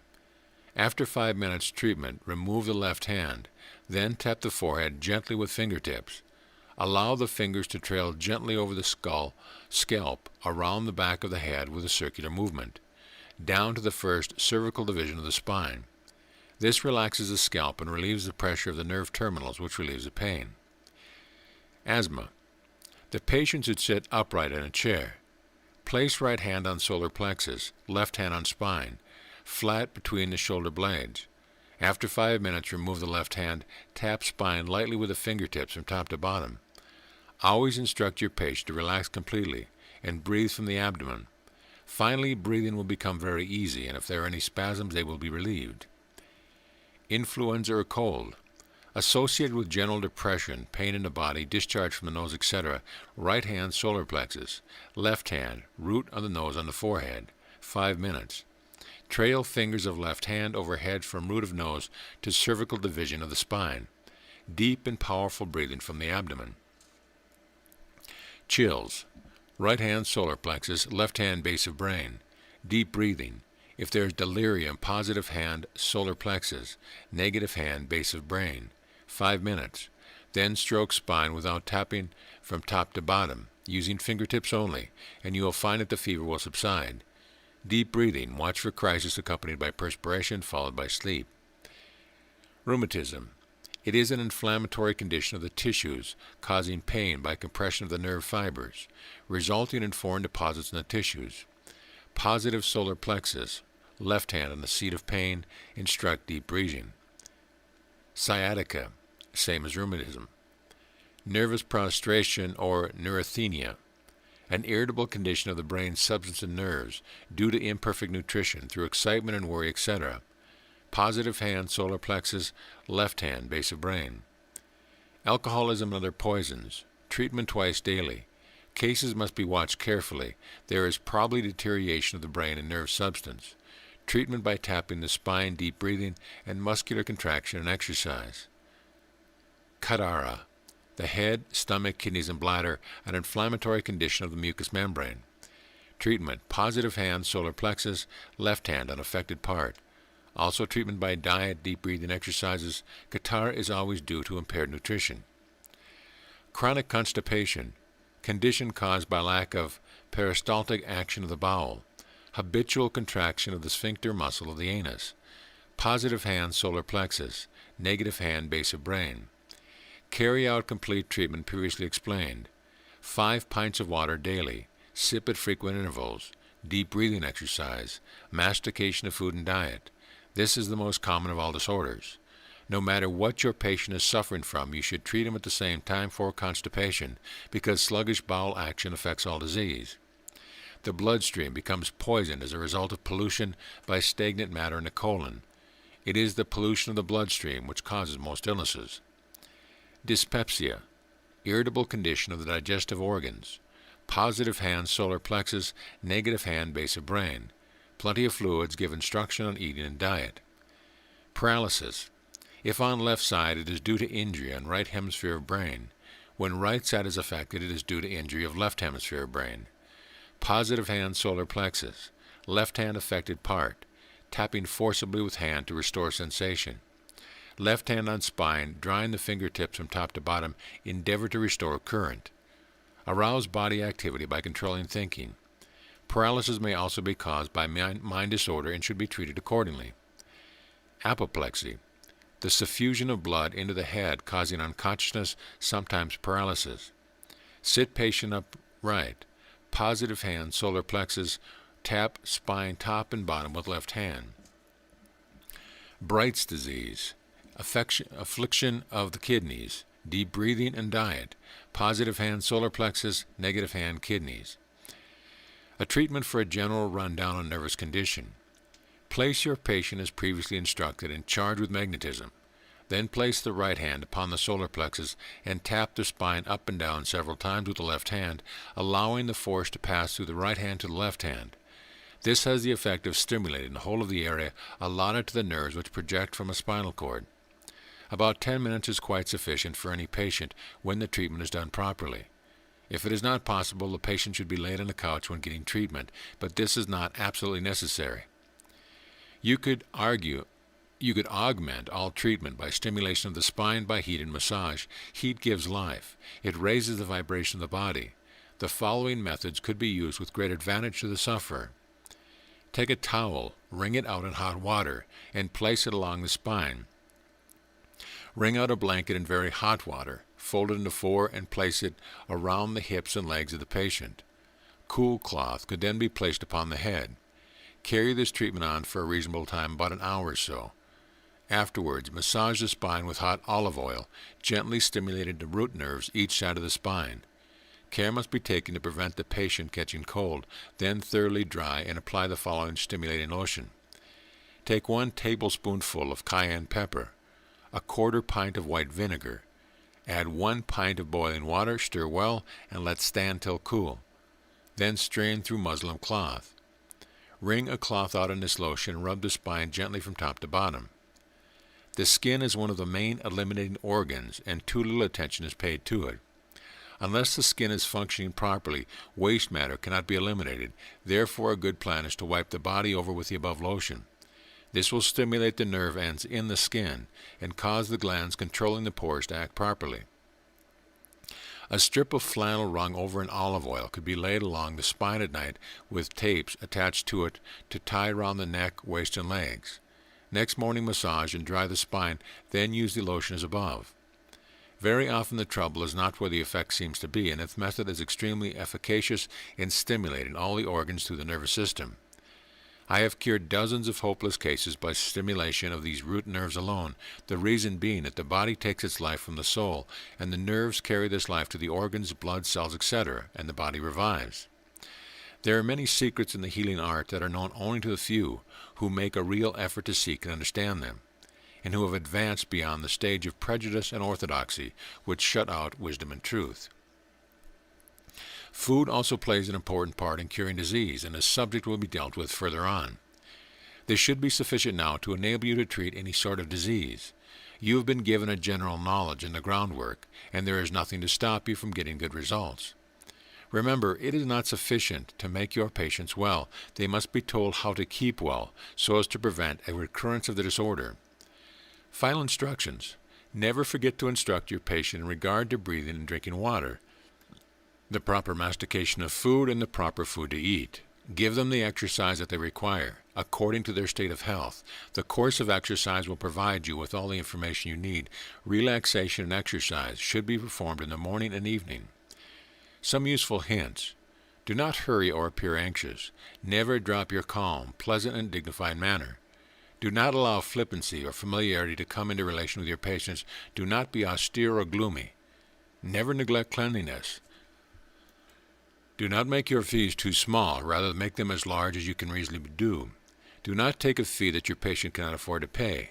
Accept a fee for your time only. When you fail for any reason to benefit a case, never hesitate to do plenty of charity work. Do all the work you can. Do not take any acute or critical cases unless they are forced upon you. The present condition of medical laws in most countries is that doctors can slay their patients by the thousand, but if someone dies on a healer's hands, great is the uproar. Do not handle contagious disease for the same reason. Do not practice unless you have a sweet, pleasant room in which to work. Never argue. Hold yourself good-naturedly above all. Tell them if they want instruction, you will sell it at a certain fee. Do not keep bad company or neglect conventionality of society. Always keep a clean, sweet breath. Eat fruit and vegetables only as far as you can. Do not smoke or drink, and live the life.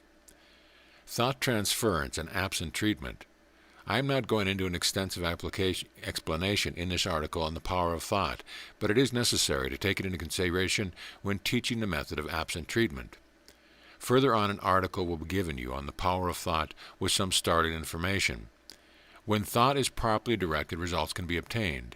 Thought is dynamic, and it is transferable, and contains within itself potentialities for good and evil. One can injure by thoughts as they can cure by thought, but there is always a reaction of good and evil. Those using thought for evil purposes must suffer the reaction, but those who use it for good purposes get the reward.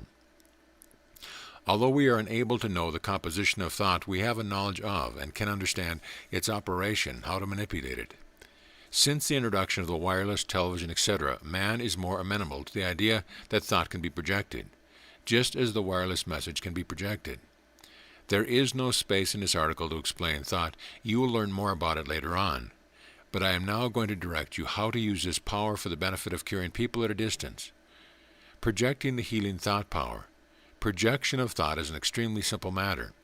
Its very simplicity causes its amazing force to be overlooked. It is necessary, in order to project successfully, that the motives must be good, that is, a wish to help and assist some sick or suffering person.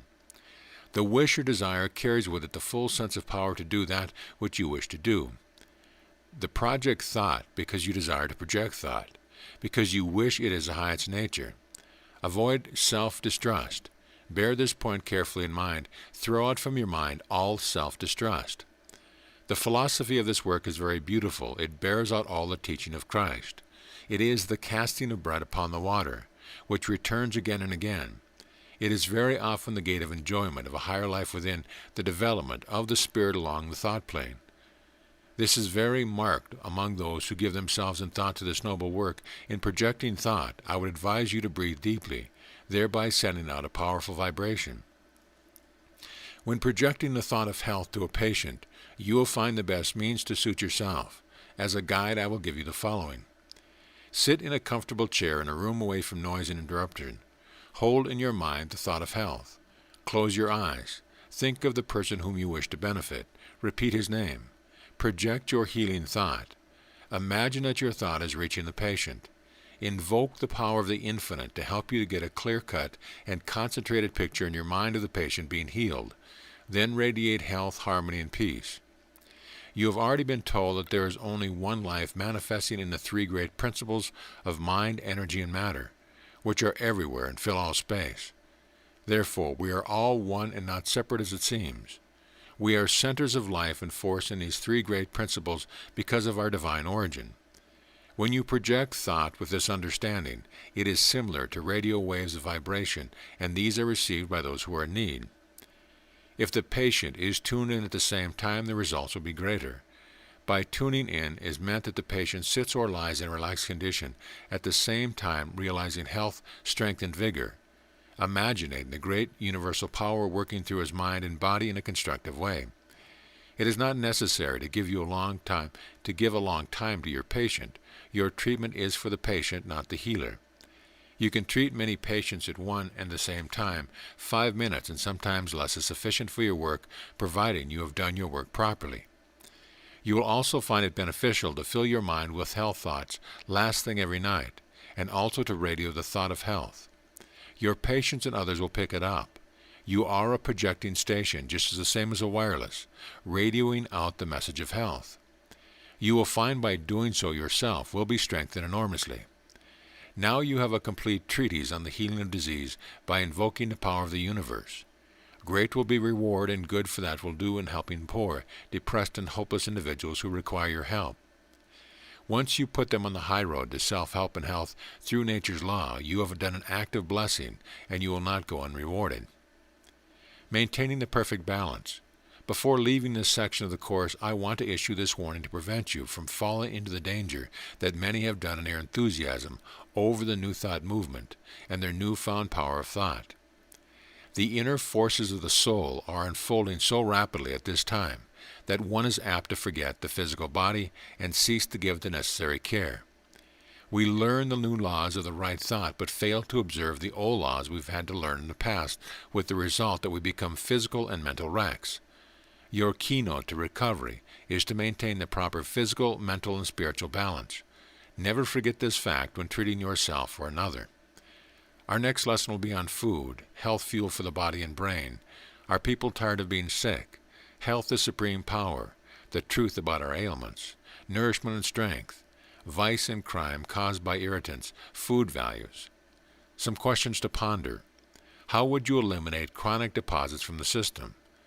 Why should you always pay special attention to constipation in every patient? Why would you project the healing power and give an example? Why is it so important that we should always maintain a perfect balance? End of lesson. Lesson 14. Health fuel for the brain and body. Are people tired of being sick? I am here placing before you a concise article on food. Most people today are tired of being sick, tired of being drugged, and tired of paying doctor's bills. You must realize that sickness makes others uncomfortable beside yourself and puts an extra financial burden on your shoulders. To be conscious of being sick takes all the good out of life, and money that is spent for doctoring could be put away for a much better use. There is enough proof already that drugs, serums, vaccines, the knife, monkey glands, and other foolish method of curing disease have not accomplished what was promised by those who instigated their methods. Is health our supreme power? The majority of people are disgusted and disheartened with being constantly ill or being patched or doped, that they have no further desires for new fads and false promises. If you want health and happiness, follow my previous articles on health and then carry out my advice regarding food. This will, all combined, undoubtedly lead you into the promised land. Health is the greatest factor in one's life. It is the supreme power which controls the destiny of man. Without it, courage and ambition lie dormant. Self-confidence vanishes. Hopes and efforts never materialize. Wealth is not enjoyed. Mansions are as cold as tombstones. Love cannot flourish. Hearts are saddened, and general life was one round of bitter disappointment. But all this can be overcome. Your mind and body can be made whole. The road is easy to follow, so why delay? Follow instructions and be what you want to be. Get the things you desire and accomplish the things you wish to accomplish. This course is a guide to your life, your health, your happiness. The truth about our ailments. For your own benefit, I want you to summarize what you have learned already and write an essay on it. By doing so, you will find out if you have been putting into practice the instructions. There is no better way of learning than realizing the importance of this knowledge. It is my desire that all who have taken this course will benefit from it beyond their own expectations. There are but two paths to follow. One leads to the pathway of health, success, and power, and the other to disease, failure, and weakness. The decision rests with you. If you decide to act as directed, then your life will be a blessing to you.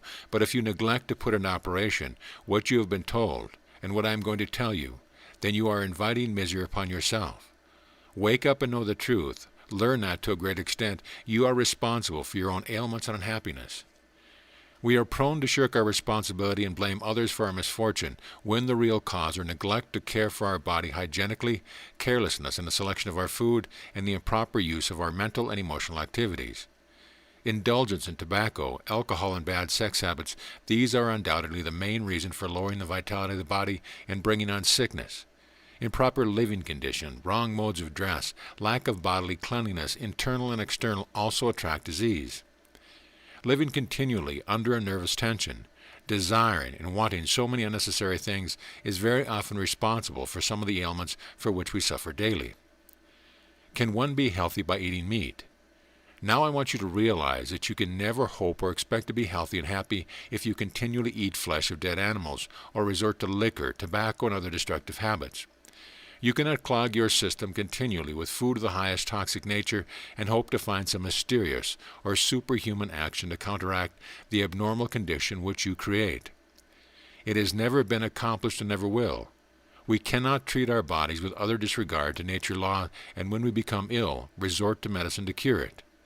If we imagine this to be so, we will learn that we are living under delusion. We must realize that if we are sick, it is because we have disobeyed the laws of nature. Nourishment and strength, meat versus fruit, nuts and vegetables. Many try to prove that they cannot find nourishment and strength in fruit, nuts, and vegetables. They take as example the tiger and the lion to illustrate strength, but forget at the same time that the stronger animals, such as the elephant or the gorilla, never resort to flesh-eating and are much more powerful than the lion or the tiger. It is foolish of people to think that it is necessary for them to have for breakfast every morning a large plate of ham and eggs, 1 or 2 rolls of butter and bread, and a cup of coffee, and then for lunch a further variety of meats, and at night more dead meat, and usually to the end with a cup of coffee or tea and cake. Some people will say that carrots, cabbage, oranges, apples, bananas, and wholesome fruits and vegetables are not good for them because they do not agree with their stomach, but this is not true.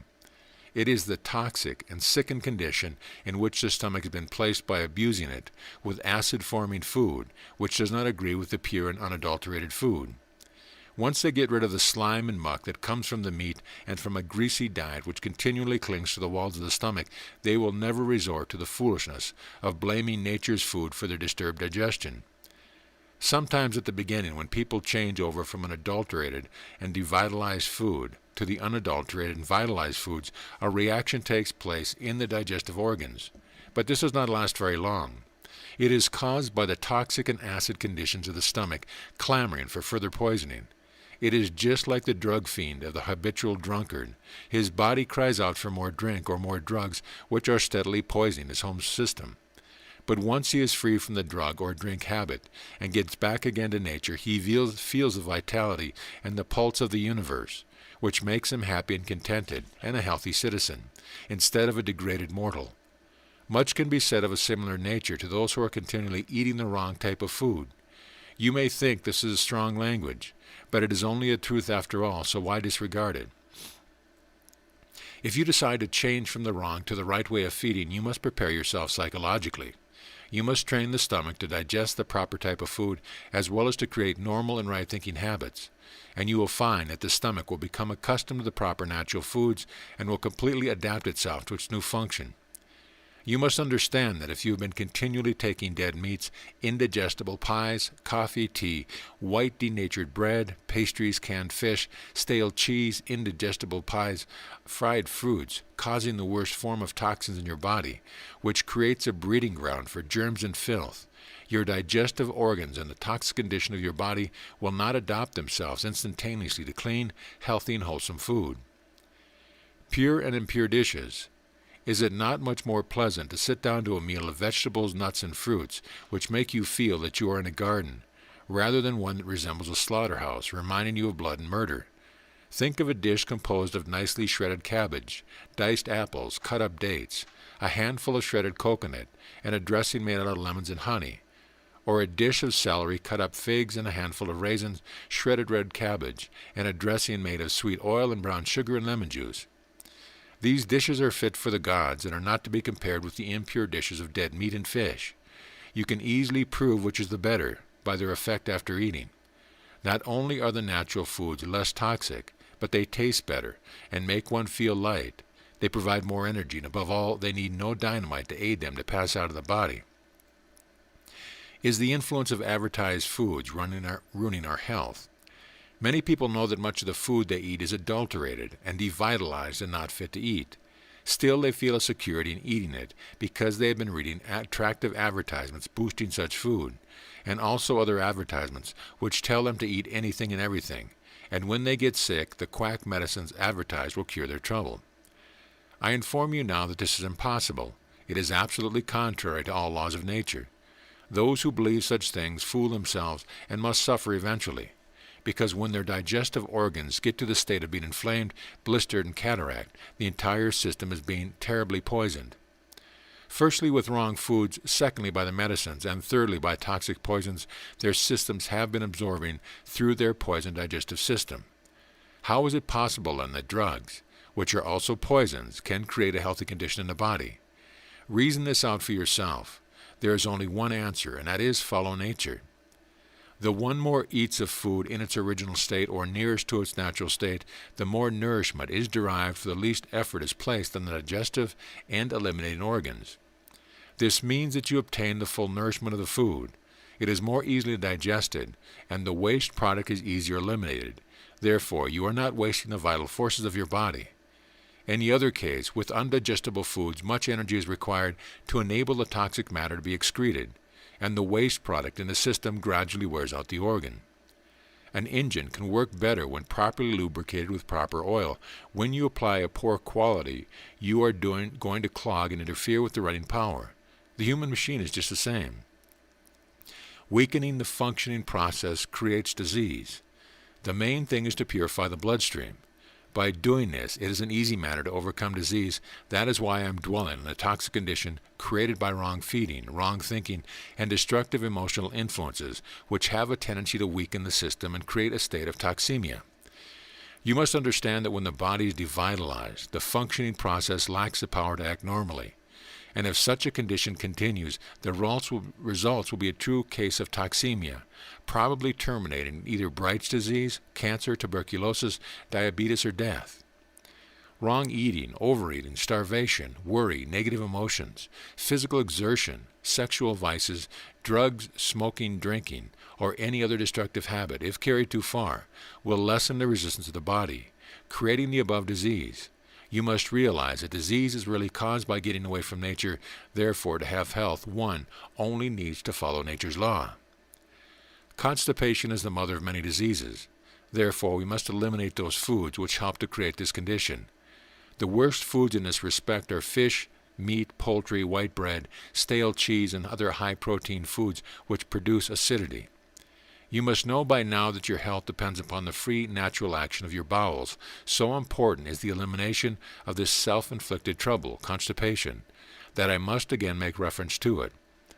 The right food is a potent factor in giving permanent relief. Cereals, fruit, and vegetables are the best. The following is one of the best regulators known.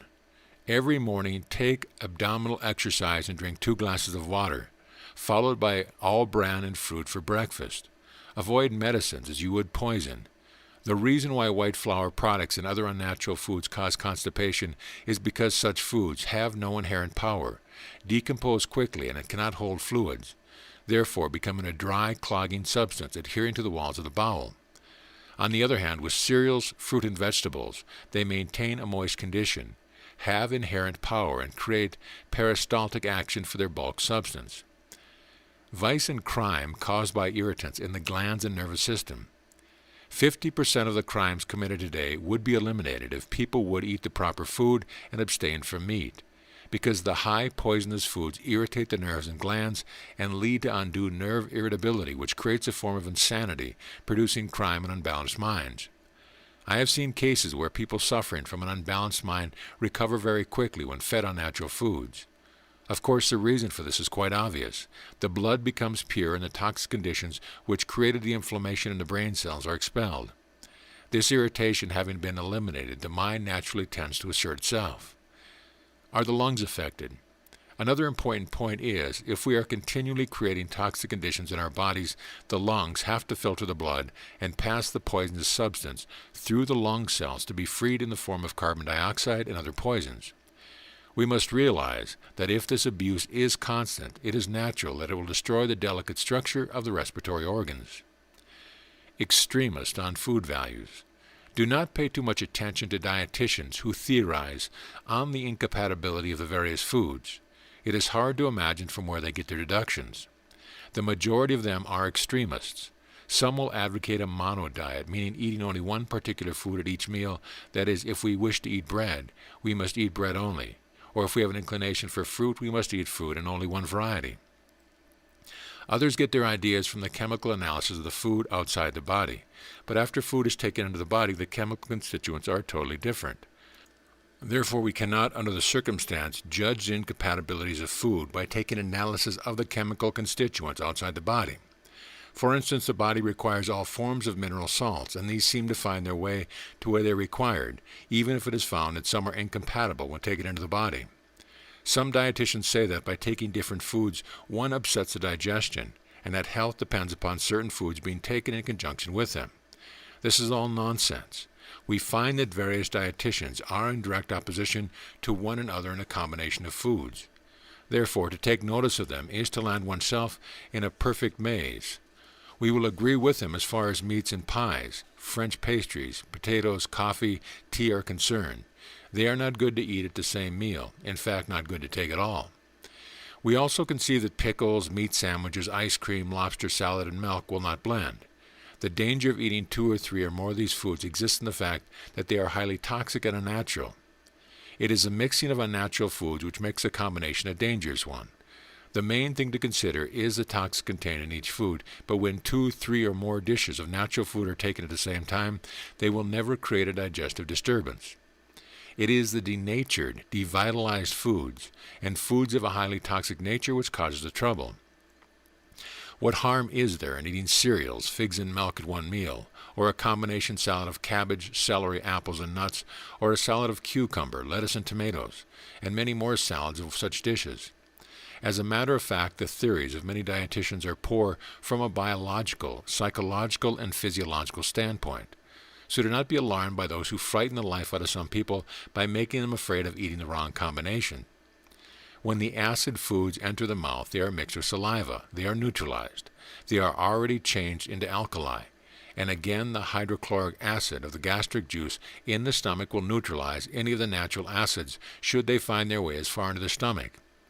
It is advisable to eat one particular food which affects the disease of the patient during sickness, but to adopt it as a universal plan would be foolish. Lesson 15, we will study health fuel for the brain and body, chemical elements in the body, raw cooked foods, and many more.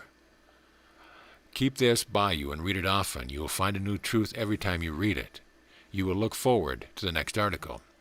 Some questions to consider. What are the strongest animals, carnivores or vegetarian? Is there any difference between a person addicted to the drug habit and a person addicted to a continual meat eating? If so, tell me. Why is it difficult at first for the digestive organs to adjust themselves to a pure food diet?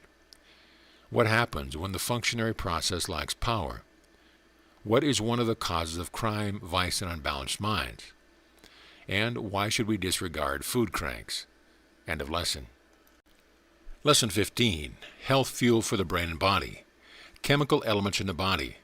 There are 16 chemical elements in the body. These are calcium, carbon, chlorine, fluorine, hydrogen, iodine, iron, manganese, magnesium, nitrogen, oxygen, phosphorus, potassium, silicon, sodium, and sulfur. The larger percentages of the foregoing elements are made up of oxygen, carbon, hydrogen, nitrogen, calcium, and phosphorus. The remainder in very small quantities. These 16 elements are found in the earth, in plant life, in animal life, and in every human being. When we eat fruit and vegetables, we obtain these elements in a vitalized form, which is created by the incorporation of the sun rays during the process of growing of the fruit or vegetables, and we get them in a pure and best state suitable for our bodies. The adult body contains about 7% of mineral matter, a mighty factor in maintaining good health, the majority being in the bones, the rest being distributed into the other tissues of the body, and especially in the bloodstream. When people are deficient of calcium, we find them suffering from bone trouble, decayed teeth, etc., and then devoid of iron, iodine, sulfur, and oxygen, etc. They are generally suffering from anemia and blood troubles, etc. When there is an absence of phosphorus, the brain is affected. When water is lacking, we find a general unhealthy condition. 6 important substances found in all foods and their uses. In all foods there are found 6 substances in certain proportions. These are 1. Carbohydrates, which is a group of substances of natural chemical compound of carbon, hydrogen, and oxygen. The most common of all carbohydrates are sugars and starches. This produce heat in the body. Cellulose is a form of carbohydrate, nature in which the woody substance which forms the framework of fruit and vegetables. It is not digestible, but it is valuable. It is a roughage, or bulk, and it is an important factor in aiding the peristaltic action of the bowel. Starch is found in greater proportion in vegetables than in fruits, and the foods which contain a high percentage of potatoes, pumpkins, chestnuts, barley, corn, rye, wheat, and all kinds of bread, cakes, cereals, and foods prepared from grain.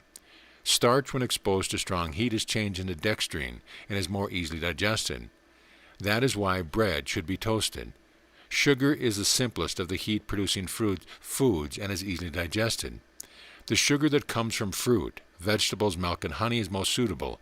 The sugar found in the cane and the beetroot is the same, but the sugar found in fruit is different. So is the sugar different that is found in milk and honey. The only sugars that should be used are brown or maple sugar and the sugars from the fruits, which are the natural fruit sugars. Fats. These are used by the body to produce the heat and are the most concentrated of heat-producing foods. Much of it can be stored up in the body for future use. It serves as a protection to the delicate organs. One can realize why the Eskimos feed on the fat blubber. This enables him to combat the cold elements where he lives. The most suitable fats for the body are found in dairy products such as milk, cream, butter, and cheese, also in nuts, vegetables, margarine, peanut oil, etc. Protein. Protein contains nitrogen, the medium by which the tissue repair and growth is maintained. It is very necessary in the diet, but one must be careful not to eat too much of it because the body can only use a certain amount. If too much is taken, that excess does not decompose, resulting in creating toxics.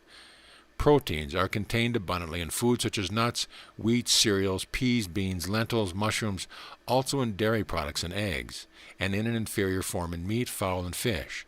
Protein has also the power of creating heat. The mineral salts.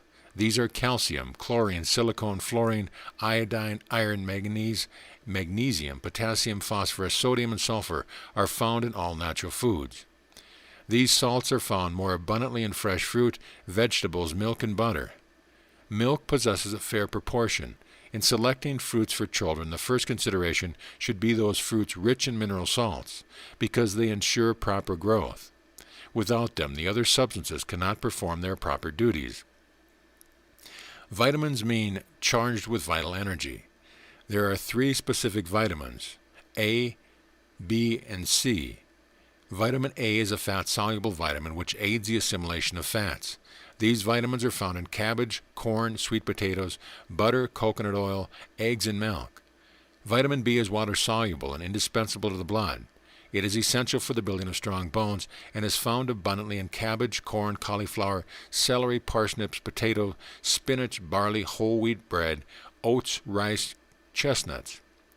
Vitamin C, also water-soluble, which has the power to prevent and cure skin disease.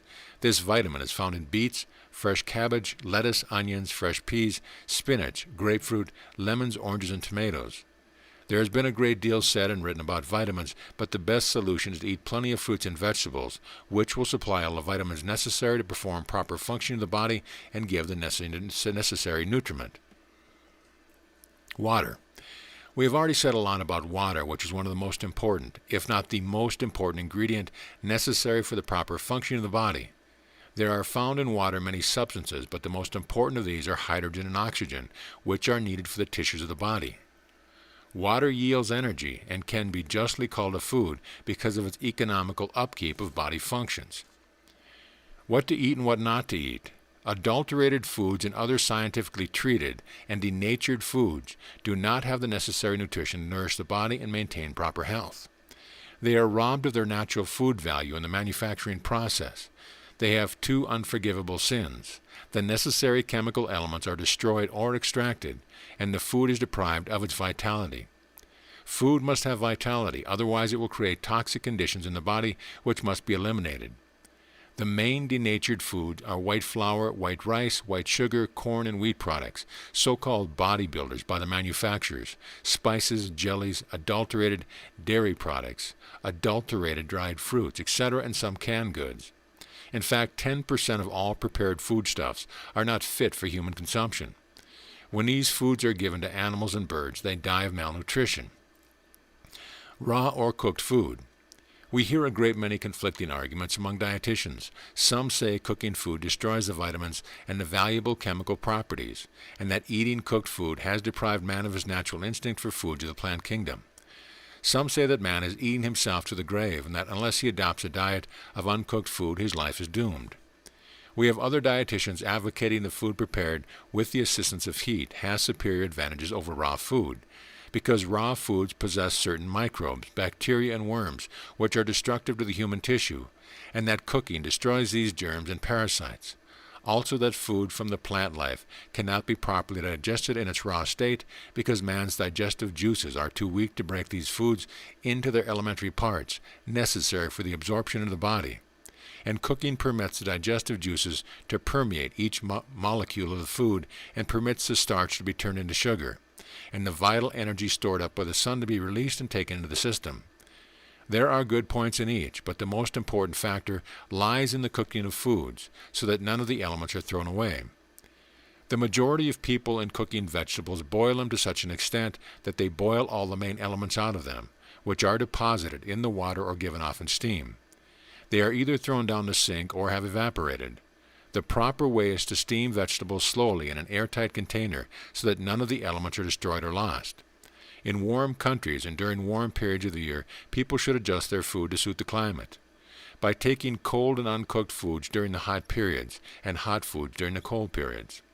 This has the action of cooling the blood in hot periods, whilst in the cold weather the hot foods adjust the temperature of the body.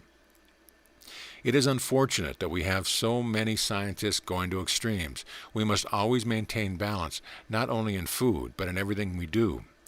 Do not become alarmed because dietitians squabble over their pet theories. The right way to live is to obey nature's law, and that is to eat both cooked and uncooked foods, paying special attention to the nourishment contained therein.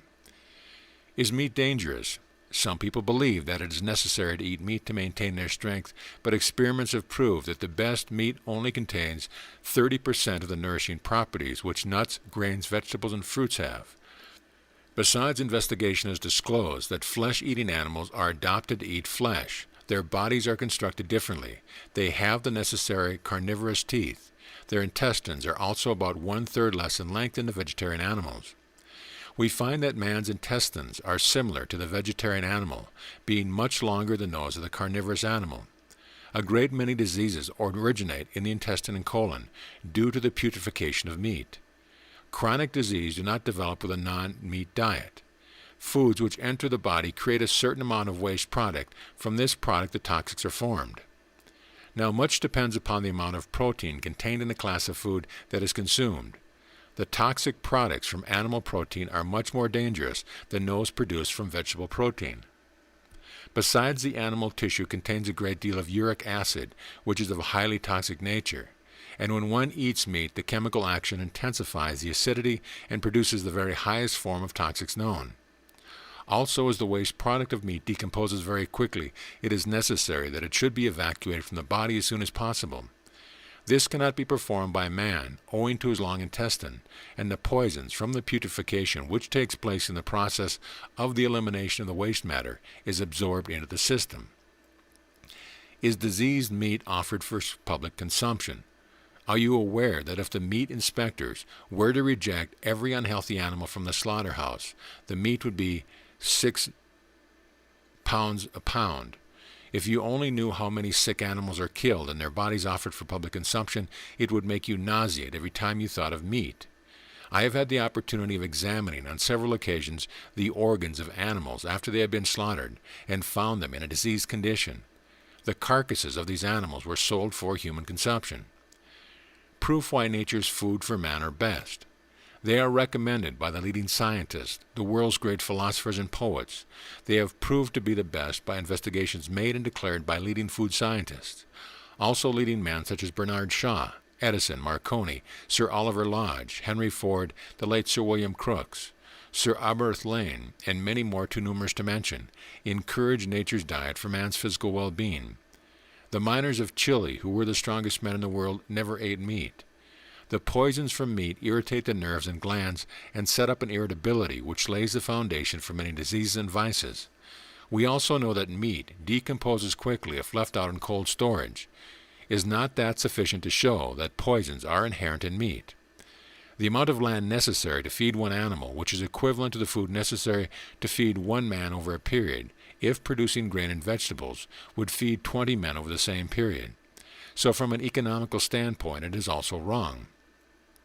Fish as a food.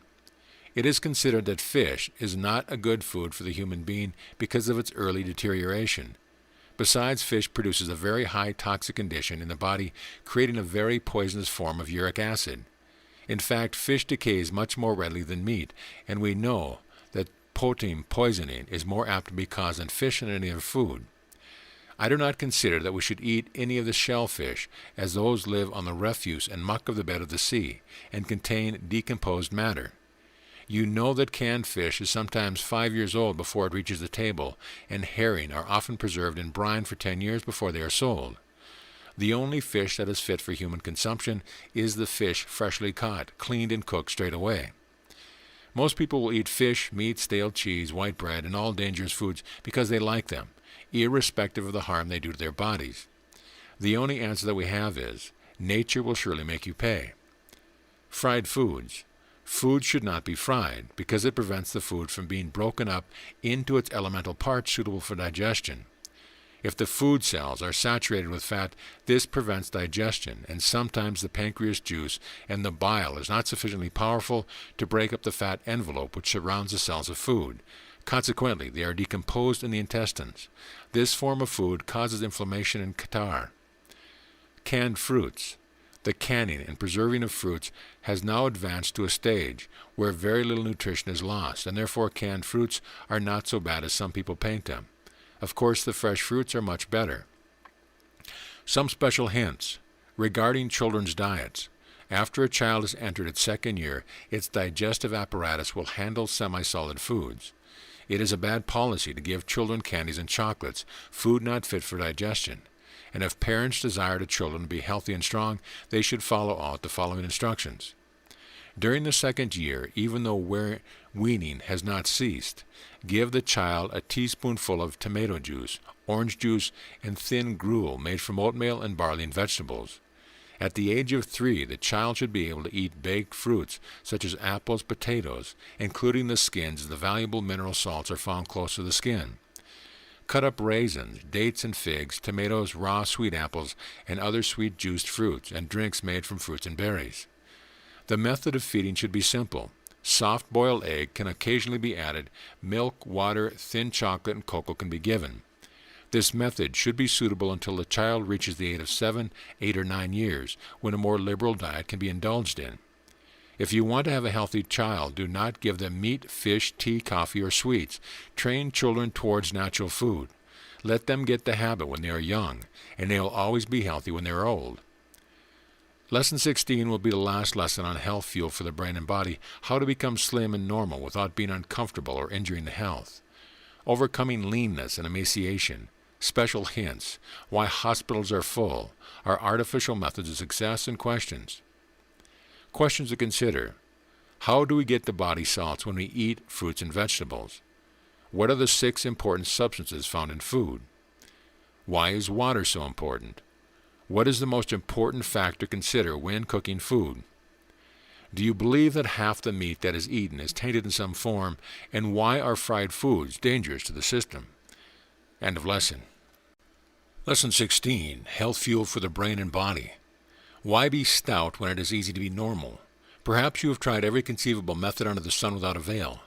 Probably you have fasted, starved yourself, reduced your vitality by taking physics, exercise, etc., and you find that by using these destructive methods, your health has suffered and you are even fatter than you were before. It is quite easy to reduce weight without being uncomfortable or affecting the health. You need not starve or fast or do anything out of the ordinary. You need not indulge in vinegar or thyroid extract.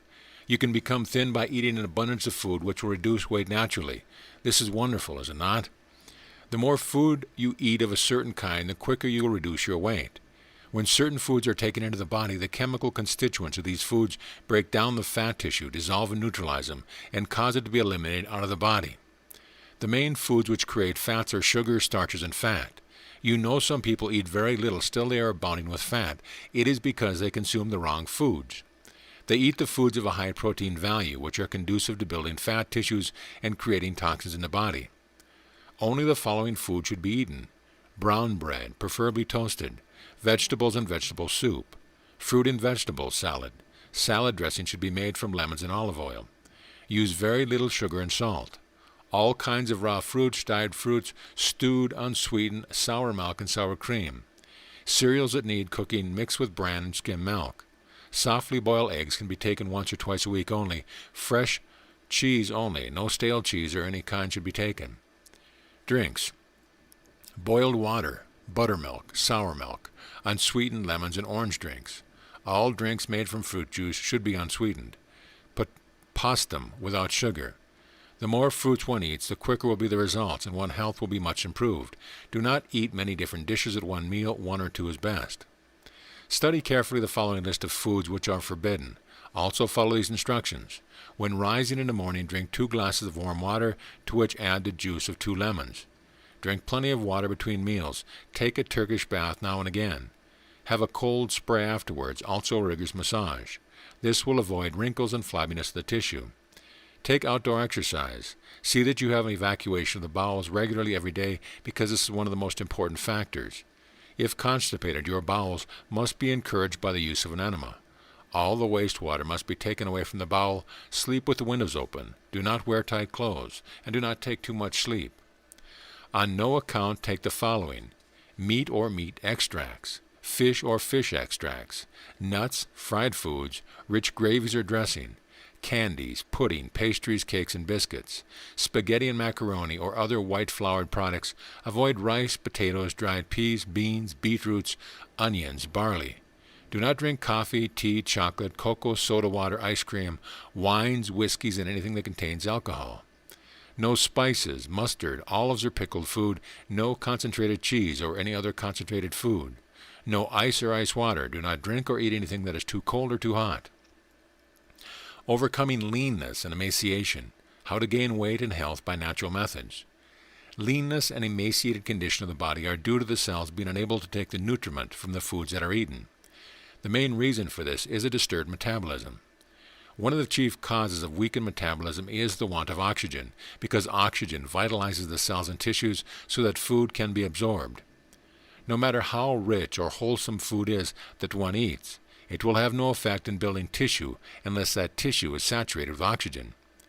Sometimes leanness is caused by a condition in the intestines from taking toxic foods, creating a poisonous condition of the digestive organs.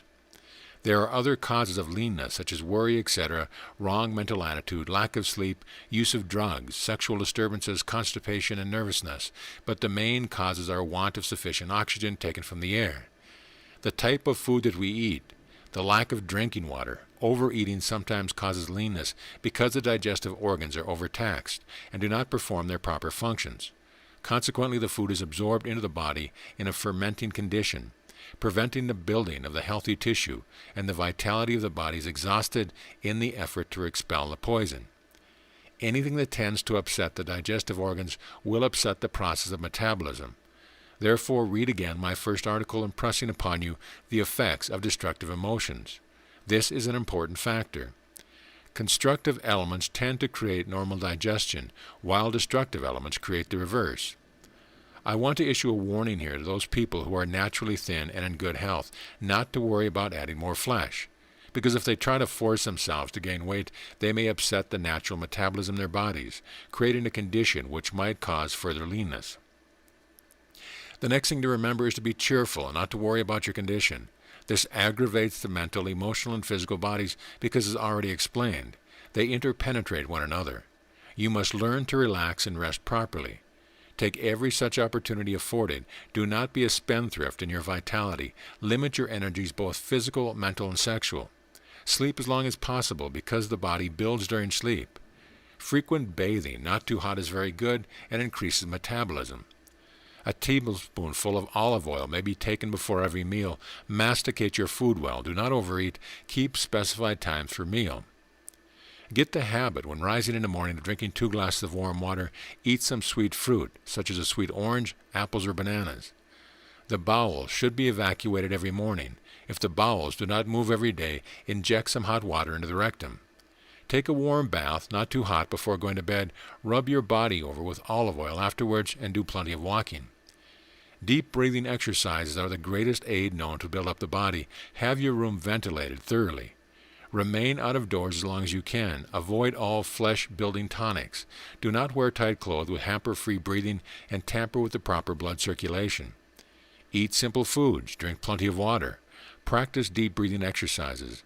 Bathe frequently and take plenty of sleep and rest. Relax your body and mind as often as you can. Avoid grief, worry, fear, and such emotions. Cultivate happiness and cheerfulness. Always remember the road to health is via nature.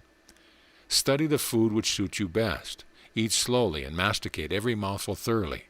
Only eat whole wheat, rye, or brown bread, all kinds of vegetables or vegetable soup, all kinds of salads, eggs slightly boiled or poached, eggs not to be eaten too often, all kinds of nuts, raw, dried, or stewed fruits in any combination.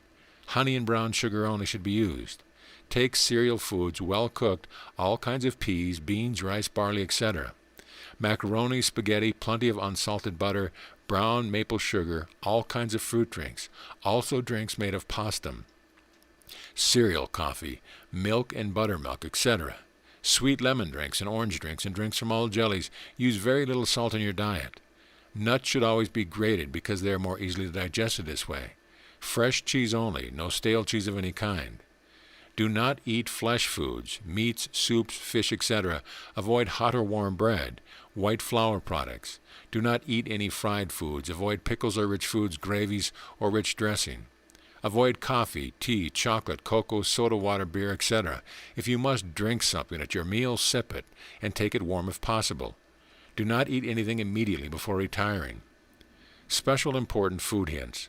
Do not worry over food combinations or theories of food combinations which may be expounded by various dietitians.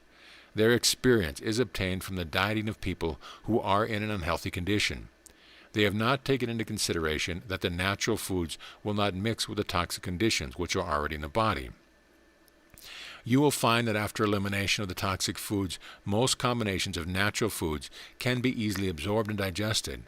The only thing you need to worry about is a balanced diet, so that not too much protein substance may be taken at one meal and the necessary fruits and vegetables are taken. A proper balance of the nutritive value in the food will eliminate the toxic elements. Do not worry about combining foods to counteract poisons. One must not take too much protein foods. They must be offset by the other neutralizing food. The main thing is to combine foods which will include the necessary chemical elements that the body requires. Do not overeat. Overeating tires out the digestive organs and prevents the digestive juices from acting on the food. Besides, it stretches the stomach walls, very often causing bad heart action, which is not conducive to good health. It will also cause a falling of the stomach. Sometimes a person dies after a hearty meal. The cause of the sudden death is the stomach walls pressing heavily against the weakened or labored heart. Do not eat too many different dishes at one meal. This is often the cause of overeating. Eat when you feel hungry and do not eat overmuch. Have a light breakfast in the morning because the body does not require so much food after being replenished during the night. Eat light foods during the day and have a good meal in the evening, preferably about 3 hours before retiring. The body requires substance to rebuild the tissue during sleep, and it takes from the food consumed at the last meal. During sleep, there is no energy used by the body in moving about, consequently proper metabolism is set in motion. Drink plenty of water before retiring, because during the night the body builds and cleanses and it wants materials and fluids to perform its necessary function. Do not drink things too hot or too cold. Maintain a medium. When buying foods, buy the best. They are cheaper in the long run. Do not buy overripe fruits. Sun-ripened foods are better than artificially ripened fruits if they can be obtained. Enamel and glassware are the best utensils for cooking your food. Do not boil the goodness out of your food. Steam it. Your food should be kept in a clean place, and fruit should be used immediately after it is bought or kept in a cool place. Green salad should be carefully picked over and thoroughly washed. If not used immediately, put in a cheesecloth. See that your utensils are thoroughly clean before cooking. The preparation and the cooking of foods is most important. Do not boil. By this process of cooking, the vitamins are driven out by the high temperatures, and the mineral salts and other valuable food elements are dissolved in the water, drained off and thrown off. When you eat food cooked this way, you do not obtain the nourishment. You only load the body with waste matter, creating a toxic condition and wearing down the organism. Steaming is much more preferable. Use a little butter or a very small quantity of water. Keep the vessel tightly covered. The moisture from the vegetable is sufficient to steam them, and you will have the vitamins and salt intact. Baked foods. Baked food is even better than steamed food. A dry heat slowly breaks up and softens foods, bringing out the desired flavor. There is very little chance of losing the vitamins or mineral salts by this kind of cooking. Roasted food. This is the quickest way of cooking and can be recommended because very little of the vitamins and chemical properties are lost or destroyed. The most up-to-date method, of course, is the use of what is called the fireless cooker, an electrical apparatus. When sufficient heat is generated, the electricity is automatically shut off and the cooking is completed in the airtight compartment. Why hospitals are full are artificial methods of success. Since man must eat to live, and as nature has provided in all natural foods various chemicals and principles necessary for the curing of all ailments, is it not much easier and much better to kill two birds with one stone? To eat the food necessary to eliminate disease and at the same time keep your body functioning properly, instead of wasting your digestive organs and wearing out your tissue by indulging in unnatural food. The time is not far distant when doctors will advocate what I am telling you now. By using the methods given to you throughout the course, disease can be eliminated in nature's way, and there is no fear of creating dangerous reactions, which are very often caused through treatment of disease by unnatural methods. It is not enough to point out to you the number of people in hospitals today. If a campaign were instituted advocating the principles of this course, we would find in a very short time a decreasing number of sick, and eventually the hospitals would only be used for accidents and acute cases. By keeping close to nature and following out my instructions, you will ensure good health. You will have a healthy and virile body and a strong, masterful mind. The bloodstream will become pure and the body become clean internally and externally. It is only in the unclean soil of the body that parasites and germs develop and multiply, and become destroyers of the human tissue. One must not blame the prolific breeding of germs for one's unhealthy condition, but must blame the filth which is created and carried around in the body continually by destructive living. This enables the germs to thrive and obtain a foothold, and when normal resistance of the body is slowed down, sickness overtakes one because there is no power to combat the invading bacteria. One of the causes is eating the wrong foods. The blood becomes impure, the tissues are improperly nourished, and of course resistance is lowered automatically. If you are suffering from chronic troubles caused by destructive method of living, I want to inform you now that nothing can relieve you of your trouble except eating nature's food and living nature's way constructively. Do not put your faith in medicines, serums, or vaccines. Even electricity and other aids will not relieve you, because the cause which created the condition is still in operation. The only treatment is to remove the cause, and the effect is removed automatically. Many doctors today are now realizing this. The best doctors in the world are advocating and treating their patients with great success by using natural means. Our next lesson will be on curing and preventing diseases by food. Some questions to consider. If you desire to be thin, what would you do? If you are in good health but thin, is it wise to try to create flesh? What hints have you learned from the course? Which is the best way to cook food? And what are the causes of impurities in blood? End of lesson. Lesson 17, Curing and Preventing Disease by Food. Prevention of disease. Prevention of disease is one of the most important subjects affecting the human family, and you have a complete treatise on this matter through the various articles in this course. Foods can be used in place of drugs. All natural foods have chemical properties which are beneficial to the human system, but there are some foods which are extremely powerful in curing disease and preventing sickness, and other foods which are beneficial in aiding the recovery of the convalescent. The chemicals which are found in these foods are altogether of a different nature to the drugs which are supplied in medicine. The chemicals in foods are highly vitalized by the sun and are naturally powerful, but the drugs supplied in medicine have not the power of elimination that the vitalized chemicals have. There is hardly a drug in the chemist's shop that cannot be supplied in one or another article of food, and when you take food having these chemicals, you do three things. You build up a strong, healthy tissue. You get vitality at the same time. You counteract the disease by the highly vitalized chemical elements which are absorbed into the body. By taking drugs, you do not vitalize the body, neither can you absorb the inorganic substance in the system, and much energy is wasted in expelling it. The following is a list of foods which contain the most effective drugs. Radishes and turnips contain strychnine. Parsnips, carrots, and cucumbers contain arsenic. Carrots, green peas, white cabbage, asparagus, tomatoes, string beans, lettuce, mushrooms, grapes, raisins, bananas, strawberries, and pears contain iodine. Apples, cabbage, cherries, lettuce, raisins, etc. contain iron. Onions and lettuce contain opium. Tomatoes contain mercury or calomel. These drugs are found in larger quantities in these foods than in any other foods. Besides, these foods contain other chemicals and mineral salts of benefit to the human system. The following is a list of foods substituted for drugs which will give more satisfaction and quicker and better results. For headache powders, aspirin, etc., plenty of cool water. For nerve tonics, carrots, turnips, and radishes. For nerve sedative, onions, lettuce, and celery. The foregoing nerve tonic and nerve sedative can be taken as a general tonic. For liver pills, take tomatoes. For quinine, dried raspberries and acid fruits. For blood tonics, carrots and cherries. For castor oil, apples. For iron, spinach and cabbage. For kidney pills, asparagus and cauliflower. For cascara, prunes. For licorice powder, buttermilk. For Epsom salts, rhubarb. For syrup of figs. For an antiseptic, garlic, lemons, and onions. To neutralize acids, orange and lemons. To reduce fever and neutralize toxics in the body, use acid and subacid varieties such as limes, lemons, grape, fruit, mandarin, oranges, pineapples, plums, cherries, apples, peaches, and pears. These fruits will reduce fever and neutralize the acid in the body, because when taken into the body they turn alkaline, reducing the temperature without causing after effects. After reducing the acidity naturally, they positively contain curative powers which drugs and medicines lack. When one is suffering from rheumatism or allied troubles that causes that acid accumulation are formed in the tissues and joints. The specific for these ailments is acid and subacid fruits, because when absorbed into the system they become alkaline and neutralize the acid. Sometimes when these acid fruits are taken at the beginning, they create a disturbance, and very often set up a crisis in the trouble by momentary aggravation.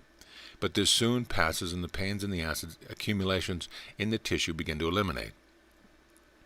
To purify the blood, one should eat the leafy vegetables which contain a large amount of mineral salts, conducive to enriching and purifying the blood, building strong stones and powerful nerves.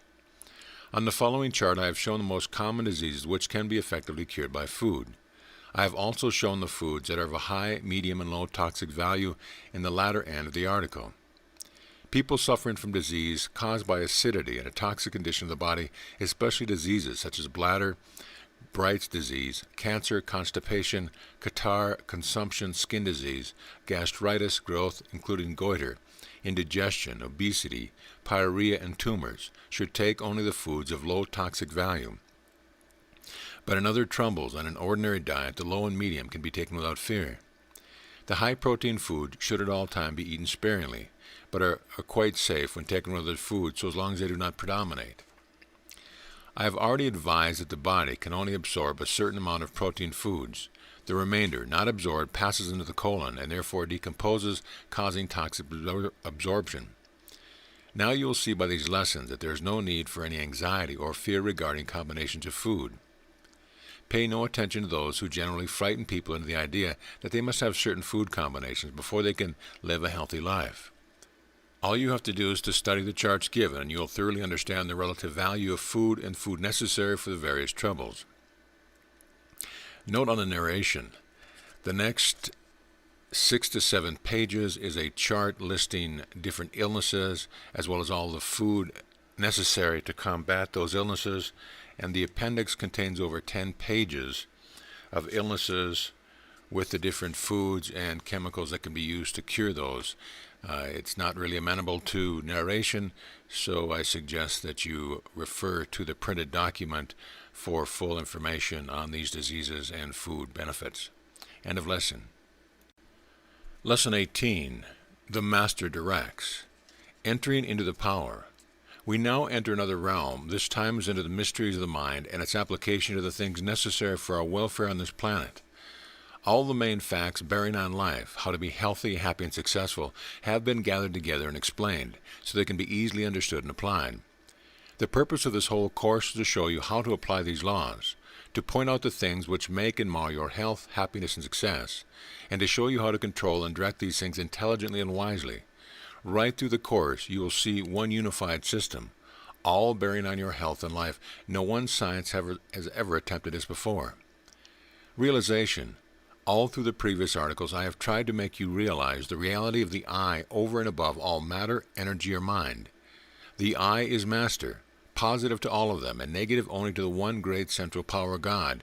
And as you assert your power over these three great manifestations of mind, energy, and matter, so do you subordinate yourself to the Great One, and gladly open your soul to the inflow of His divine will, wisdom, and love.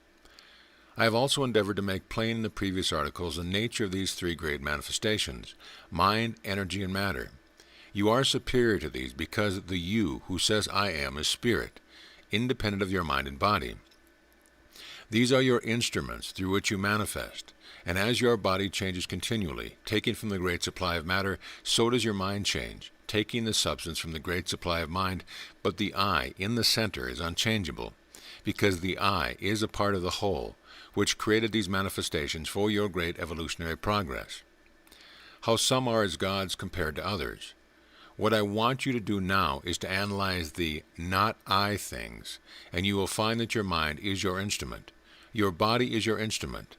To the degree in which you realize this, you will have control. So you see, realization brings control, and control brings results. Those highly advanced in this realization have obtained a wonderful degree of power and control over the focus of the universe. They are as gods compared with the ordinary man.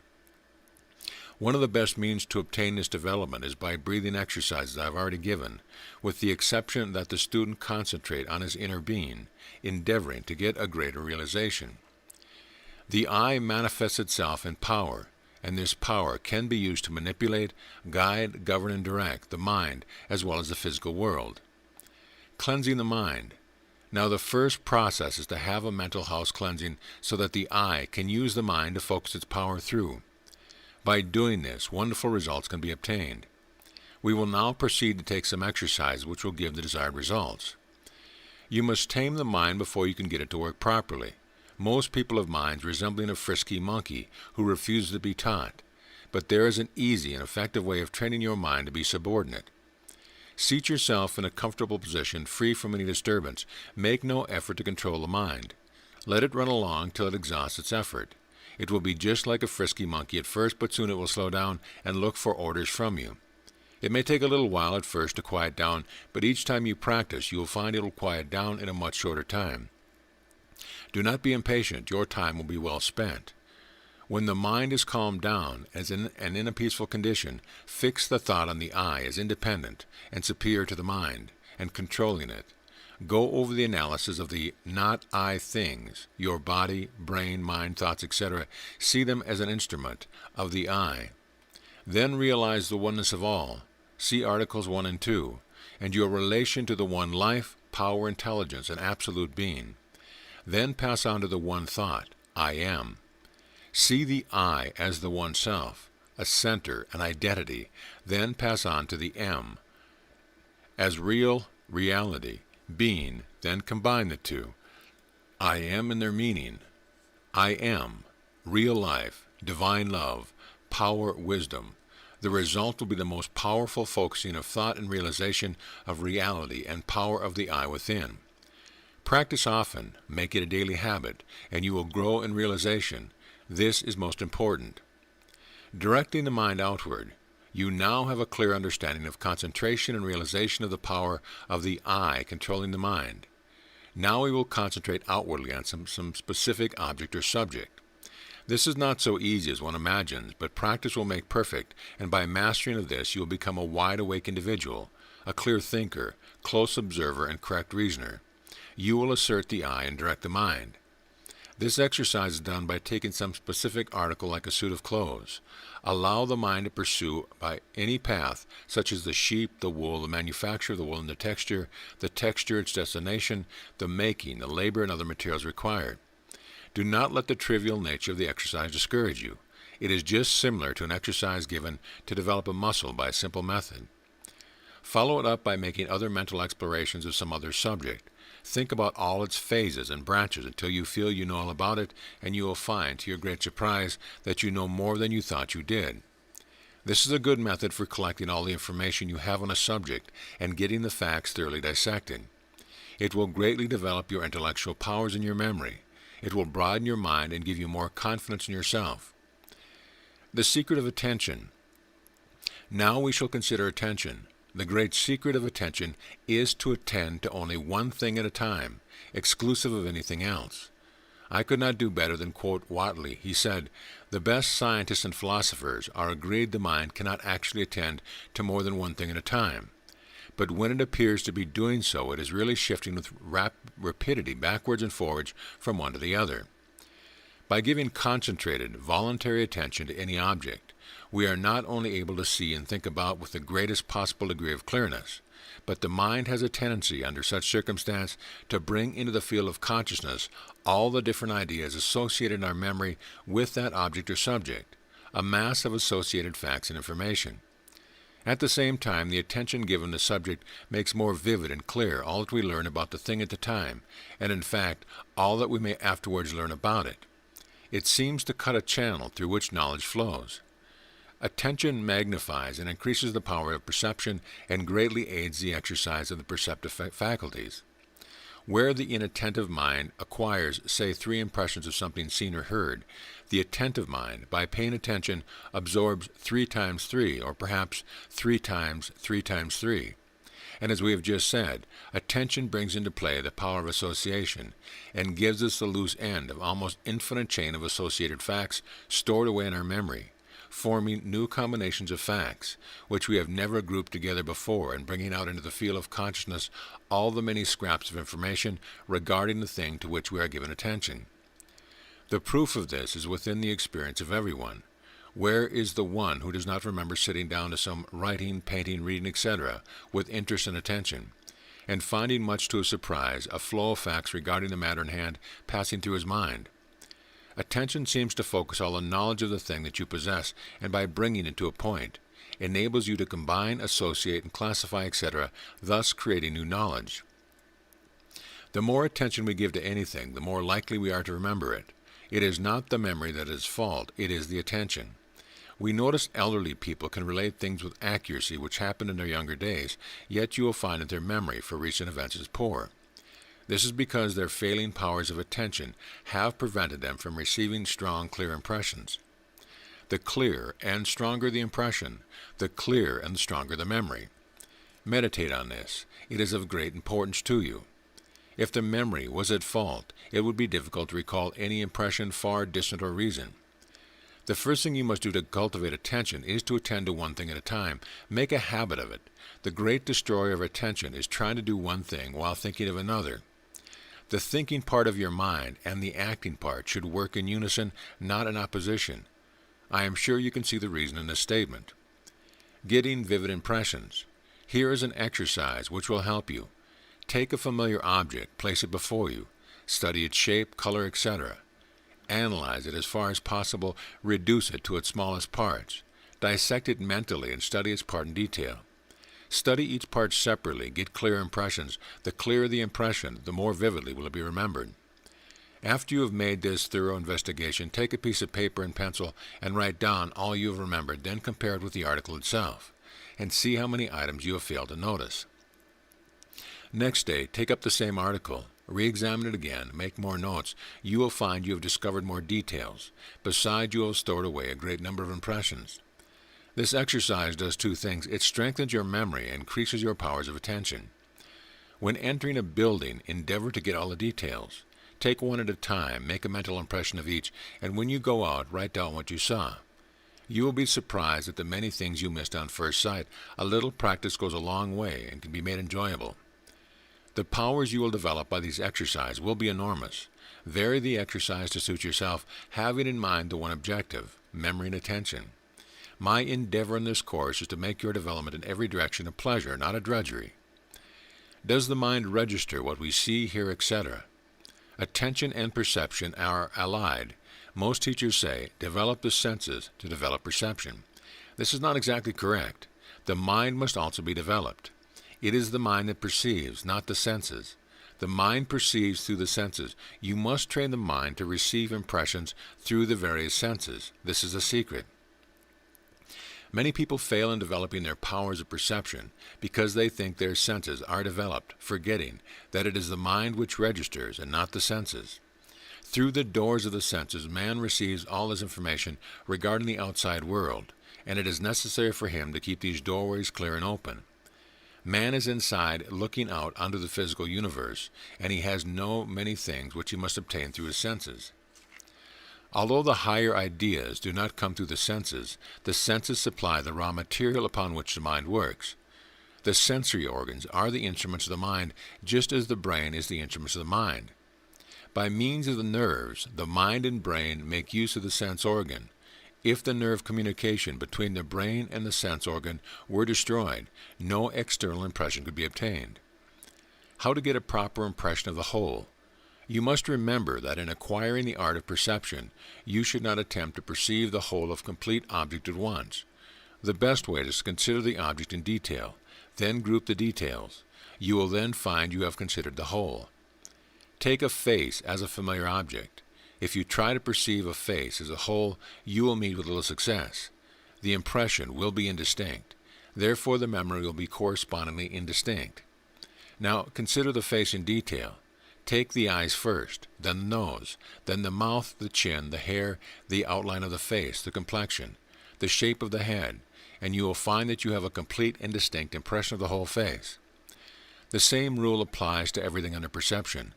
By so sharpening your sense organs under the direction of the mind, you unfold higher senses which are waiting to spring forth for your benefit.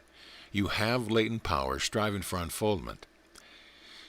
In the next lesson, we will study our mastermind, creating the universal substance, our different mental manifestations, exploring the subconscious regions of the mind. What is our instinctive mind? Do we create the habit mind, our intellectual or reasoning part of our mind where genius dwells and questions? Keep this by you and read it often. You will find a new truth every time you read it, and you will look forward to my next article. Some questions to ponder. What is it that brings results in the development of the individual? What is a mental house cleaning? How would you set about it? How would you direct your attention? What is the secret of attention? What would you do to get a vivid impression so as to make the memory permanent? And how would you get a good impression of a whole? End of lesson. Lesson 19, our mastermind. You have already learned that there is one great mastermind in operation throughout the whole universe. In all things we see this mastermind. Without mind there can be no direction or control. And we recognize this mental control in everything, from the lowest form of mineral substance right up to the vegetable kingdom, through the animal kingdom and the human being. We are aware of many manifestations of this mastermind in the atom. You were shown the mind principle of the proton. See Lesson 3. Creating the universal substance. You have a section of the universal mind fenced off for your own purpose, apparently separate yet not separate from the whole. The infinite mind includes all forms, therefore it is without form, being wholly complete. All forms are thoughts of the Creator, His consciousness or will, animating, holding, and sustaining them all. We are the children of the infinite. Because we have a realization of this consciousness, His consciousness, we know that we know. Thinking is creating. As we create images in our mind, and our consciousness is in them, so does the Creator create images in His infinite mind, having His consciousness in them. Whilst ours are finite, His are infinite. The only power our images have is the power we give them. Ether is the basis of matter. It interpenetrates and is the framework in which matter is built. Ether fills all space. It is a substance as real, but more permanent than matter. It is immediately affected by mind and responds to the vibrations of thought, molding and forming according to the image in the mind. And as it is the basis of matter, we can readily see how matter is molded by mental activity, our vibrations. In fact, all is vibration, even the grossest of matter. There is a greater world, as real if not more so than ours, surrounding and interpenetrating ours, into which one day we shall enter. Although at present only realized by a few, it will one day be as common a fact as the fact that the earth is round, and not flat as was the common belief before Galileo. Ponder over these great truths till they unfold in your mind. The whole universe is an emanation from the great absolute beginning, and as the thought emanated, it carried with it the pattern expressed in the mind of the Creator, which is a form of His will, Thy will be done. This is the fulfillment of the law. The laws are laid down, and all the universe responds and is ruled by law. It is when we run contrary to the law that we suffer. You have already been told that the atom is a vortex of energy in some unknown substance, and that the coagulation of these vortices of force create matter according to the law of attraction, which is incorporated, of course, in the thought emanated.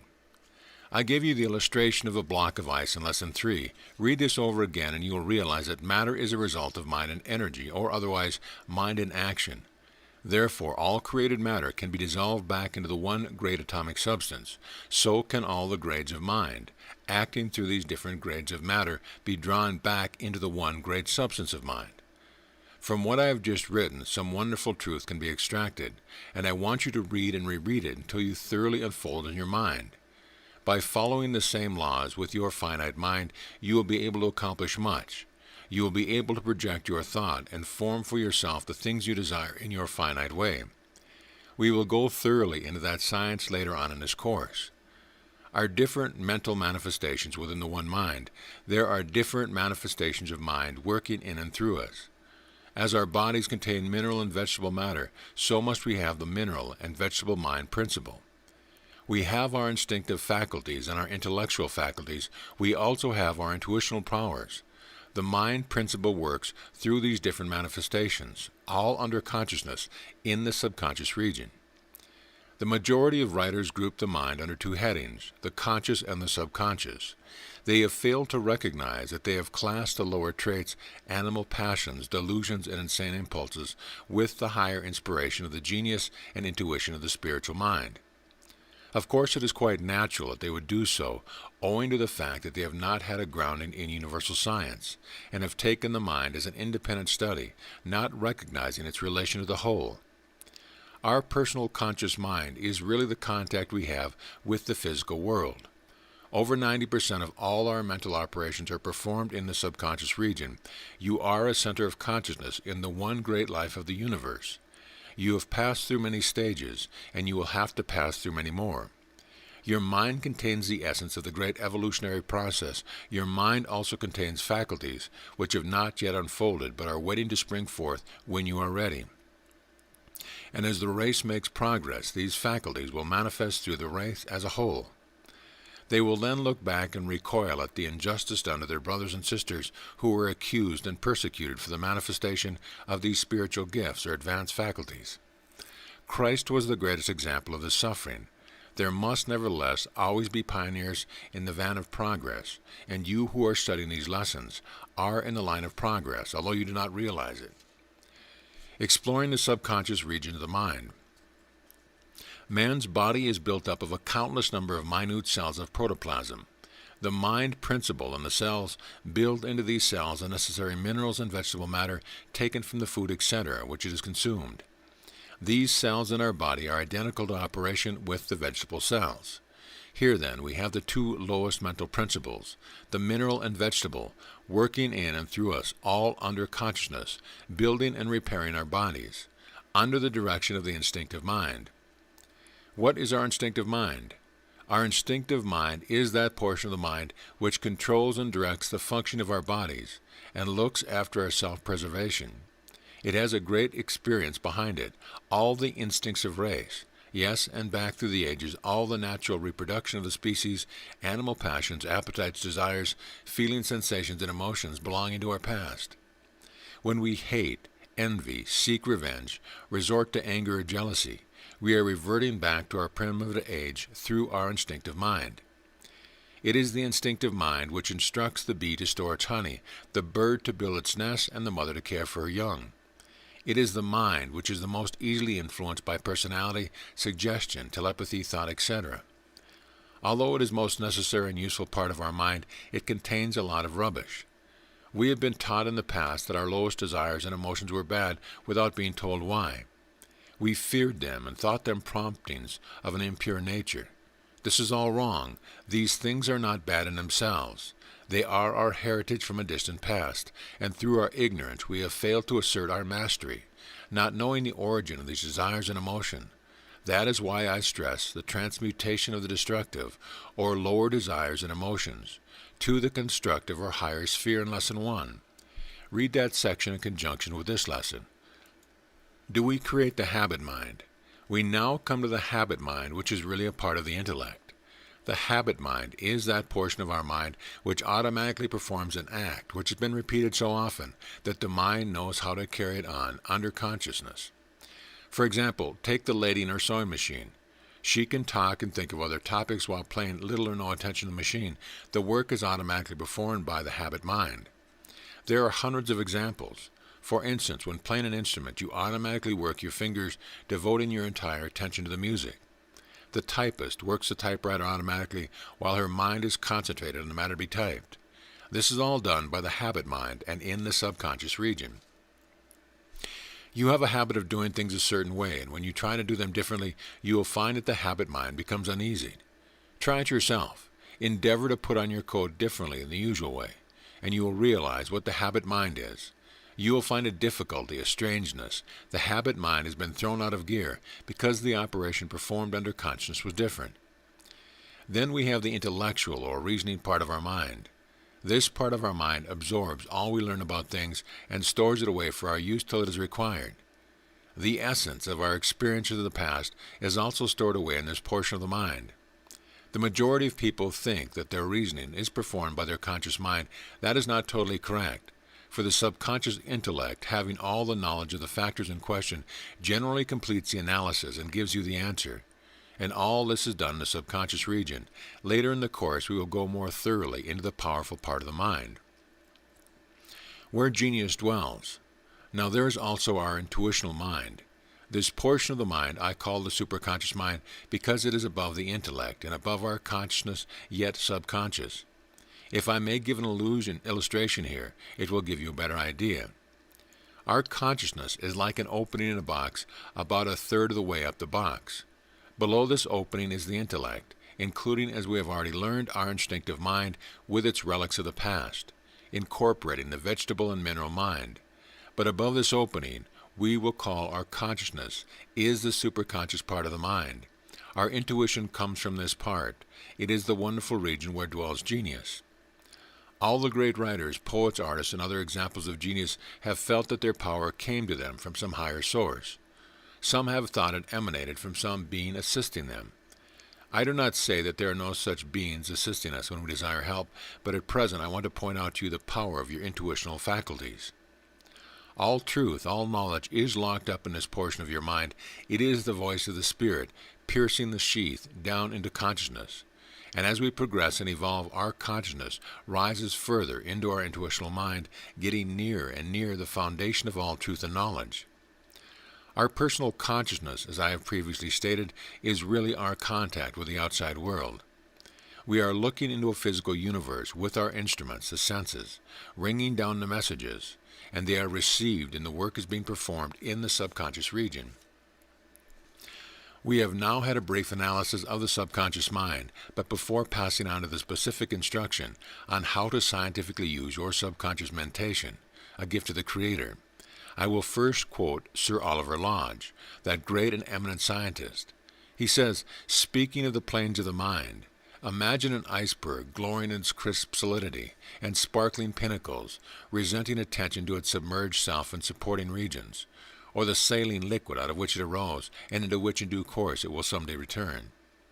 What a depth in the saying of this great scientist! I will just analyze it for you slightly. Owing to space, it is impossible to go into lengthy discussion. Here he sees the sparkling pinnacle as the proud personal conscious mind presenting its attention to its submerged self. itself under the conscious line, or the saline liquid out of which it rose, the sea of mind substance of the universe, of which it is a part. It will one day slip back into the great sea of mind from which all things emanate, and where all is known and the soul reaches its destination. The above analysis, small as it is, shows the mind as one great whole, yet apparently separate, with its different manifestations. Ponder over this until the truth unfolds in you. In Lesson 20, you will be shown how to use your subconscious mind to solve your problems and guide your life. The attention that never wavers. Training the subconscious mind to advise how to solve your problems, how to change a mental condition and remove an inferiority complex. Theorizing gets you nowhere. It is the practical application that counts. The method that never fails, and character building. Keep this article by your side and read it often. You will find a new truth every time you read it. You will look forward to my next article. Some questions to ponder. What is the great underlying substance of the universe? What are the different manifestations of mind in us? What are the functions of the instinctive mind? Explain the habit mind. Explain the intellectual mind. And what is our superconscious mind? End of lesson. Lesson 20. How to use your subconscious mind to solve your problems and guide your life. The most wonderful servant you could possibly have is your subconscious mind. When you direct it properly, you'll be astonished at what it can and will do for you. In Lesson 18, we went into the process of attention. Now there is another form of attention whereby knowledge can be obtained from an object or subject. The attention that never wavers. Follow these instructions. Direct your attention firmly towards the object or subject about which you wish to know. Hold the attention firmly until it is held unconsciously, that is, when your attention becomes what I call contention, which is the subconscious phase of mentation, and which will hold the subconscious mind firmly to the task until the work is completed, leaving the conscious mind free to employ itself with other things. Now, this attention is more intense and powerful than conscious attention, because it cannot be disturbed or distracted from its work, and it will work away for days, yes, years, until the work is completed, unless you recall it by the will. Great discoveries are made by this. When you consciously know you can perform this great feat by your mind, by an act of will, it makes you feel more secure and gives you greater confidence. Training the subconscious mind to advise. You can use your subconscious mind even to advise you of engagements. You know that when you make a strong wish to rise at a certain time in the morning, the subconscious mind will wake you. Have you not at some time or other, while engaged in an interesting conversation, noticed that in an instant the flash of an important appointment is telegraphed up to your consciousness? This is your subconscious mind advising you. Then why not use it scientifically instead of haphazardly? When you have an important appointment, concentrate upon it for a few minutes. Drop it down into the subconscious mind, as it were, with the order, "Recall me when this appointment is due." Your order to the subconscious mind must be performed with faith and confidence. If you imagine that the subconscious mind will not advise you when the time comes, it will not do so, because you have told it not to. You therefore see the great importance of the complete confidence in your subconscious mentation, and with practice, you will get the faith and confidence. Make your subconscious mind work for you in every direction. It is only too willing and only requires your confidence and mastery. How to solve your problems. You can set your subconscious mind working on your problems, and it will give you excellent results, relieving you of the unnecessary drudgery of thinking in the conscious field, allowing your conscious mind to be free for other work. You have no doubt had the experience of having had a difficult problem, and during the day you have tried your hardest to solve it with no avail. You have still kept it in your conscious mind right up until the time when you fell off to a sleep without results. But lo, when you woke in the morning, the answer was there waiting for you. Now this is just what happens. You are trying to perform the work of the subconscious mind with your conscious mind. You have been already informed that the subconscious mind knows all the facts about things heard, seen, or studied, yes, and more. And when a problem requires solving, it knows the way to go about it. But when you continually interfere with its work by the conscious mind, it gives up. It cannot go on. Immediately you fall asleep, and your conscious mind is at rest. It takes the opportunity to set about its task, and the answer is with you when you awake. Now, is it not worth your while to work in harmony with this wonderful servant of you instead of running contrary to it? Take, for instance, a knotty problem you may have to solve. We will assume it is a philosophical subject and one of science.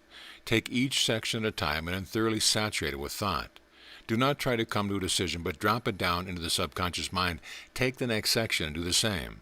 And after saturation, drop it down into the subconscious mind with the order, attend to this. After you have completed all sections, collect them as it were in one group. Saturate it in the same way and drop it down into the subconscious mind with the order, analyze, dissect, and give me a proper answer to the subject. Do not endeavor to make a decision with your conscious mind. If you have done it properly, you will have the answer sometimes immediately, sometimes in an hour, day, or a week, according to the size of the problem. You know that what you think is right today, you will see wrong tomorrow. Your views change according to the information your subconscious mind absorbs. I am not saying that you will be able to get wonderful results at the beginning, but with a little practice you will make perfect. In passing a message into the subconscious mind, you must have confidence. The more confident you are of the results, the better they will be. Try small things first, then go on to the big problems. You must dismiss the matter entirely from your conscious mind after you have passed it into your subconscious mind. This is imperative. You can, after a day or two, take it up, as it were, and look at it. You will find, to your surprise, a marvelous difference. It is taking shape. Do not try even then to come to a decision, but let it work itself out in the subconscious mind.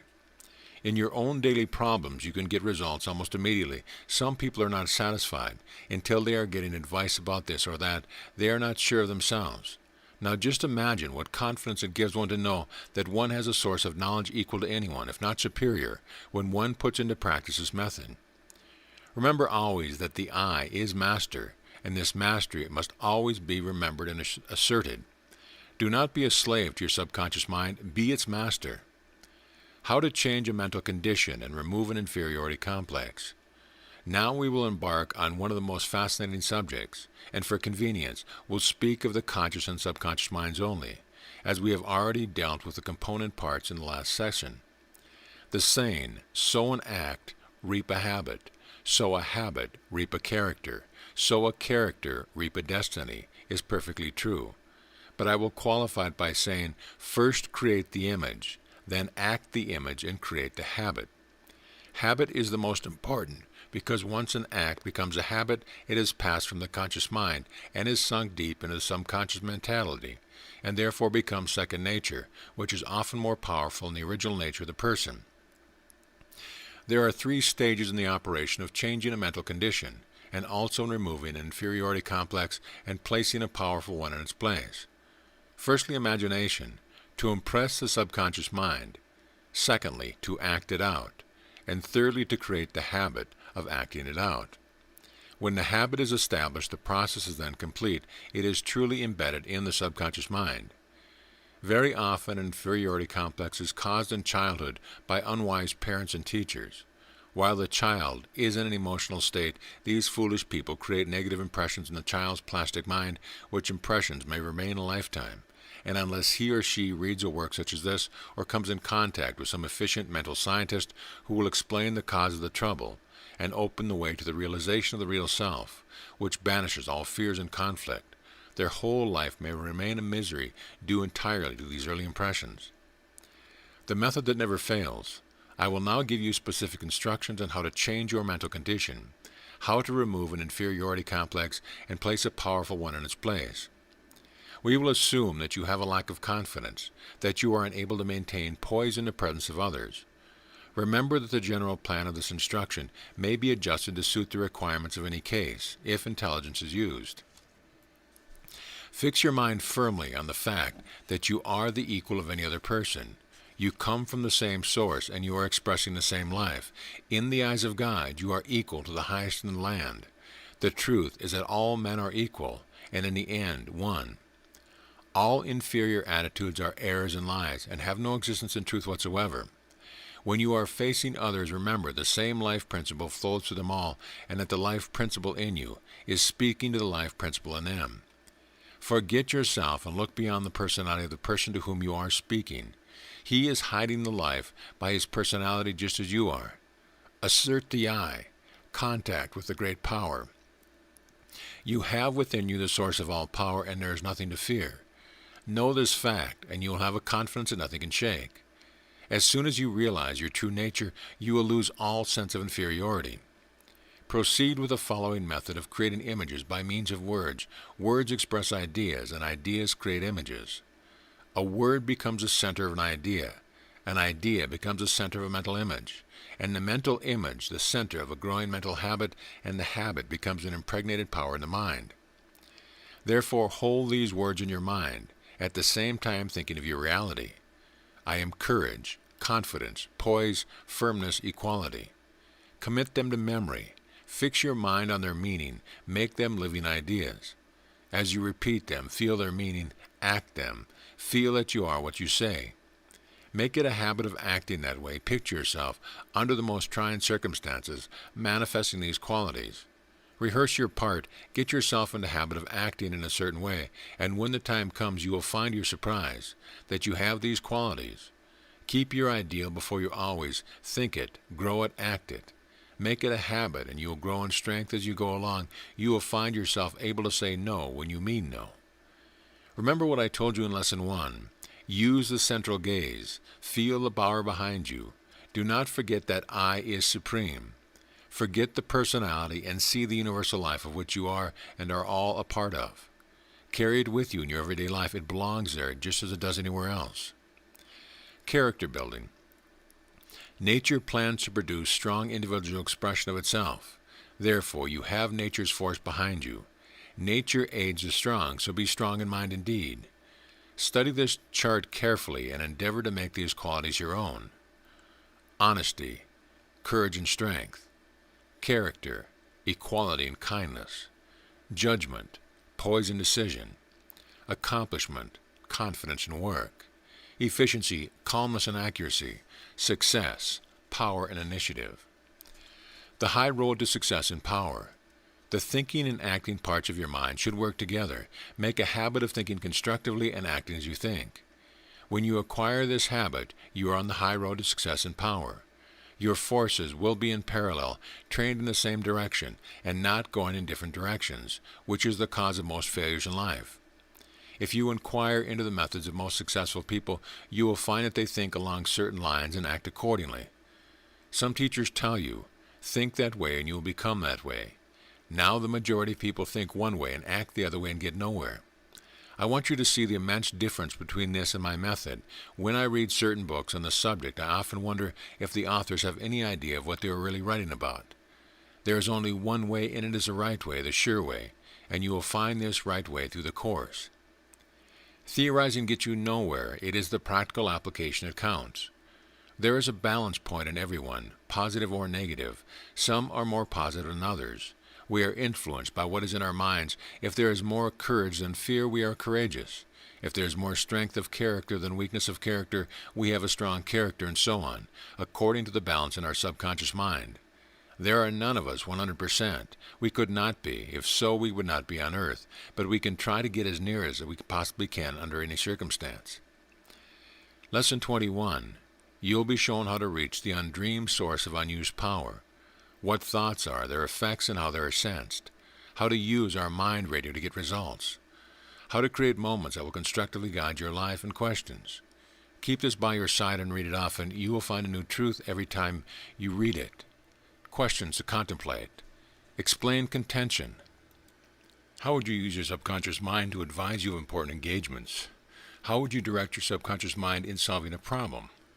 Why has a habit a powerful influence?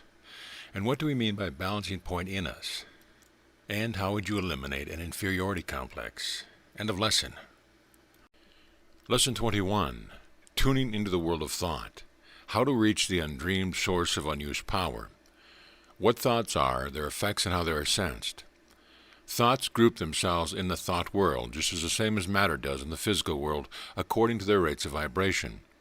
The atoms of matter are attracted to each other, coagulate, and form matter as seen by the physical eye.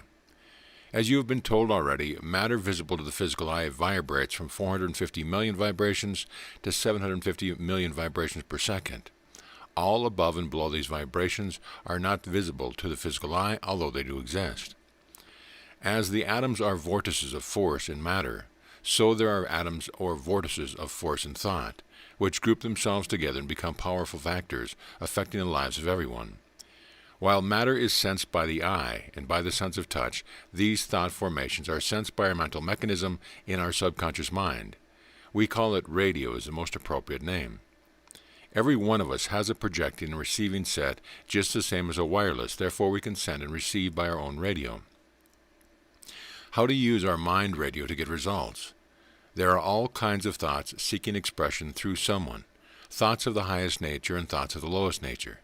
We can add to either according to our radiation, or we can place ourselves in a state of passivity where we can receive the thoughts of either according to how we adjust our minds to receive. The principle is the same as that used to adjust a wireless to the different wavelength necessary to tune in to the different stations. We have a wonderful mechanism, but how are we to use this mechanism? Well, I will endeavor to explain the method. Supposing you desire some information about a certain subject. In the first place, calm the mind. Relax comfortably, meditate. Think of the subject and send the message. I wish all thoughts expressed on this subject, which I am ready to receive, shall return to me.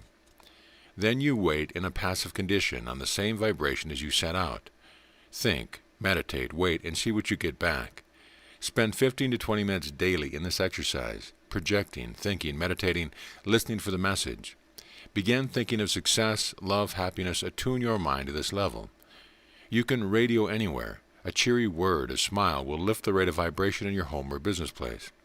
If you have anything to sell, radio out the picture that someone is coming to buy what you have to sell.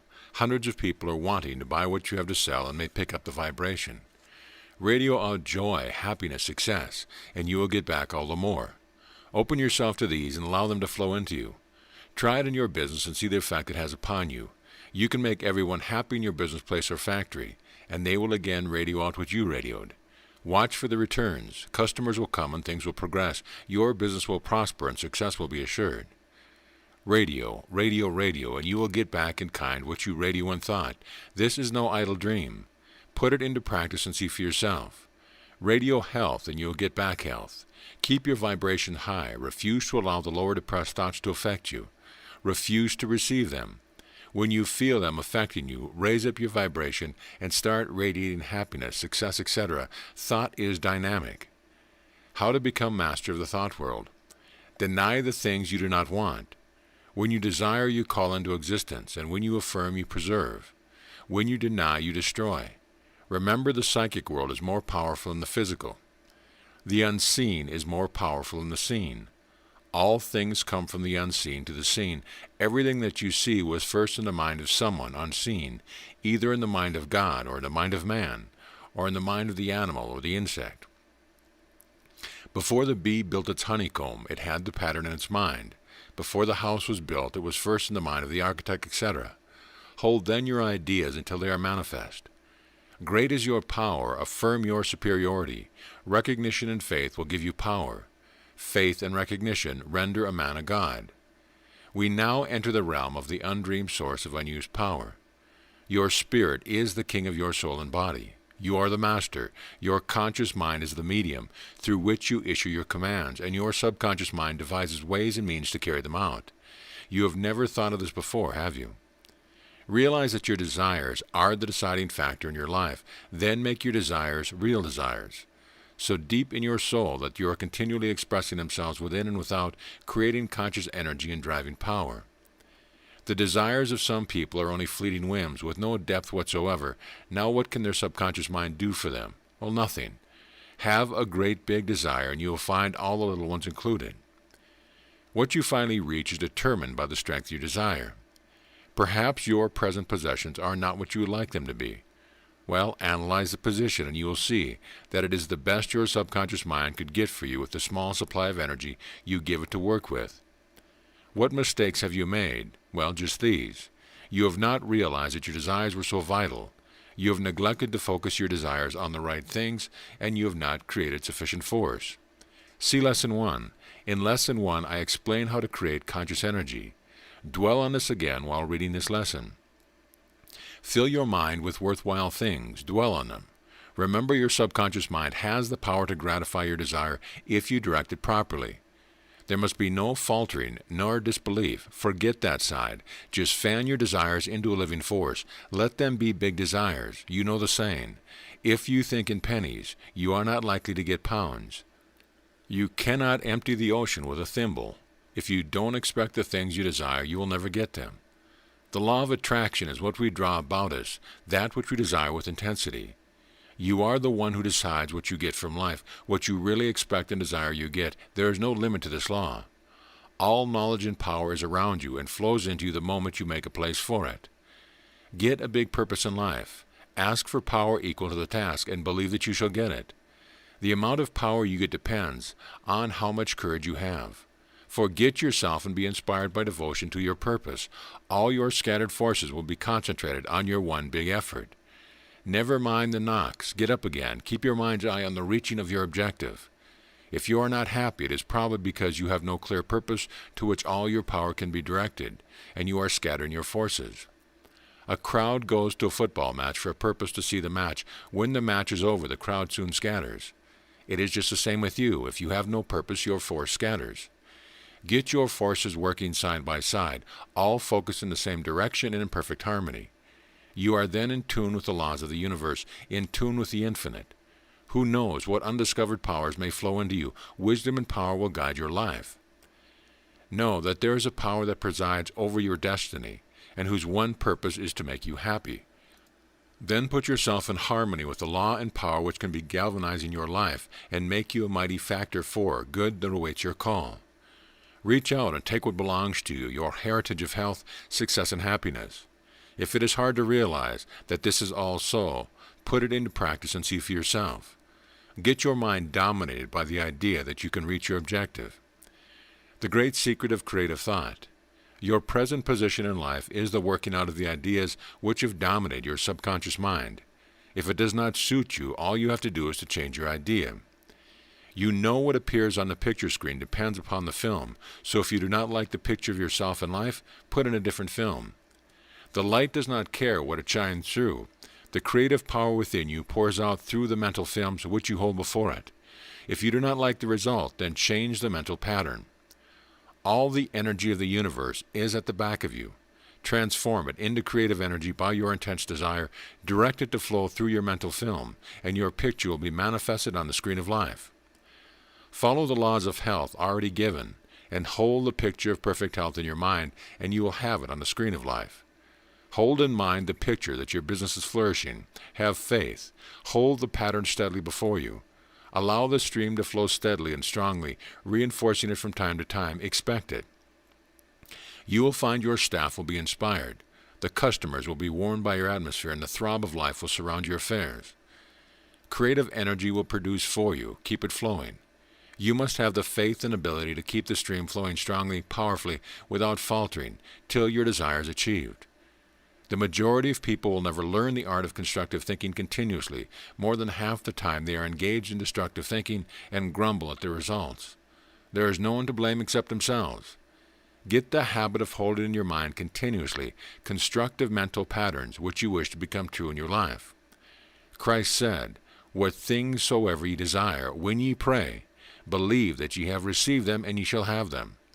Is this not the law that the greatest man who ever lived gave to this world? Deny all negative thoughts. Train your subconscious mind not to receive them. Make your subconscious mind understand that all negative thoughts are lies and delusions and have no existence in truth. Great facts you should remember. Anything that you firmly believe is a dominant impression in your subconscious mind and controls you. The subconscious mind never argues. It accepts whatever you send down to it. Do not ask your subconscious mind to think in don'ts and nots. Do not limit your desires. Ask for perfect health as a whole. Do not ask for half measures. Ask for whole measures. Visualize on the great big finished product. The subconscious mind will fill in the details for you. Drive your ideals through all the senses. Speak them, listen to them, act them out. Do not tell others about them, not even your loved ones, unless they are thoroughly sympathetic and understand the law, because a doubt from them may place a doubt in your mind which might be fatal to you. Taking every opportunity of impressing your subconscious mind, there are certain psychological moments when the subconscious mind is uppermost. You will remember some of your own experiences when instantaneous ideas entered your mind and you were influenced by them afterwards. This happened during your emotional moments when you were affected by the sight of something and the impression it left on your mind seemed to affect you for some time afterwards. When you listen to some wonderful music, the thoughts which pass through your mind at the time would be impressed upon your subconscious mind and affect your life. When you listen to a much admired speaker, when you have a cold shower in the morning, etc., Use all these moments to impress your subconscious mind with constructive ideas, your own ideals. Concentrate on the picture you want to see produced upon the screen. How to create moments that will constructively guide your life. When you get up in the morning, throw your shoulders back, look up at your Creator, feel a life flow into you, become emotionalized, feel that you have the power to reach your objective. Before you drop off to sleep at night, use your last moments between waking and sleeping. The door of the subconscious mind is open then. Write across your mind in big letters, I am the master of my destiny. I have endeavored to place before you in simple language the great scientific secret of how to reach the great unused source of power. It now remains with you to put it into practice. I cannot do that for you, but should you find any difficulty, rely on me to help you through. My next lesson, number 22, will give you the master key, the subconscious mind, the key to life, the magnet of involuntary attention, how to use the master key, the two great facts in life, and many more. Keep this by your side and read it often. You will find truth every time you read it. Some questions to ponder. Describe the basic principle of thought and matter. What do we mean by radio? How would you tune in to the world of thought? Who is master of the thought world? What is a deciding factor in one's life? What is the secret of creative thought? And mention some psychological moments when you could influence your subconscious mind. End of lesson. Lesson 22, the Master Key. This is the last lesson of the series, and I trust that you enjoyed studying the course as much as I enjoyed writing it. It has been my endeavor to make the lessons as complete and practical as possible, and applicable to your own sojourn on this planet. I feel, however, that there is a lot yet to write about, and perhaps at some later time, when the call comes, I will extend the course, taking in the real side of life, the great hidden secrets of the invisible world. This lesson will be longer than usual because I want to include in it a life program and a daily program, so that you'll be able to weave all the necessary principles into your daily life. You are aware that by reading the course only, you will not obtain the full benefit. To put into practice the principles is the only sure way to reach that which you desire. The subconscious mind is the key to life. It is a storehouse of wisdom and power, and the more the conscious and subconscious minds work together in harmony, the greater is our ability and power, the greater our genius. Both minds worked in unison with each other when we were children, but we have divided them further and further apart, owing to our conscious mind refusing to hear the calls of the subconscious mind. When it is called for water, more air, better food, etc., the answer has always been, later on I will supply you. Wait till I am ready. I am too busy at present, and so on. Also, when conscience whispered to us, we took no notice of its thousands of calls. Consequently, its ability to connect has vanished. This connection can again be established, and we will hear the calls of nature. We will hear the whispering of our soul. We will also be able to pass down into the subconscious mind the ideas which we want to become true in our lives. We will not have to wait for those moments when our two minds are forced into involuntary contact. We will be in constant touch with our great benefactor. The magnet of involuntary attention. Why is it that our minds are so easily forced into involuntary contact by a negative or destructive condition, and our subconscious minds are therefore more easily influenced by the same condition? Because it is so easy for us to involuntarily concentrate our attention upon the negative or destructive side of life, we have to virtually pull our attention away from these conditions and apply it voluntarily to their opposites. This does not relieve us of the impressions previously created. They still seem to haunt us and keep cropping up to defy us, as it were, but thanks to our investigations along these lines, this can be remedied and overcome by establishing connection between the two minds, so that we can contact with infinite wisdom and power. We can also thus dominate the ideas which we wish to guide our lives. This is the great problem of life. The key to the secret of this voluntary contact is to control the attention. We should practice controlling our attention until we are able to make it go and stay where we want it. Our attention then becomes contention, subconscious attention. How to use the master key. Now I will give you instructions on how to voluntarily connect the two minds. Lie in a relaxed condition. See that your muscles and nerves are thoroughly relaxed and stilled. No sensation whatever must intervene. Shut yourself from all interruptions, because if you let in a destructive suggestion during the process, it may get lodged in your subconscious mind instead of what you wish to plant there. Let your mind run out, outcrop it, then practice mental blankness. No thought should pass through your mind. Hold this blankness for a few moments. After you are ready to connect with your subconscious mind, get a clear view of what you want impressed there. Now fix your entire unwavering attention upon it for 5 minutes. Believe that it is now fixed in your subconscious mind and that it will influence your life accordingly. Act the new idea out and at the same time create conscious energy. Practice every day. It will not be easy at first, but as you practice faithfully, you will soon reestablish a connection. Do not doubt, have faith and confidence, and results are assured. Your constant companion, counselor and friend.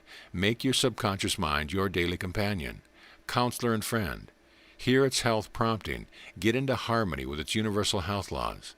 Heed and listen to your conscious and intuitions. Use your subconscious mind in your work and in your play. It will direct you in the battle of life, and you will not strike a blow amiss. It is in constant touch with the universal mind with access to all knowledge and power. Cooperate with it. It is more than 90% of your entire mental equipment. Amazing powers. Fill your subconscious mind with the right habits, beliefs, expectations, courage, ambitions, and desires, and you will astonish those around you.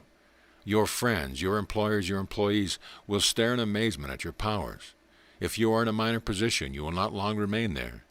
A man of the Prime Minister's caliber will not long remain as an office clerk. The law of harmony is infallible. No matter what your state of health or position in life is, imagine yourself driving forward, overcoming your conditions.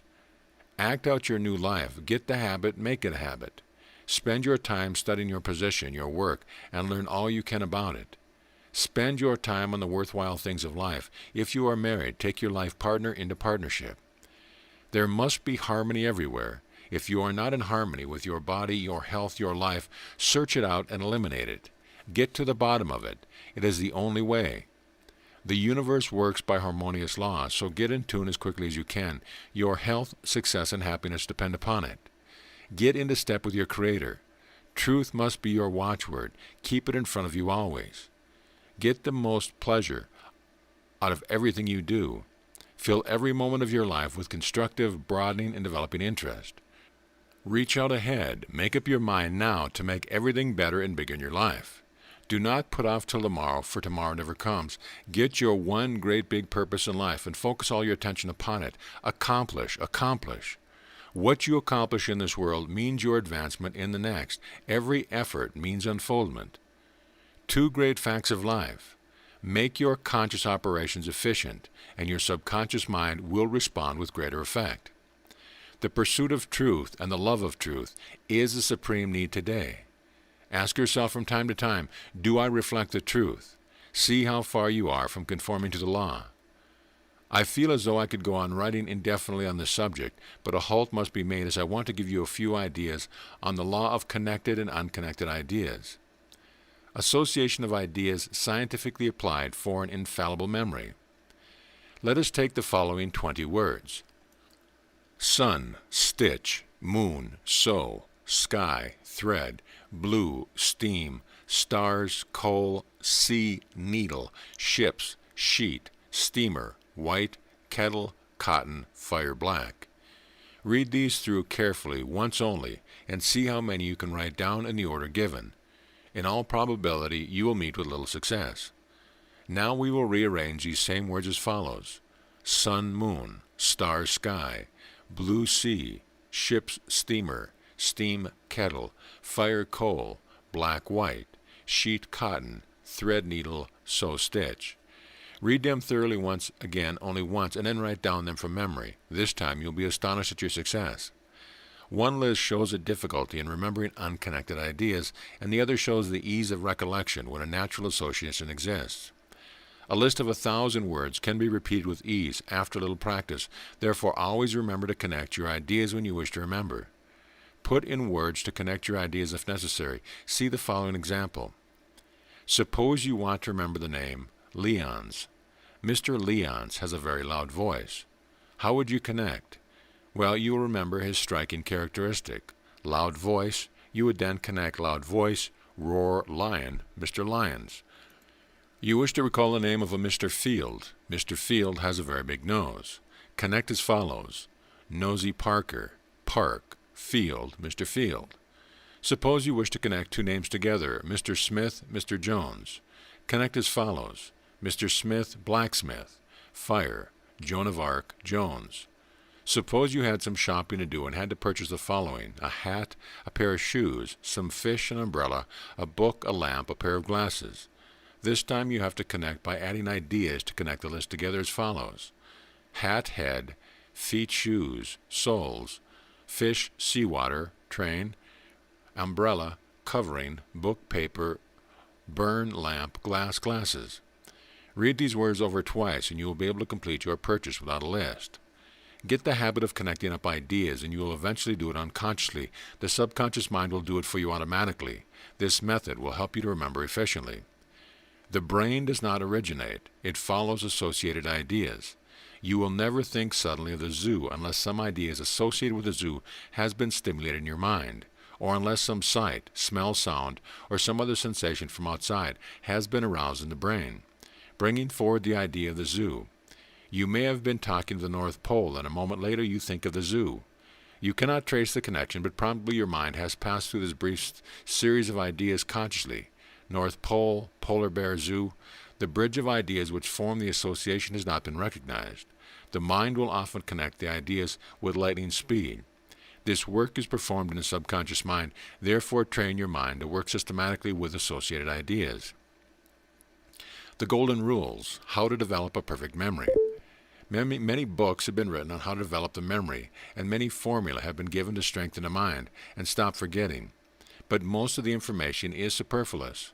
The ancient brotherhoods have had the best method long before we had any idea of our mental powers and method of remembering. They are past masters in the art and still lead the world in mental science, so let us follow their example. The first rule is impression. What we want to remember we should see vividly in our mind's eye. Attention is the secret. In Lesson 18, this is fully explained to you. Read this lesson again when considering memory. The second rule is association. Tying up that which you want to remember. In this lesson, I have given you the key to associated ideas. The third rule is to recall, and here is the final key that will make your memory perfect. In the evening, retire in a comfortable position. Close your eyes and let your mind go over the day's happening. What did you do first thing in the morning? How did you dress? What did you have for breakfast? Think. Go over the day's happening. Don't frown or worry. Just let the events of the day pass before you. Hold them in your consciousness for a moment. At first you'll be surprised at the few things you can recall, but persevere and you will remember every event, every name, every word. Your impressions will be clean and clear. Your forgetting days are over. Plan your work in the morning, and during your review in the evening you know if you have carried out your plan. If not, why not? What is the reason? You will soon be master of yourself. You will be able to command your mind to attend to your plan without any effort on your conscious part. Resolve that every day will be better than the one before it. Your daily actions will become orderly and according to plan. Resolve to do and learn something useful every day. Cultivate attention and observations where you are, and by this method not only will your memory be great, but also your will. Applying the principle of the course to your own life. Your problems are different from those of any other person. You have your own difficulties and desires, and you have to overcome your own obstacles. No one can do this for you, but it is absolutely assured that if you carry out the principle of this course, you will find ways and means. You will tackle your obstacles with that fighting, driving, success-demanding spirit which will triumph over all your obstacles. They will become your stepping stone. Others have done it, so can you. You are now facing your test. You are on the testing ground of life, and you can pass your test, reaching your destination without colors flying. Put into practice the following program, and you can be what you want to be. If you are in ill health, you will establish a condition of health and vigor. If you are old and worn out, you can be young again. If you look 60, act as if you are 50 in your dress, style, and manner. Live the part. Apply the principles of health. Thoroughly cleanse your bowels by irrigation. Act then as if you are 40. Restore the conditions of 40 in your life. Then think them, act them. Keep it up until you have achieved your object. Fresh cells are then being built into your body every minute of your life. Keep them fresh. It is only because of the mind you put them into that they become old, and the substance you feed them makes them weak. Put eternal youth into them and keep them young, fresh, and vigorous. I believe this is a germ of the hidden secret of eternal youth. Your subconscious mind can do marvelous things for you. It astonishes the world with what it does for some, and it can do the same for you. The subconscious mind is able to draw on all wisdom and all power and carry out whatever it is properly directed to do. Then plant the desired ideas in your mind, and follow the laws of nature as explained in this course, and you will find what I have told you is really true. The programs, putting into operation the principles which will never fail. There are two model programs, the one a life program and the other a daily program. Use these as your models and draw up two similar ones for yourself to suit your own individual case. Do not fail to make these up and act them out with faith, confidence, and sincerity, so that it will become true in your life. A model life program. My one purpose in life, to express what is in my soul to the world. My highest present ideal, to become a world-renowned lecturer, healer, and counselor, heal the sick and give hope and strength to those who need it. My incidental ambitions, radiant health for myself, financial independence, happiness in full. I have and am eliminating the following leakages. I used to lose my temper, now I smile. I used to worry, now I refuse to worry. I used to smoke, now I don't. I used to be envious, now I transmute to admiration to get inspiration. I am watching my leakages carefully and eliminating them as they appear. I now plan my work. I do not waste hours of valuable time. What time I have to spare, I use in creating conscious energy. I am improving my health and staying powers through the universal health method. My water drinking amounts to from 8 to 10 glasses a day, as per daily program.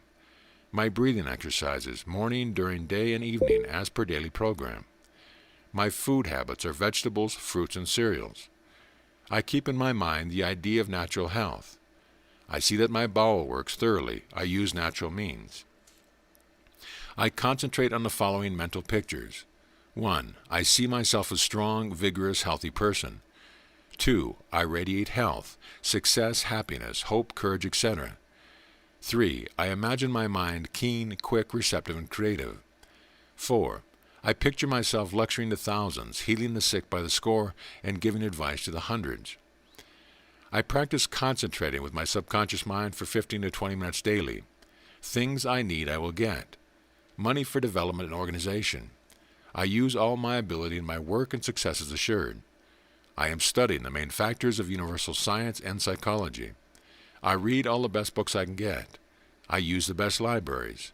I get others' ideas and make notes of the things which strike me forcibly. I study the leading scientific works of the present and past ages. I contact with the great source of knowledge through my subconscious mind.